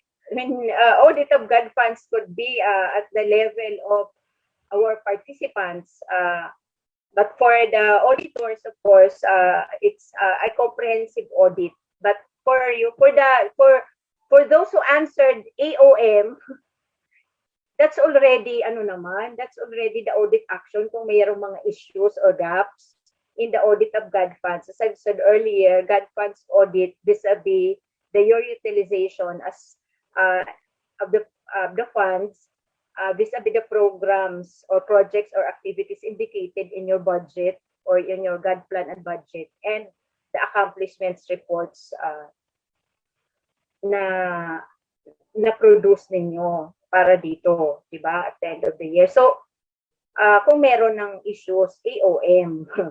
Pero tama din yung audit of GAD funds. And of course, transparency on the utilization and accountability for those responsible units, di ba, na nag-i-implement. Kasi di ba, when you look at your GAD plan and budget, there's a responsible unit or office in charge of the particular program, activities, or projects of the agency, di ba? And then may costing pa yon nakasama or budget. So, yon. So, but in the audit of GAD funds, as indicated in the COA Circular 2014-001 ba yun? Okay, yes. In the revised guidelines for the audit of GAD plan and GAD funds and activities in government agencies, this refers to comprehensive audit of the government funds projects and activities. So this is called from the Magna Carta of Women. Why we say comprehensive audit? This is the comprehensive audit. As I've said, COA, as the Supreme Audit Institutions, is mandated to audit all government funds. And by auditing of government funds, we have 3 streams: the financial, the compliance, and the performance audit. So ito yung sinasabi natin comprehensive because all our auditors in the field, as it is the mandate of the COA to do 3 streams audit. So makikita ninyo sa inyong mga annual audit report, if you're familiar, that we have the comprehensive, we have the financial audit results, where our auditors would have an opinion on the financial operations of your agency vis-a-vis the financial statements, on the accounts, the compliance audit, which is compliance of rules and regulations, like for example this GAD funds audit, compliance of existing rules and regulations, existing or relevant to the GAD plan activities of your agencies. And the last would be the performance audit, which as of now, we have an office to do the performance audit, but it's not in every government agencies medyo 2 years ago, nag-iba na naman yung focusing namin. But it's still, we have this comprehensive audit na mandated pa rin kami ng COA. But our field auditors, since 2019,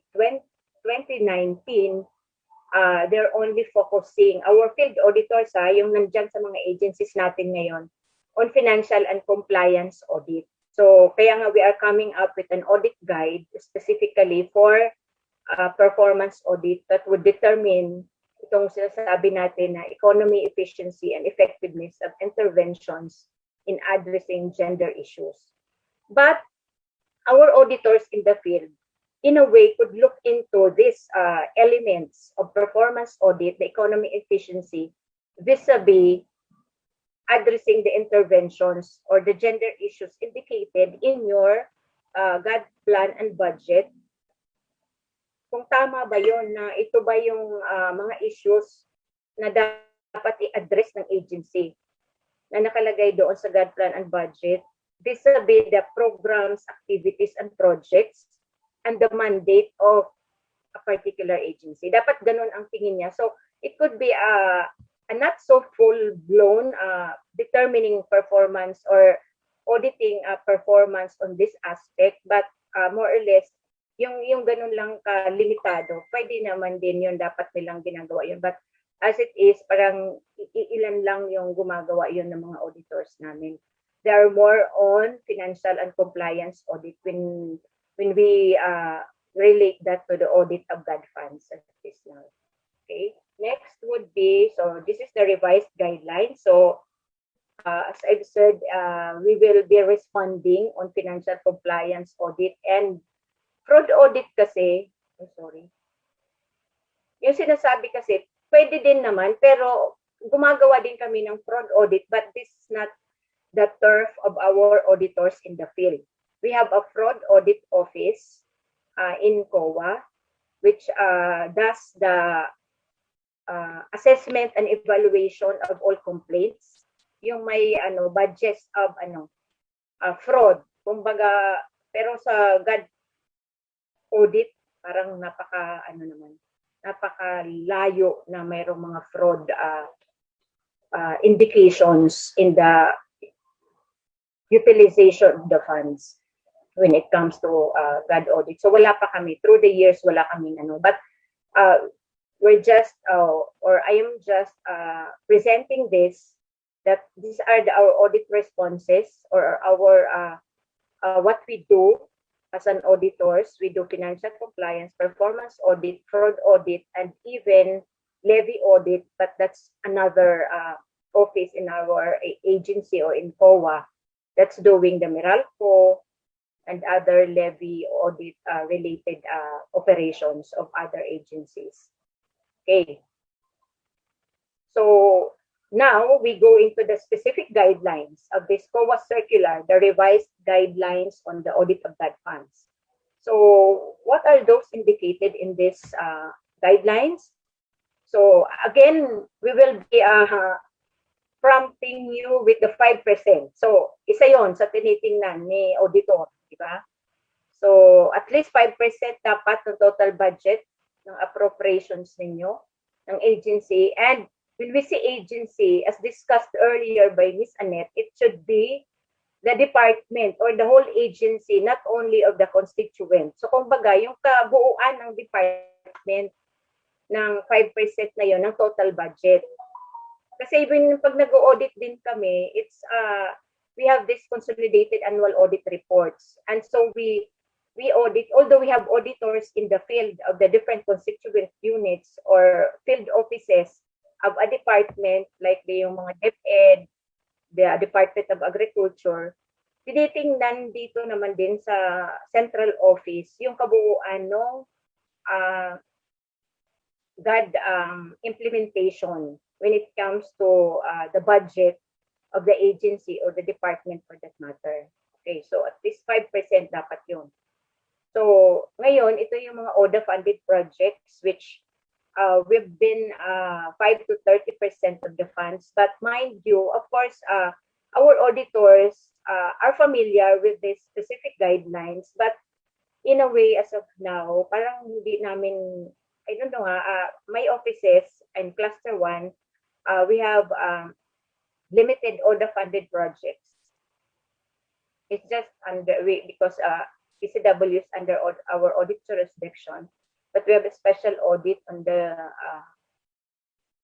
the WE projects of the PCW, but we have not, of course, look into the 5 to 30% funds from foreign government. But in other agencies of our clusters or the big departments who are recipients of order funded projects, because we have a special audit report on this. So I think the reporting as well for GAD related activities and utilization of these funded projects, that it has to have 5 to 30% of the funds should be in support of gender responsive programs and projects. Okay. So another one is we would, as an auditor, verify if the program, projects, or activities, i-ano nyo lang kasi minsan yung program, activities, projects, program, projects, activities, pero it's pareho lang yun. Minsan nagiging PAPs or PPAs, but I think it's more of projects, program, project, and activities. We have the main program, we have the different projects in the program, in the support to the program of the agency. I mean, if you're familiar with your work and financial plan in your agencies, makikita nyo, and as well as the activities that has to be established to come up with or to implement the different projects in a year, or yung nandoon na yun sa ano natin, sa GAD Plan and Budget. So yan, in the GAD Plan and Budget, conform with the pertinent issuances, joint circular, and other laws, rules, and regulations. So this is more of, we can say that we are looking into compliance audit here. And of course, if on recording of the expenditures when it comes to the implementation of the programs, projects, and activities, if tama ba yung accounts na ginagamit ng agency natin, so makikita yon doon sa financial audit naman ng aming ng ating mga agencies, ng aming auditor. So another one, of course, this is we all know this one, the PCW endorsed, approved by the head of the agency, and accomplishment report approved by the head of the agency. So siguro if familiar yung ating mga participants, palaging hinihingi ito ni auditor, although the PCW endorsed, approved by the head agency, should be submitted to the auditor agad after it has been endorsed and approved by the PCW. So minsan kasi yung ating mga auditor o yung ating mga agencies hindi man mag-submit, kaya sa dulo na lang hihingiin yun ni auditor, pati accomplishment. Kaya si auditor, magmamadali na lang yan sa pagtingin. Pagtingin na lang niya na, walang ganito. So yun, gagawa na lang siya ng issues or gaps on what he saw in these documents. Para bang madalian, kaya nga kailangan isubmit na kaagad as required in the existing laws. Kung ilang araw, dapat nasasubmit na rin ng agencies natin. So apply existing accounting and auditing rules in the audit of GAD expenditure. So ito yung sinasabi ko na it could be that this would be a more of a financial audit, the fact that tama ba yung pinaglagyan na accounts. Kung ang expenses ng activities ay yun, related to MOE, may binili, or capital outlay, dapat hindi nasa PS siya, hindi siya sweldo. Kasi meron kasi kaming nakikita na MOE naman yan, dapat traveling and minsan napupunta man dito sa personal services, mga allowances. So, yun, tinitingnan yun ng ating mga auditor. So, also, an issue would be in the absence of GAD Plan and Budget and accomplishment report, the auditor would verify funds if used properly for the GAD projects. GAD projects would, as we relate again, babalikan niya ni auditor doon sa ating GAD Plan and Budget. kung ano yung mga projects na i-implement ni agency through the focal point system in relation to the issues identified, di ba? When you do the assessment, ano ba ang doon sa programa mo, ano ba yung mga issues, but saan ba manggagaling yun? Yung mga disaggregated data ng agency, di ba? So come up with an issues, tapos kung ito how to address, so that's the mga projects na gagawin sa isang taon of the different programs related to the different programs of the agencies. As I have said, kagaya namin, auditing, adjudication, yung mga bawsin namin sa adjudication portion, yung aming GAD, sa auditing namin, yung how many, kasi di ba, it will be client, backtrack ko doon sa GAD agenda or sa GAD Plan and Budget natin, merong client and organization focus. Kami yung mga number of agencies that have been audited in relation to GAD, yung mga ilan yung the number of recommendations that have been implemented by the agency, yung mga ganun. And yung mga projects naman related to other, yung support services namin, yung lactation centers namin, meron ba kami? So, tinitingnan din ng aming auditor dito kung na-implement yung aming mga projects identified because of the issues that have been assessed during the planning. Okay, so a certain funds for specific projects were integrated in the regular budget of the agency. So, when we do the GAD planning and budgeting, di ba naka-mainstream dapat yung ating mga proyekto na to into the different programs of our agencies. So one of which would be also, this will be look into by our auditors. This is, and then been identified under PPGD and by the focal point system in the course of the gender analysis. While we have this, probably this is the yung kumbaga ang pinaka main document would be sa GAD agenda and then the GAD plan and budget sa audit namin, kasi itong mga proseso hindi na namin kailangan tingnan dahil hindi naman ang auditor ay ito lang ang ginagawa. If you will note, if you're familiar with our annual audit report, GAD observations and recommendations is one of those in the presented in the audit report, among other areas that we have to audit in the agencies, in the national government agencies. So with these programs and projects, whether issues, hindi na talaga yung nakikita ng aming mga auditor. Una-una, it will take an auditor for this to analyze talaga. It will take much of his time kung babalikan yung ating paano ninyo na-come up yung GAD agenda at saka GAD plan and budget. So, remember we do a risk-based audit. So, it just can only have to determine what are the existing documents when it comes to GAD related funds utilization and its activities. Okay, so of course the next one is the PCW endorsed GAD plan, kasama na yun, nauulit lang.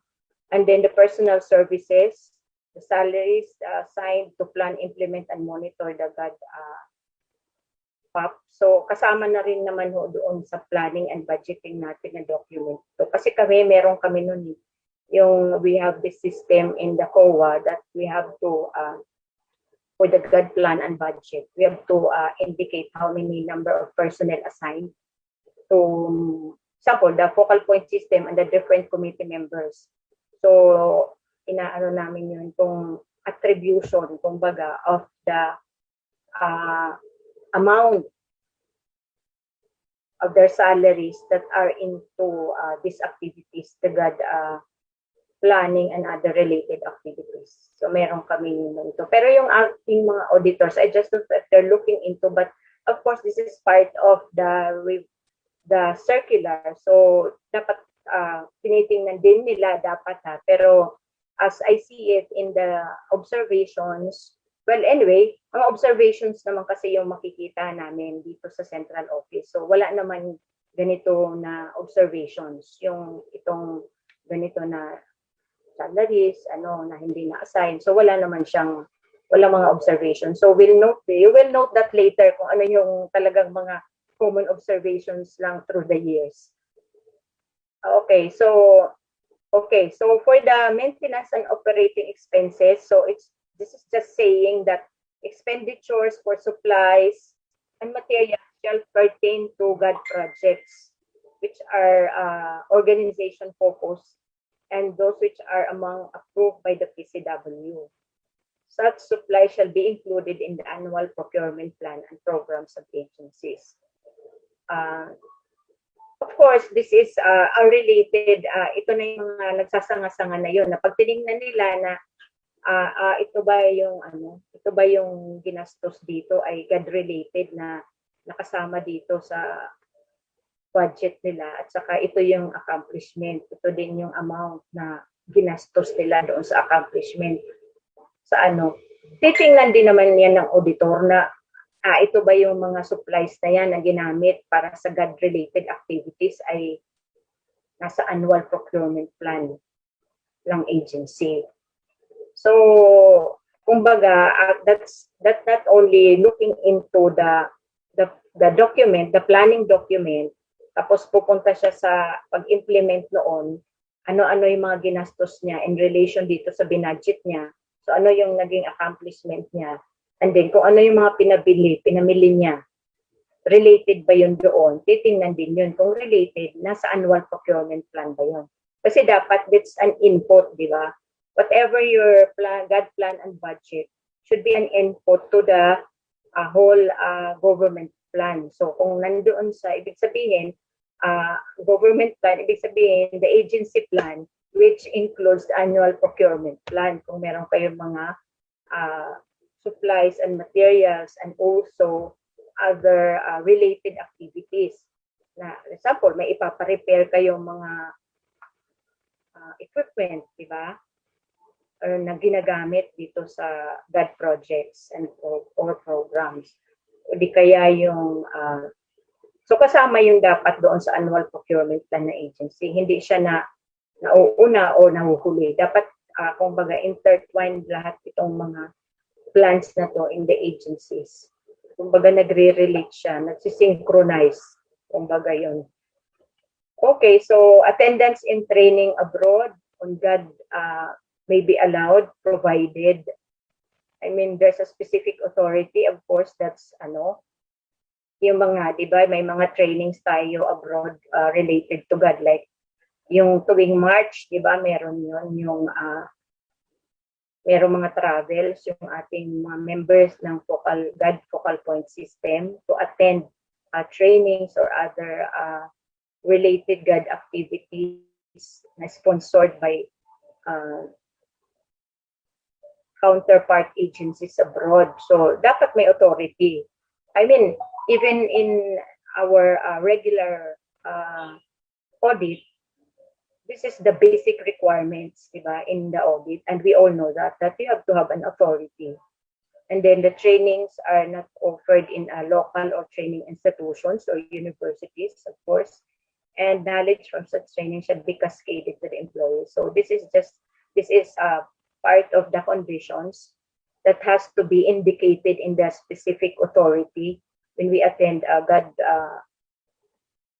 training or attendance in trainings, that you have to submit or cascade that to the members of the GAD focal point system or the employees in the agency that are concerned by such activity in your training, di ba? Yung makakapakinabang dyan. So, dapat i-cascade yun. Kasama din yun sa tinitingnan ng auditor natin. Okay. Capacity development, which shall include meals and snacks, honoraria, and transportation of lecturers, and incidental expenses for GAD training and meetings is in amount reasonable. Well, Of course, we have existing naman kasi, di ba? We have existing rules. Wala naman tayong existing rules for GAD, but in relation to the utilization of funds related to GAD activities, we have existing rules on magkano ba ang dapat na honoraria para, di ba, meron naman tayong nakalagay na doon. Itong transportation of lecturers and resource persons, of course, it would depend on the MOA between the agency and the experts or the lecturers. And reasonable, it would mean, kasi minsan kung wala tayong guidelines on this, so what you could benchmark, reasonable would be benchmarking with other agencies related on this in supplies and materials kasi and incidental expenses and GAD trainings and meetings. Ito naman GAD trainings and meetings, may mga ano naman dyan di ba? Yung mga agencies natin na kung saan tayo nag-attend, whether it's non-government organizations, meron naman silang naka-fix na amount. So, I mean, that's the basis for charging that to GAD funds. And then, the equipment outlay. So, if we have to indicate in the necessary for the project as approved by the, kasama yun na sa PCW approval, the equipment operated and the prices are simple and not excessive. Well, reasonable and quantity is not excessive is our criteria for that is we have the COA circular, di ba? Yung, if you're familiar with our circular on irregular, unconscionable, excessive expenditures, that's COA circular 2012-001 ba yun? O 003. Nandoon kasi yung, sorry ha, parang magulo naman itong ano, mas mabilis. That's, we have, ibig kong sabihin lang, yung para dito, pag nag-o-audit kasi kami, of course, we have to look into the different circulars of COA in relation to the funds or to the accounts audited. So kung MOO siya, kung may mga prices na not excessive or unreasonable, so we just go into our COA circular na nagsasabi na ito yung dapat tingnan na ito yung standard, dapat ito yung mga tinitingnan namin na irregular yan, yung expenditure na yan, or excessive yan, or unreasonable or unconscionable. Ibig sabihin, yung hindi nakatanggap-tanggap ng tao. Example, kagaya ngayon, di ba, yung mask and pinag-uusapan natin, yung face shields na yon. I mean, there are two sides of the story. So we have a standard on saying excessive and unconscionable or irregular, but because of circumstances, may sinasabi naman yung kabila na because of the bayanihan and the existing COVID, di ba? Parang hindi na paano mo ngayon i-harmonize ito yung mga ito sa aming existing COA circular. So with that, we have a special audit to do the audit of this, yung mga nangyayari dito sa atin ngayon, and mask, face shields, and other COVID-related expenditures. So sa GAD, ganun din naman, wala namang pagkakaiba. Pero I don't think na there are expenditures na excessive doon sa ating sa MOOE. Wala pa naman akong nakita na findings or observations related to this. Through the years, doon sa aming pinonsolidate, wala. Okay, so these are the programs. Yung sinasabi ko na programs and projects, ito kasing mga authorized for laws for gender and development, yung Act 84, 85, yung mga RAs na to. So, through the years, our auditors have not looked into this in relation to our, as I've said, performance audit, but we're coming up with an audit guide that would incorporate some of these rules and regulations. So as it is now, it's just part of the revised guidelines because, as I've said, we have a comprehensive audit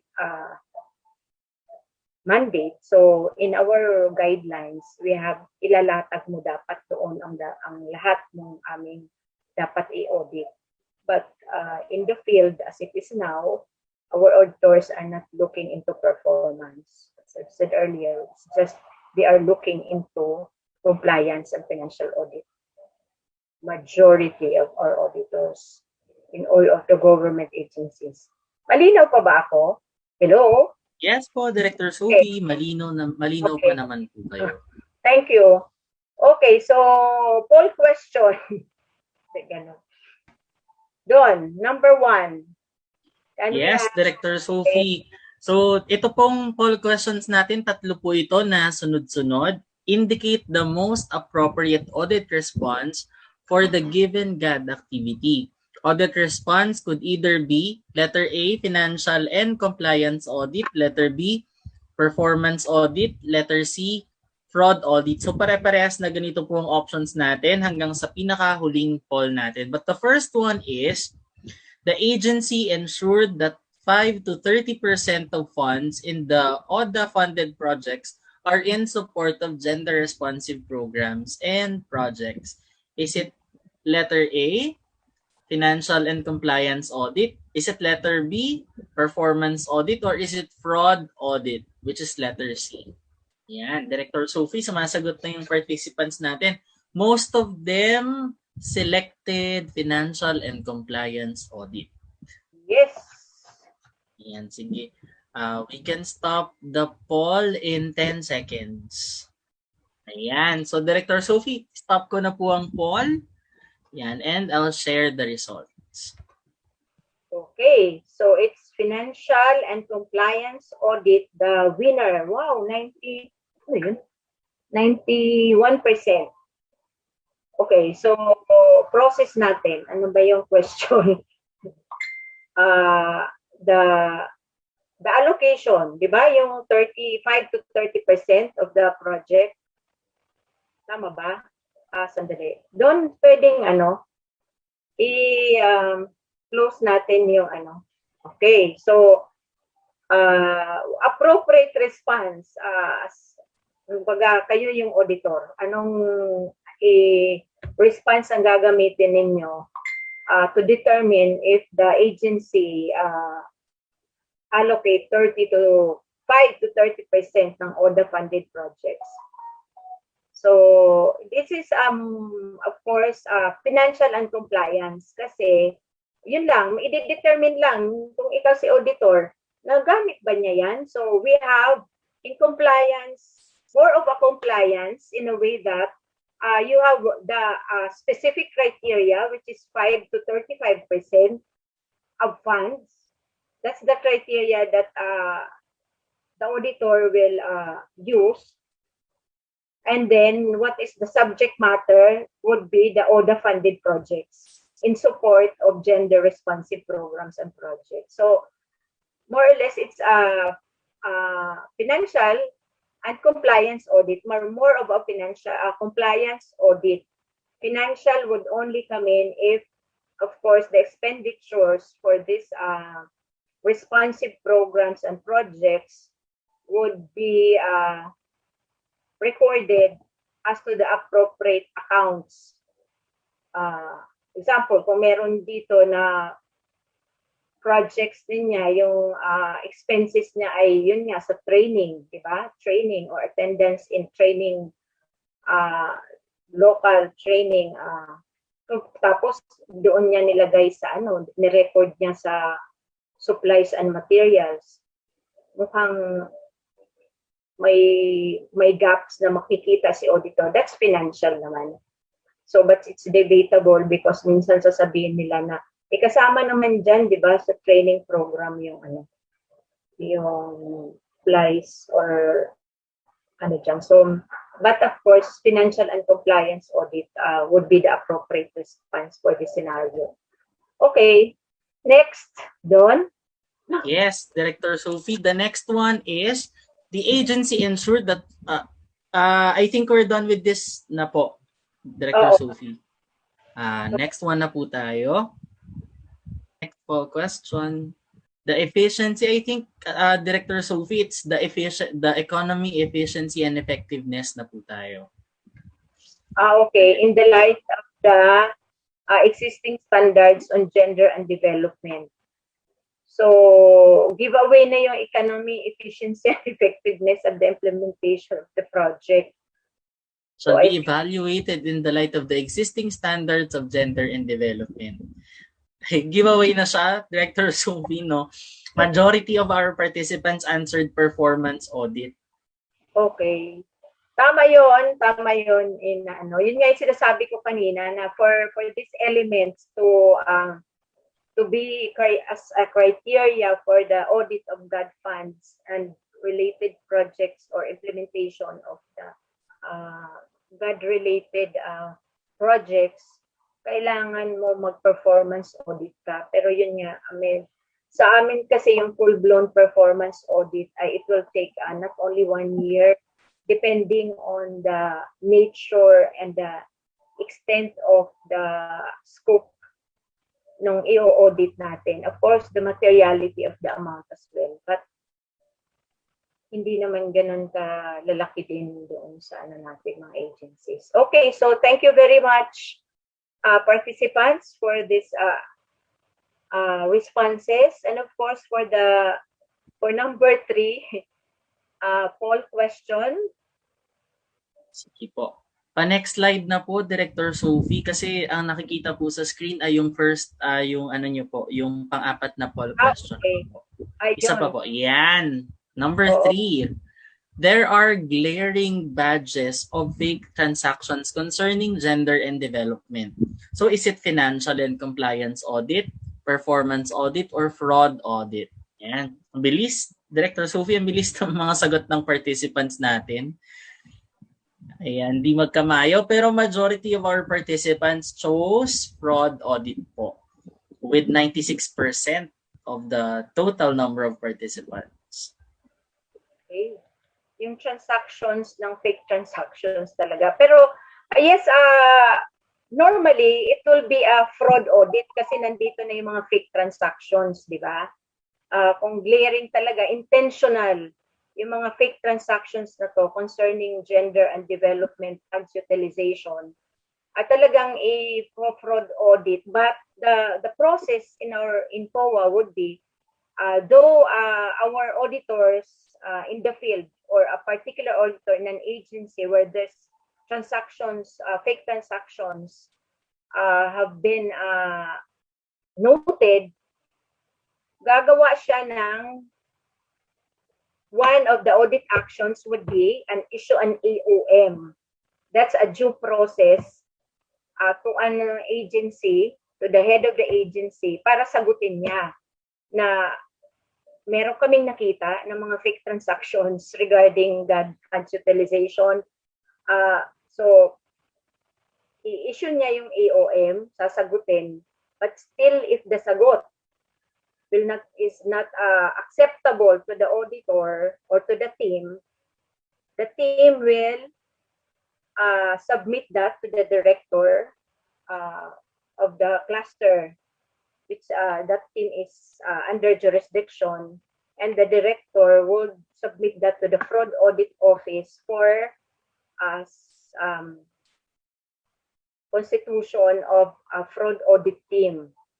So medyo ano naman to, kasi kung hindi naman to material, ilan magkano lang yon, hindi ano na lang yon, i-disallow na lang yan ni auditor, di ba? Hindi na tayo pupunta sa fraud audit. It's just this para bang emphasizing na dito natin na when it comes to may budgets talaga of fraud and it's intentional on the part of the management people, and given the materiality of the amount and the extent of the impact of that to the mandate of the agency, talagang magpapa-fraud audit ang POA para malaman, tingnan ang extent nung fake transactions na to. Baka hindi lang ito sa GAD related transactions, but meron din doon sa mga regular transactions of the agency. So, inaano lang namin to. But normally, if this is not material in amount to warrant a fraud audit, kasi hindi ganun kaano yung pag-constitute ng team, hindi ganun kadali, kumbaga. So it will just be that our auditors in that agency would just disallow the amount of the transactions, whether are fake receipts or mga hindi naman yan nabili na mga kung equipment man yan, pero merong resibo nga na may ganong So, i-disallow lang yun ni auditor. That's one of the audit actions, aside from the issuance of the audit observations memoranda. Okay. So, next. Thank you for the responses. Okay, so we will now be coming with, so tapos na tayo doon sa revised COA circular. I think questions would come in later after my presentation. So the next, as I've said, is the COA memorandum on the, yung checklist of common audit observations in the audit of gender and development funds and determination of gender issues and mandates of all government agencies. So ayan, ito yon. You will note that memorandum kasi ito. So hindi ito, if you're familiar with COA website, hindi mo siya makikita kasi it's in our intranet, except for the circulars. Kasi circular, it has to be circulated nga sa lahat. So, public, itong memorandum, this is for our auditors, this memo for our auditors, as a guide in the presentation of the audit observations and recommendations in the ARs related to the audit of GAD funds. So, di ba, ang sabi ko kasi kanina, na we are mandated to submit an annual financial report to the oversight bodies, specifically to, as most importantly, to the Office of the President. So, kailangan, kasama kasi siya yung audit of GAD funds and its activities. May portion kasi siya doon sa aming audit report, di ba? Tapos doon din sa audit, sa annual financial report namin, nandoon siya. Nakapaloob din ito yung consolidated observations and recommendations related to the audit of the GAD funds in the different government entities.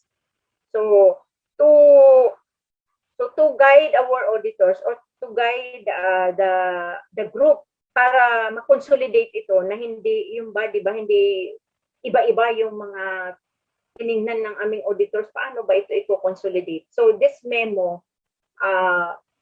was issued for consolidation purposes kung paano namin. So could you type in the chat box? Mamaya kasi i-discuss natin ano yung mga common observations. Pero per your experience in your agencies, di ba? What do you think are the top 5 most common audit observations? Palagay nyo, ano kaya yung sa agency ninyo? Ano yung palaging audit observations ni auditor sa GAD GAD funds utilization ninyo? Could you type in the chat box? Tingnan nyo natin kung, because as we have already consolidated all our GAD observations from CY 2009 and 2010. So nakita namin ano yung top 5. So tingnan natin kung kapareho mag-match yung ating yung ating answers dito. Director Sophie, nakikita ko dito maraming underutilized GAD fund, no STD, less than 5% of GAD expense, no PCW endorsement, Less than 5%, no GAD plan budget, no activities for the youth and senior citizens, poor utilization of GAD fund, no approved GAD agenda, no GFPS, ayan, lumabas din. No meeting. We also have here separate fund. No senior citizen activities, cannot attain 5%. So yun yung mga pinaka-common, Director Sophie, na sagot ng participants natin. Talagang yun naman, labas ko yung ito yun. Through the years, ito yung topmost GAD observations. No GAD plan and budget prepared, GAD plan less than 5%, GAD funds underutilized. Yung number 4 na na-consolidate, nakalagay na general statements, only GAD-related program activities and projects were stated in the report. So not compliant with the PCW and in joint circular on the preparation of the GAD plan and budget. And GAD partially implemented. So ito yung topmost 5. So hindi tayo nagkakalayo. Yun pa rin sa ngayon. Yung 2010 ito hanggang 2018, but yung 20, we are still consolidating the 2020, but in our agencies, agencies under cluster 1, halos ito rin ang lumalabas ng mga na topmost observations of our auditors. So ito lang more of compliance issues talaga yung mga results ng audit namin pagdating sa GAD funds. But you will note in the GAD COA circular guidelines that comprehensive dapat yung titingnan namin. So yun palagi talaga din ang sinasabi hanggang ngayon ni Ascom Lulu at saka ni Ascom Nati. But we are arguing on the side that ang dami kasing ginagawa talaga ng aming mga auditors sa field. We are not only looking into this portion, we are looking into the numerous activities of the agencies. But of course, we do risk assessment. So part of which should be dito sa GAD funds and its activities in the agencies. But we are having revised audit guide for this, specifically for the performance audit of GAD funds and its activities. So we will be discussing the audit guide by Monday. So sana pag ma-finalize na namin before the year ends. So yun. Thank you for your responses. And then, so if you are familiar with this COA checklist, it has 36 criteria, criteria dahil ito ito yung tinitingnan ng aming auditors kasi ito rin naman yung i-consolidate ng aming by sector, by audit sector. Ibig sabihin, national, corporate, and local, merong assigned or mga responsible persons who do the consolidation. So parang kung familiar kayo with this and our annual financial report, makikita mo na check lang yon na sabihin, ito yung agency, example, PCW, DepEd, DILG, matitingnan lang niya doon kung ano sa mga attributes na itong 36 ang hindi yung findings ni auditor. So, has prepared GAD plan and budget? Kung no, may audit siya, di ba? May issue siya, mag-i-issue siya ng AOM kung meron man. So, pupunta siya sa audit report namin. So, makaka-capture siya doon sa annual financial report. So, ito yon yung mga common observations as GPTB, but meron nga but not submitted to PCW or DILG for that matter for the LGUs. Has not been endorsed. In-endorse but not approved by the agency.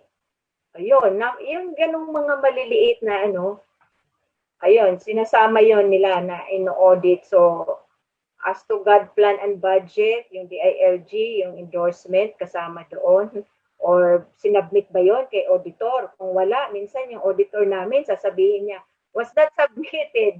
Therefore, we could not evaluate, di ba? If there are GAD activities, Diyos ko, sabi ko nga hindi mo ba talaga ma-evaluate yun kung wala yung dokumento na yun? Parang, kasi nga, yun na yung aming sinasabi minsan. I mean, this is a reality in the field that because this is one part of the areas that has to be reported on by our auditors, minsan, ang ginagawa na lang nila, yung sa dulo na, yung parang nagmamadali na sila sa audit nila, kung ano na lang yung nakita nila, yun na lang yung nire-report nila. But, of course, whatever reported naman kasi, or whatever issued audit observation or reported in the AR, may due process na yun. It has been issued to the management of the agency for appropriate comment.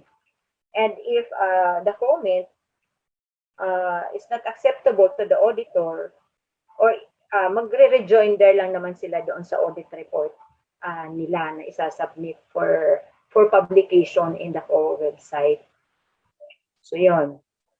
So GAD accomplishment, kung wala. So, makikita ninyo, di ba, lahat ng mga relevant rules of PCW on this, kasama rin kasi ito. So, pinagsama-sama kasi namin to, yung common audit observations doon sa mga existing guidelines na ano dapat yung tingnan ni auditor. But of course, in looking into it, hindi lang yung dapat ini-evaluate din ng aming, dapat may evaluation and assessment yung aming auditor in relation to the overall programs and projects of the agency related to GAD and its mandate naman. Or, yun nga, titingnan dapat yung GAD plan na at saka i-assess nila na tama ba yung mga accomplishments na yun, saka yung mga expenses na ginastos dito. So, yun naman yun yung kanina na dinidiscuss natin, yung revised guidelines. Okay, so, as constituted, the GAD focal point system, ayan, meron nga, but not in accordance with the MCW, not functioning, inactive, yung GAD focal point system. Ano ba yung not functioning? Siguro, because one of the responsibilities of the GAD focal point system is to, di ba, yung prepare and submit the GAD plan and budget and correspondingly monitor its activities. Kaya, kasi minsan, this is an option. This is the reason for having an audit issue of example, hindi yung accomplishment nila ay hindi nagtutugma kung ano yung naka-budget o naka-plan. So, minsan ang reason for this is sasabihin na, because the GAD focal point system is not functioning or inactive, wala nang pakialam, hindi siya nagmo-monitor. So, isa yun sa mga reasons or causes of finding or an observation related to this. So, pwede yun yung ganun ang nakikita namin. So, GAD budget, yan ang utilizations. We have been discussing this. So, I'm just showing the different issues, kung ano man ang tinitingnan ng mga auditors namin at saka kung anong napupunta doon sa mga ARs na dapat nilang ilagay, i-report in the annual audit report of the agencies. GAD funds, yung utilization naman to, yun nag-exceed. So, we are, alam na natin to. Ito, yung establishment and maintenance of GAD database.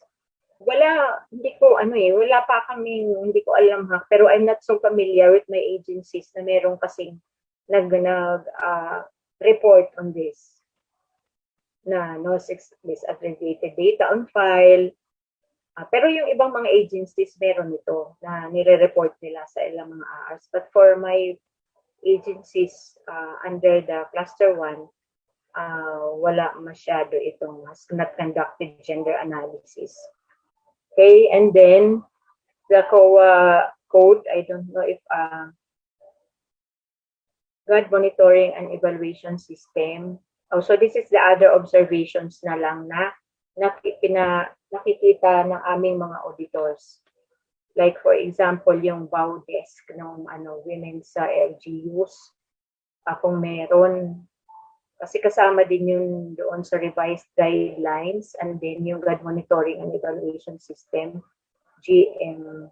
So like COA, we have GAD monitoring and evaluation system. We have this sa aming ITO. Meron kami lahat naka-monitor sa amin yung aming mga accomplishments. This will be the plan and budget for the GAD. So I don't know if you have database in your agencies, but our auditor should look into this. Pero wala akong masyadong findings na nakikita for this particular issues. So, yung mga other observations. Okay, so the next would be, so we are now on part 4. So this is the newest COA circular in town, which is the assignment of the responsibility center for the GAD focal point system to account, monitor, and report expenses and other GAD-related financial transactions. So this has only been issued in September 6, 2021, and COA will be having an executive briefing on this on October 13. So we will be briefed by the accountancy government sector who was responsible in coming up with this circular, of course, in coordination with our GAD focal point system. Kasi ang sinasabi nila, para daw mas mabilis yung monitoring of the GAD funds utilization, expenses, related expenses, kailangan merong responsibility center na i-assign sa bawat agency or mag-create sila ng responsibility center, which the responsibility center would be for the GAD focal point system. So ito yung rationale to assign a responsibility center for GAD focal point system to facilitate generation of all reports pertaining to GAD-related expenses and other related financial transactions, and to monitor and properly account for the GAD funds. So if you are a computerized agencies, if you have an e-NGAS and e-budget, it's just, sabi nga nila, one click of a mouse, because it will be the responsibility center and the corresponding code. It will just be generated. Pag-click mo na lang doon yung di ba? Yung kumbaga ano ba yun, yung meron kang query or so meron na yan, ma-generate na yan. But if you're a manual system, yun lang ang challenge dito, because you will be just having a subsidiary ledger with a specific code for the GAD focal point system. So if we have accountants and budget officers here in our webinar, so I think they are more or less familiar with responsibility center and responsibility center code and the organizational code. So organizational code would be your agency. And if you are familiar as well with our General Appropriations Act, you will note in the left side of your different programs, this will be the different expenditures na meron doon yung mga coding. And alam ko, yun ang meron din tayo doon yun na yung sa budget natin. And then doon sa e-NGAS at saka e-budget, it's being incorporated in our agencies. So naiintindihan nila ito na coding. So para bang it's just assigning a code for the GAD focal point system na doon lahat ng mga expenditures related to GAD would be recorded in that particular code, and generation of reports later for the transactions of GAD would be facilitated kaagad na ano ba ito? I-report na natin, so ma-generate na yung totality ng mga expenditures that have been charged related to GAD by having this responsibility center and coding for the GAD focal point system kasi siya yung yung code niya ang meron. So for of course the coverage of the circular would be for all agencies, whether you are in the national, corporate, and local government units who are required to allocate at least 5% of the agency's total appropriations for GAD activities. And then, ito yung sinasabi ko na responsibility center, it's, paano ko ba yun i-discuss kung naintindihan? Kasi, kailangan merong example kasi. If you will, kasi because this is a COA circular, so it's available in our COA website. So, kung makikita mo siya, merong example kasi doon na Annex A on how COA would be going implementing this. So, wala pa kami, hindi pa namin ito na-implement. As I have said, this is a new COA circular of assigning responsibility center related to GAD fund utilization. So, wala pang implementation po sa COA. So, yun. So, it's a segment or a unit of function of a government unit. So, when, kailan ba tayo di ba yung UACS, yung Unified Accounts Coding, we've been assigned, all agencies have been assigned responsibilities, organizational code, and as well as responsibility center for every set of activities in your agency. Like for example, if you have a program of adjudicate kami, government accounting, government auditing, we have kung ano yung code, organizational code mo, and then that particular program, tapos 011, 002, sample lang yun hindi naman ito yung So yun yung kung ang code ay responsibility center for the government auditing program is 002 o 001 kasi una yun sa program. The activities, yun yung meron din i-assign doon. So there would be, for the responsibility center, there will be a code. Yun yung for individual responsibility center and a 3-digit code. Ito yung sinasabi niya na the additional 3-digit codes for the agency's major offices, department, shall be appended to its organizational code. So itong 3-digit, mukhang ito yung sa GAD focal point system na i-append mo, and then whoever are the responsible unit in the GAD Plan and Budget na magkakagastos dito related to GAD activities, meron din siyang sariling code doon sa responsibility center ng focal point, GAD focal point system. Ang hirap, no? So, ang guidelines would be ganito. Establish on responsibility accounting by creating or assigning responsibility centers and responsibility codes, center codes.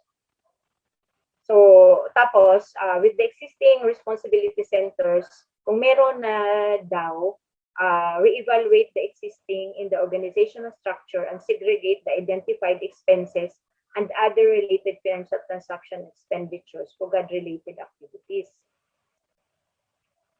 And then, a separate responsibility center and code would be assigned for the GAD focal point system by the agency, and it will serve as the responsibility center for GAD-related expenses. So, responsibility center would be the focal point, GAD focal point system. So it will be created under the office of the head of the unit of the NGS and the corporate, and of course the office of the chief executive for LGUs. So, di ba, merong sample sa aming central office, we have this 01000. So, yung sumunod ng mga opisina, 00 tapos nagiging 1 sa dulo, and so on and so forth, depending on the hierarchy of the description in the giving responsibility center in the agency. So, yung mga accountants and budget officers would very well know what I'm talking here of the responsibility centers and responsibility center code.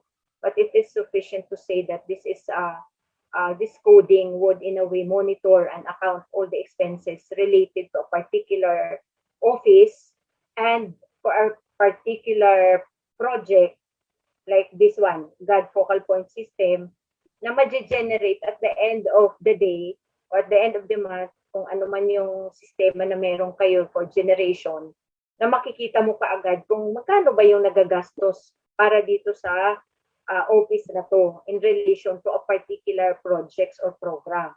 So dito, ang sinasabi, yung focal point, GAD focal point system, the responsibility center will be created under the office of the head of the national government agencies.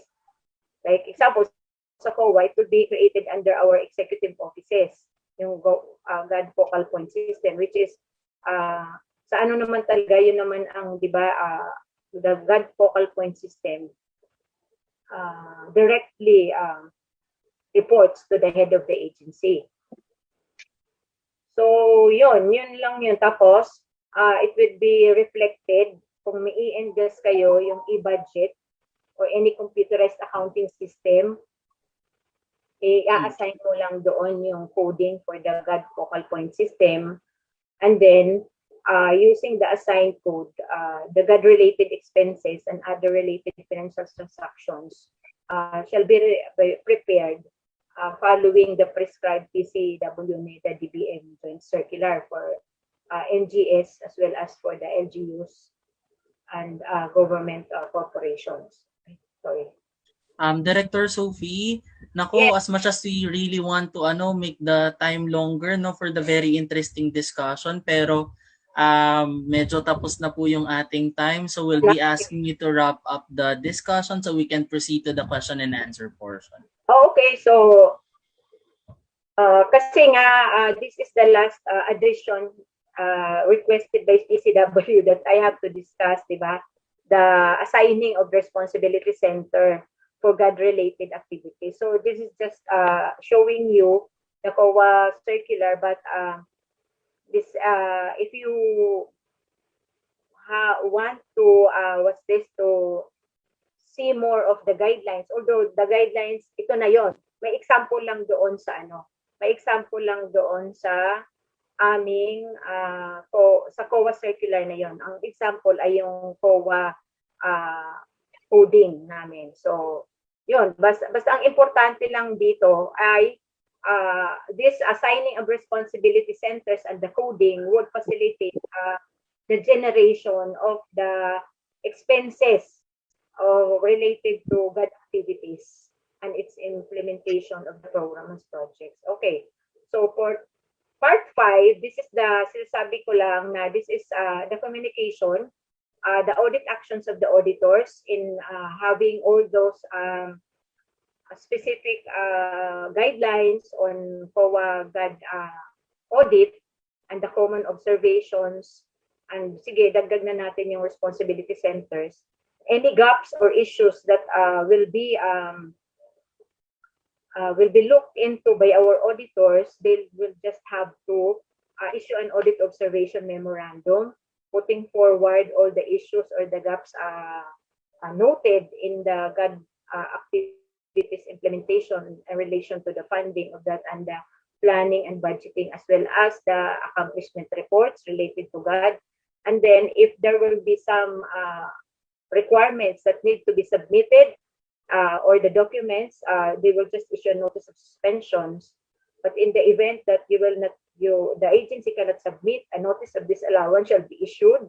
And of course, those disallowances would be issued in addition to the non-submission of the within the prescribed period. The related documents required are those transactions that are irregular, illegal, excessive, and unconscionable. So with that, I rest my presentation and question and answer portion, please. Thank you very much. Ang haba pala nun. Okay. Thank you po, Director Sophie. Ayan, thank you for the very engaging discussion. At this point, we have the third and the final question and answer portion to respond to the questions, queries of our participants. Pero again, in the interest of time, we will just be limiting these questions, no, as we will just accommodate the common questions of our participants. Shall we start, Director Sophie? Yes. All right, sige po. So these are our questions given by our participants. First one is, Madam, ang DepEd is a national government agency. So ang process is all GPB and GAD-AR ay submitted to central office for consolidation, tapos CO to PCW. Bakit po ang ibang auditor sa division offices naghahanap ng endorsed GPB?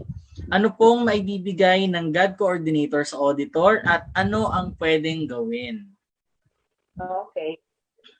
So yung ano natin, ang process is all GPB and GAR is submitted to CO. Okay, tama yun. So lahat ng kino-consolidate nila doon sa central office, di ba?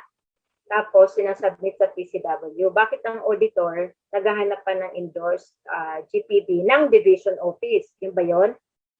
Naghahanap pa siya, ang auditor namin ng division, ng endorsed GPB ng division office. Tama po ba, ma'am? Ano pong ibibigay ng GAD coordinator sa auditor? Ano pong pwedeng gawin? So ito kasing DepEd National, yung inyong GPB at sa GAR, na dapat nandoon yan sa CO, naka-identify din doon sa GPB and GAR for that matter, na isasubmit doon sa PCW na central office, yung different offices na yung contribution niya doon sa overall, di ba? Budget na pinapatawan nitong central office, GAD Plan and Budget.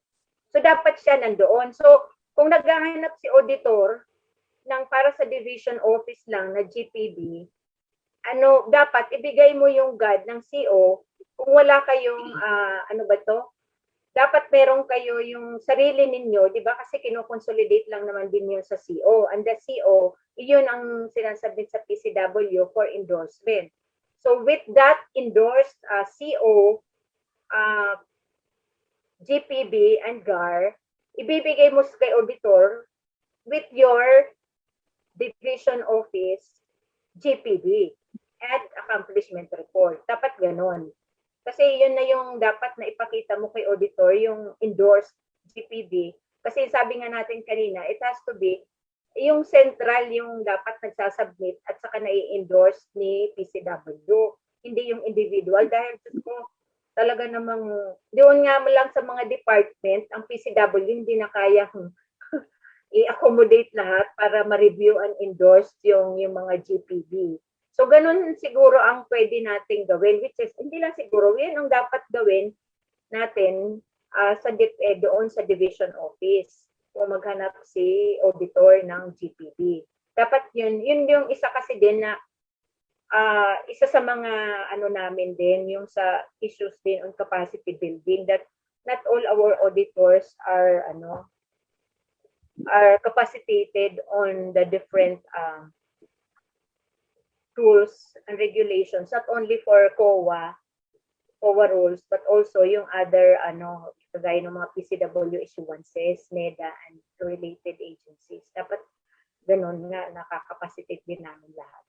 Yun. But, nasagot ko ba yun, ma'am? Don? Yan, sige. Kasi I think it's from an anonymous sender, ma'am.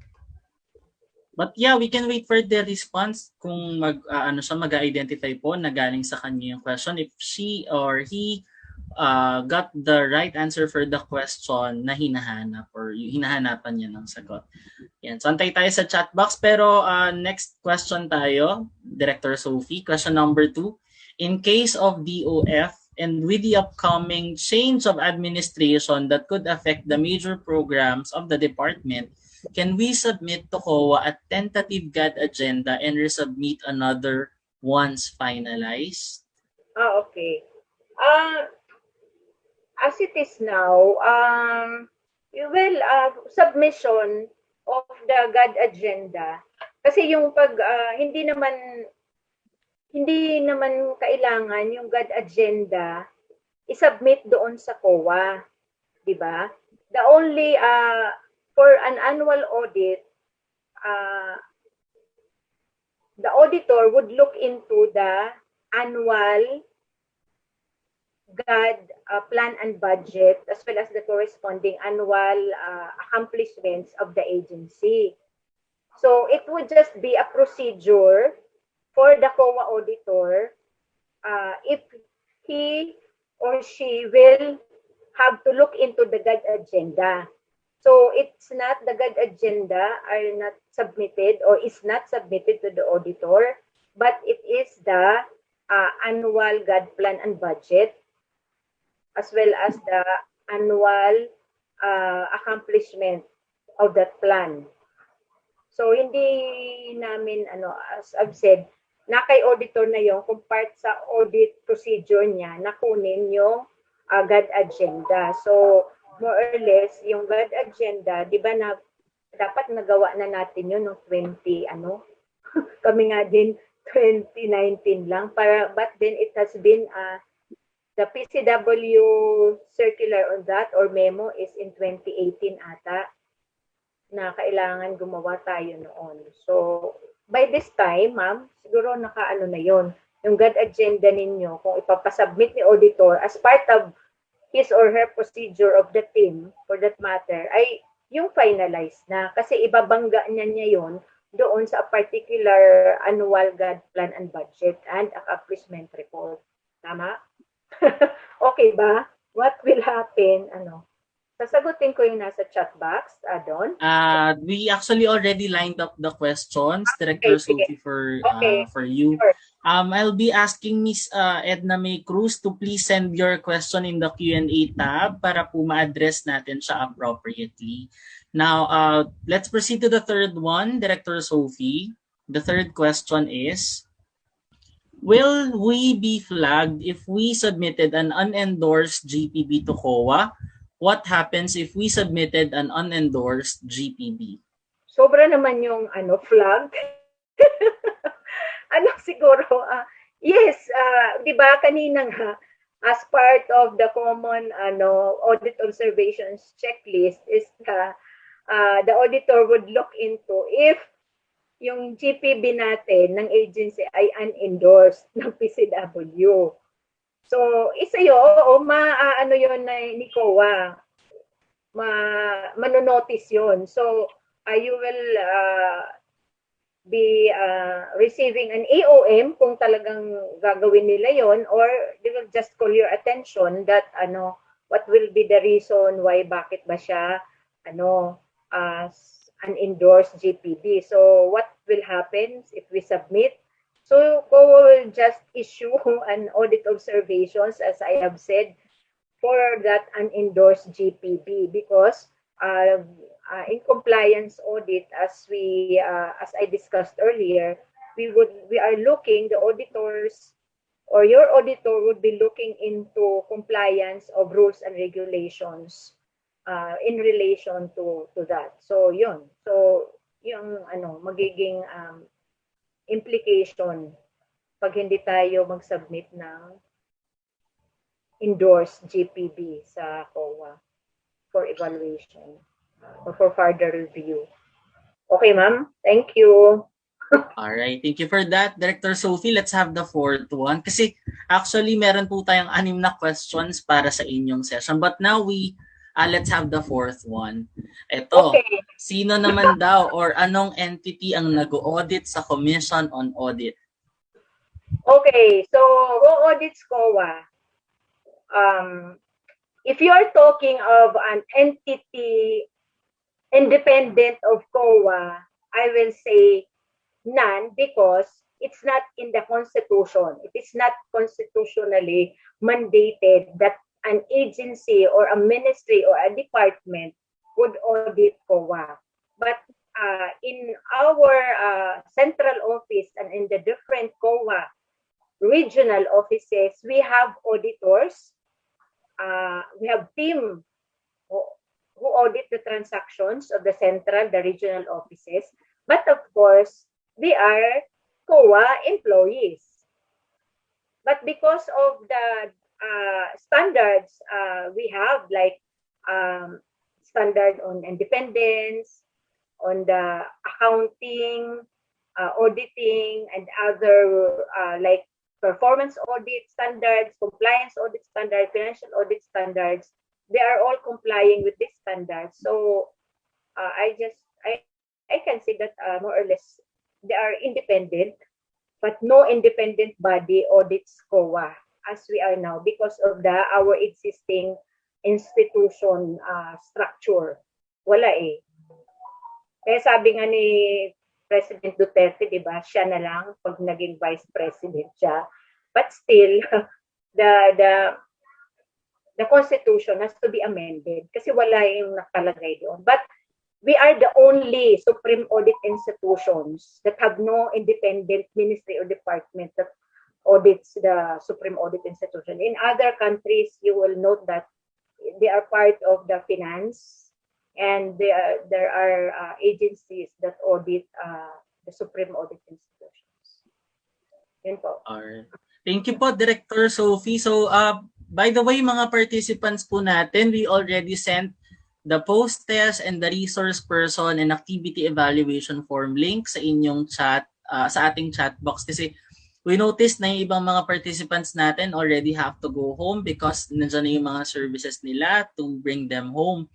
Remember po na ang completion natin ng post-test, RP-Eval and Activity Eval ay prerequisite to be eligible din sa ating e-certificate, and also the e-certificate will be given a month after this.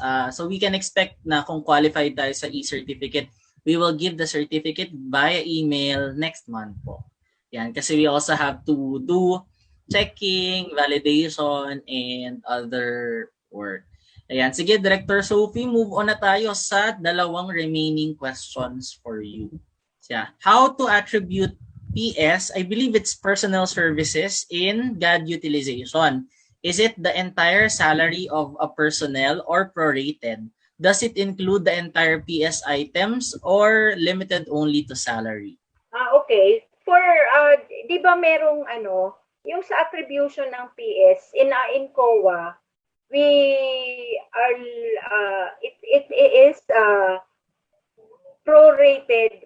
Bali, meron kasi kaming yung meron kaming system na kino-compute na, and recently we have a memo within which 60% of the salaries of the personnel of COA is attributed to the GAD utilization. Di ba meron naman yung sa PCW doon na meron kayong instruction on how to attribute the personnel services? Di ba meron? Yung bago yes, meron naman po. Oo. So kami, 60% dati, yung 60 days pala, 60 days in a year ba yun? 60 days in a year, and then it's attributed to the entire salary of the personnel. Wala siyang prorated doon sa ibang PS items. Doon lang sa personnel personnel services, yung salary lang mismo doon, pero 60%. Kasi nga marami sa amin, 'di ba, na audit 60 days pala. Sorry. 60 days. Basta meron kaming computation, it's a memo.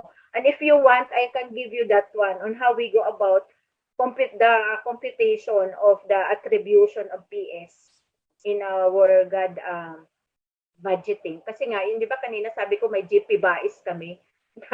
Nagda-drop down lang kami ng So committee, I'm also a chairman of the committee on GAD committee. So meron kaming sariling responsibility center doon. So yun, kino-compute ko lang, na-drop down ko doon sa But it's 60 days in a year, and then the entire salary of our salary is computed. All right. Sige po.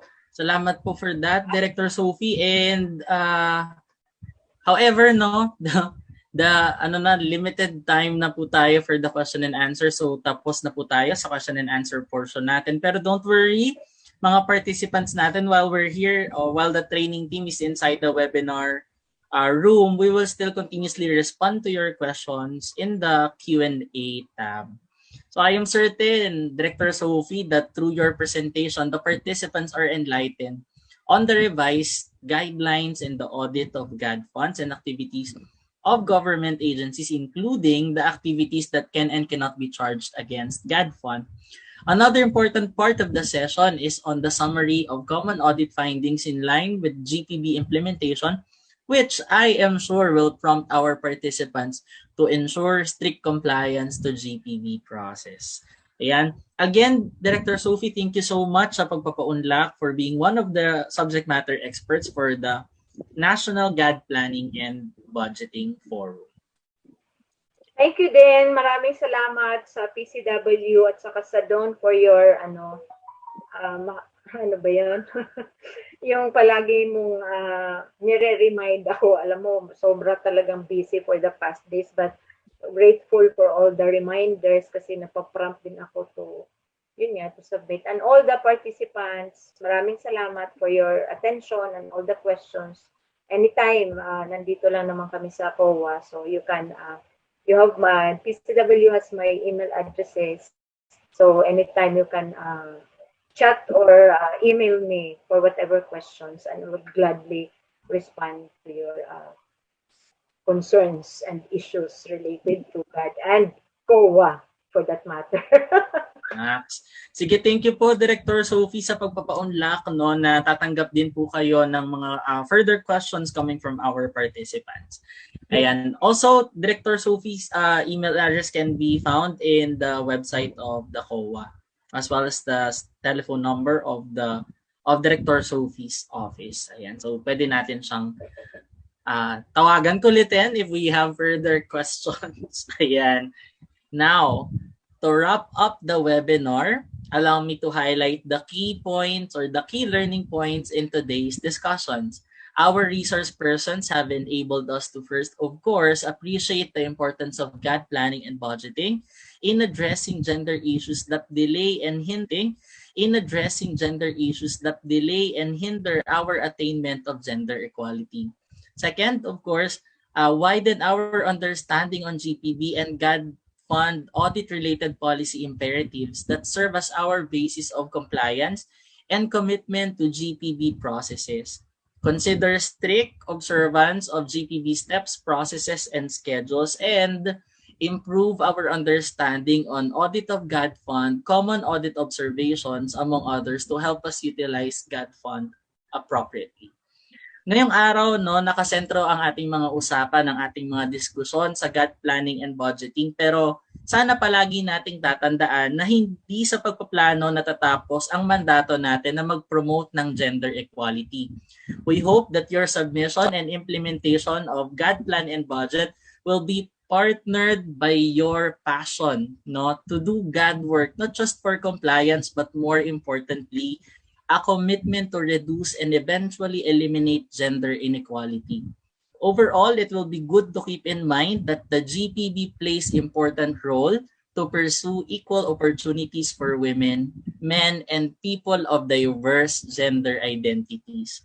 Remember that GPB, as a systematic set of PPAs, advocates equal access to resources and development results for all. It also intends to abolish unequal structures and practices that perpetuate gender discrimination and inequality. Again, thank you very much to our resource persons. We could not thank you enough for providing us insightful sessions that we at PCW hope made our participants even more motivated to be more adept in GAD planning and budgeting, from preparation to GAD funds audit. And so please feel free to download the copies of today's presentation through the link that appears on your screen. So sinenda po namin sa chat box yon along with the link sa ating evaluation form and post-test. You can use your cell phone to scan the QR code that you will see on the screen right now. tapat nyo lang yung camera ninyo doon sa QR code natin dito, and then you'll be redirected doon sa link kung saan naka-upload ang mga presentation materials ng ating resource persons. Yeah, now to conclude the National GPB Forum, let us call in our beloved Deputy Director for Operations, Miss Maria Christine Josefina G. Balmes. Sorry, DDK, napabalik-baligtad ko. Patawarin mo ako, DDK. I understand ng haba kasi masyado. Hi, Don. Good afternoon, everyone. Good afternoon to everyone, Juan, and fellow GAD advocate in the government. Our GAD webinar session for today provided a step-by-step guide on the preparation, submission, review, and endorsement of the fiscal year 2022 GAD Plan and Budget of NGAs, SUCs, and GOCCs. It also served as a venue to be oriented on the comprehensive audit of a government agency's funds, programs, projects, and activities focusing on the area of GAD. Actually, yun lang yung part na naabot ko, but I learned so much. The GAD Plan and Budget is an essential element in ensuring that our agency is practicing gender-responsive governance. It aims to systematically address the gender issues faced by your stakeholders, both organization-focused and client-focused. As government workers and GAD advocates, we need to continuously do our part to challenge unequal structures and practices that perpetuate discrimination and gender inequality in our society. We hope that all of you who participated in this GAD webinar will be able to put into practice the lessons learned throughout today's discussion. And I can see from the chat box that you have been actively participating in this session. On behalf of the PCW, I would like to express my sincerest appreciation to our resource persons who shared their expertise with our participants. Hindi ko po inabot si Ma'am Rachel Pangan, our independent GAD consultant and member of the National GAD Resource Pool, Batch 5, who discussed the guidelines on preparation of GPB and GAD-AR to implement the Magna Carta of Women, which is in the JC 2012-01. Of course, our very own Chief of the Policy Development, Planning, Monitoring, and Evaluation Division, our PDP-MED, si Ms. Anita Baleda, for presenting the submission, review, and endorsement of GPB based on PCW Circular 2021-04. And of course, yung inabot ko po kanina, si Director Sofia Gemora of the Commission on Audit for discussing the guidelines in the audit of GAD fund and activities in government agencies based on COA Circular 2014-01. I would also like to thank, of course, PCW Technical Services and Regional Coordination Division, led by their very innovative and forward-looking Division Chief Narlene Santos Millar and her team. Nandito po silang lahat, si Nadon, si Larry, si Rocky, si Ninya, may mga hindi pa ako nakita, for your continuously organizing and offering much-needed webinar session for our colleagues in the government sector. Congratulations again on another successful webinar. To all of our dear participants, I would like to thank you for your active participation, your efforts and commitment to advance gender mainstreaming in your own agencies will greatly contribute in achieving our twin goal of achieving gender equality and women's empowerment. We are excited to share with you the last PCW GAD webinar session for 2021 entitled The GAD Agenda, Formulating the GAD Strategic Framework and GAD Strategic Plan on November 18. Similarly, with all our GAD webinar sessions, libre po ito for all government agencies to be offered on a first-come, first-served basis. Please feel free to check the PCW website, www.pcw.gov.ph. Sorry, wala pala siyang www, pero may /GAD-webinar / for session descriptions, resource persons, and other details. Muli po, maraming salamat sa inyong lahat. Magandang hapon muli. Thank you so much, DDK, for closing the activity or our National GPB Forum today very well. Ayan, salamat po, DDK. Kagaya ng binanggit ni DD Christine, we will have one last webinar for 2021, which is the GAD agenda formulation or formulating the GAD strategic framework and GAD strategic plan. So the registration will open on November 9, 2021. But please note that the registration may be subjected to possible changes considering the preparatory work for the webinar, kasi marami pa kailangan pang i-process yung TNA, basis ng training design, yung magiging resulta ng TNA at saka ng pretest natin. And we hope that you understand that. So, para updated kayo palagi sa mga changes, mga possible changes, always visit the official Facebook page of the PCW and the website of the PCW, www.pcw.gov.ph. Again, ito na, nakakalungkot na bahagi pero masaya dahil naniniwala ako na sa pagmamaalam na to ay magsisimula ang mga bagong bagay gamit ang mga natutunan natin on gender, on GAD Planning and Budgeting today. Again, I am Don Leongson, your kabargada, reminding you all to always keep safe and always spread the word of GAD. Maraming salamat po at saka ingat po.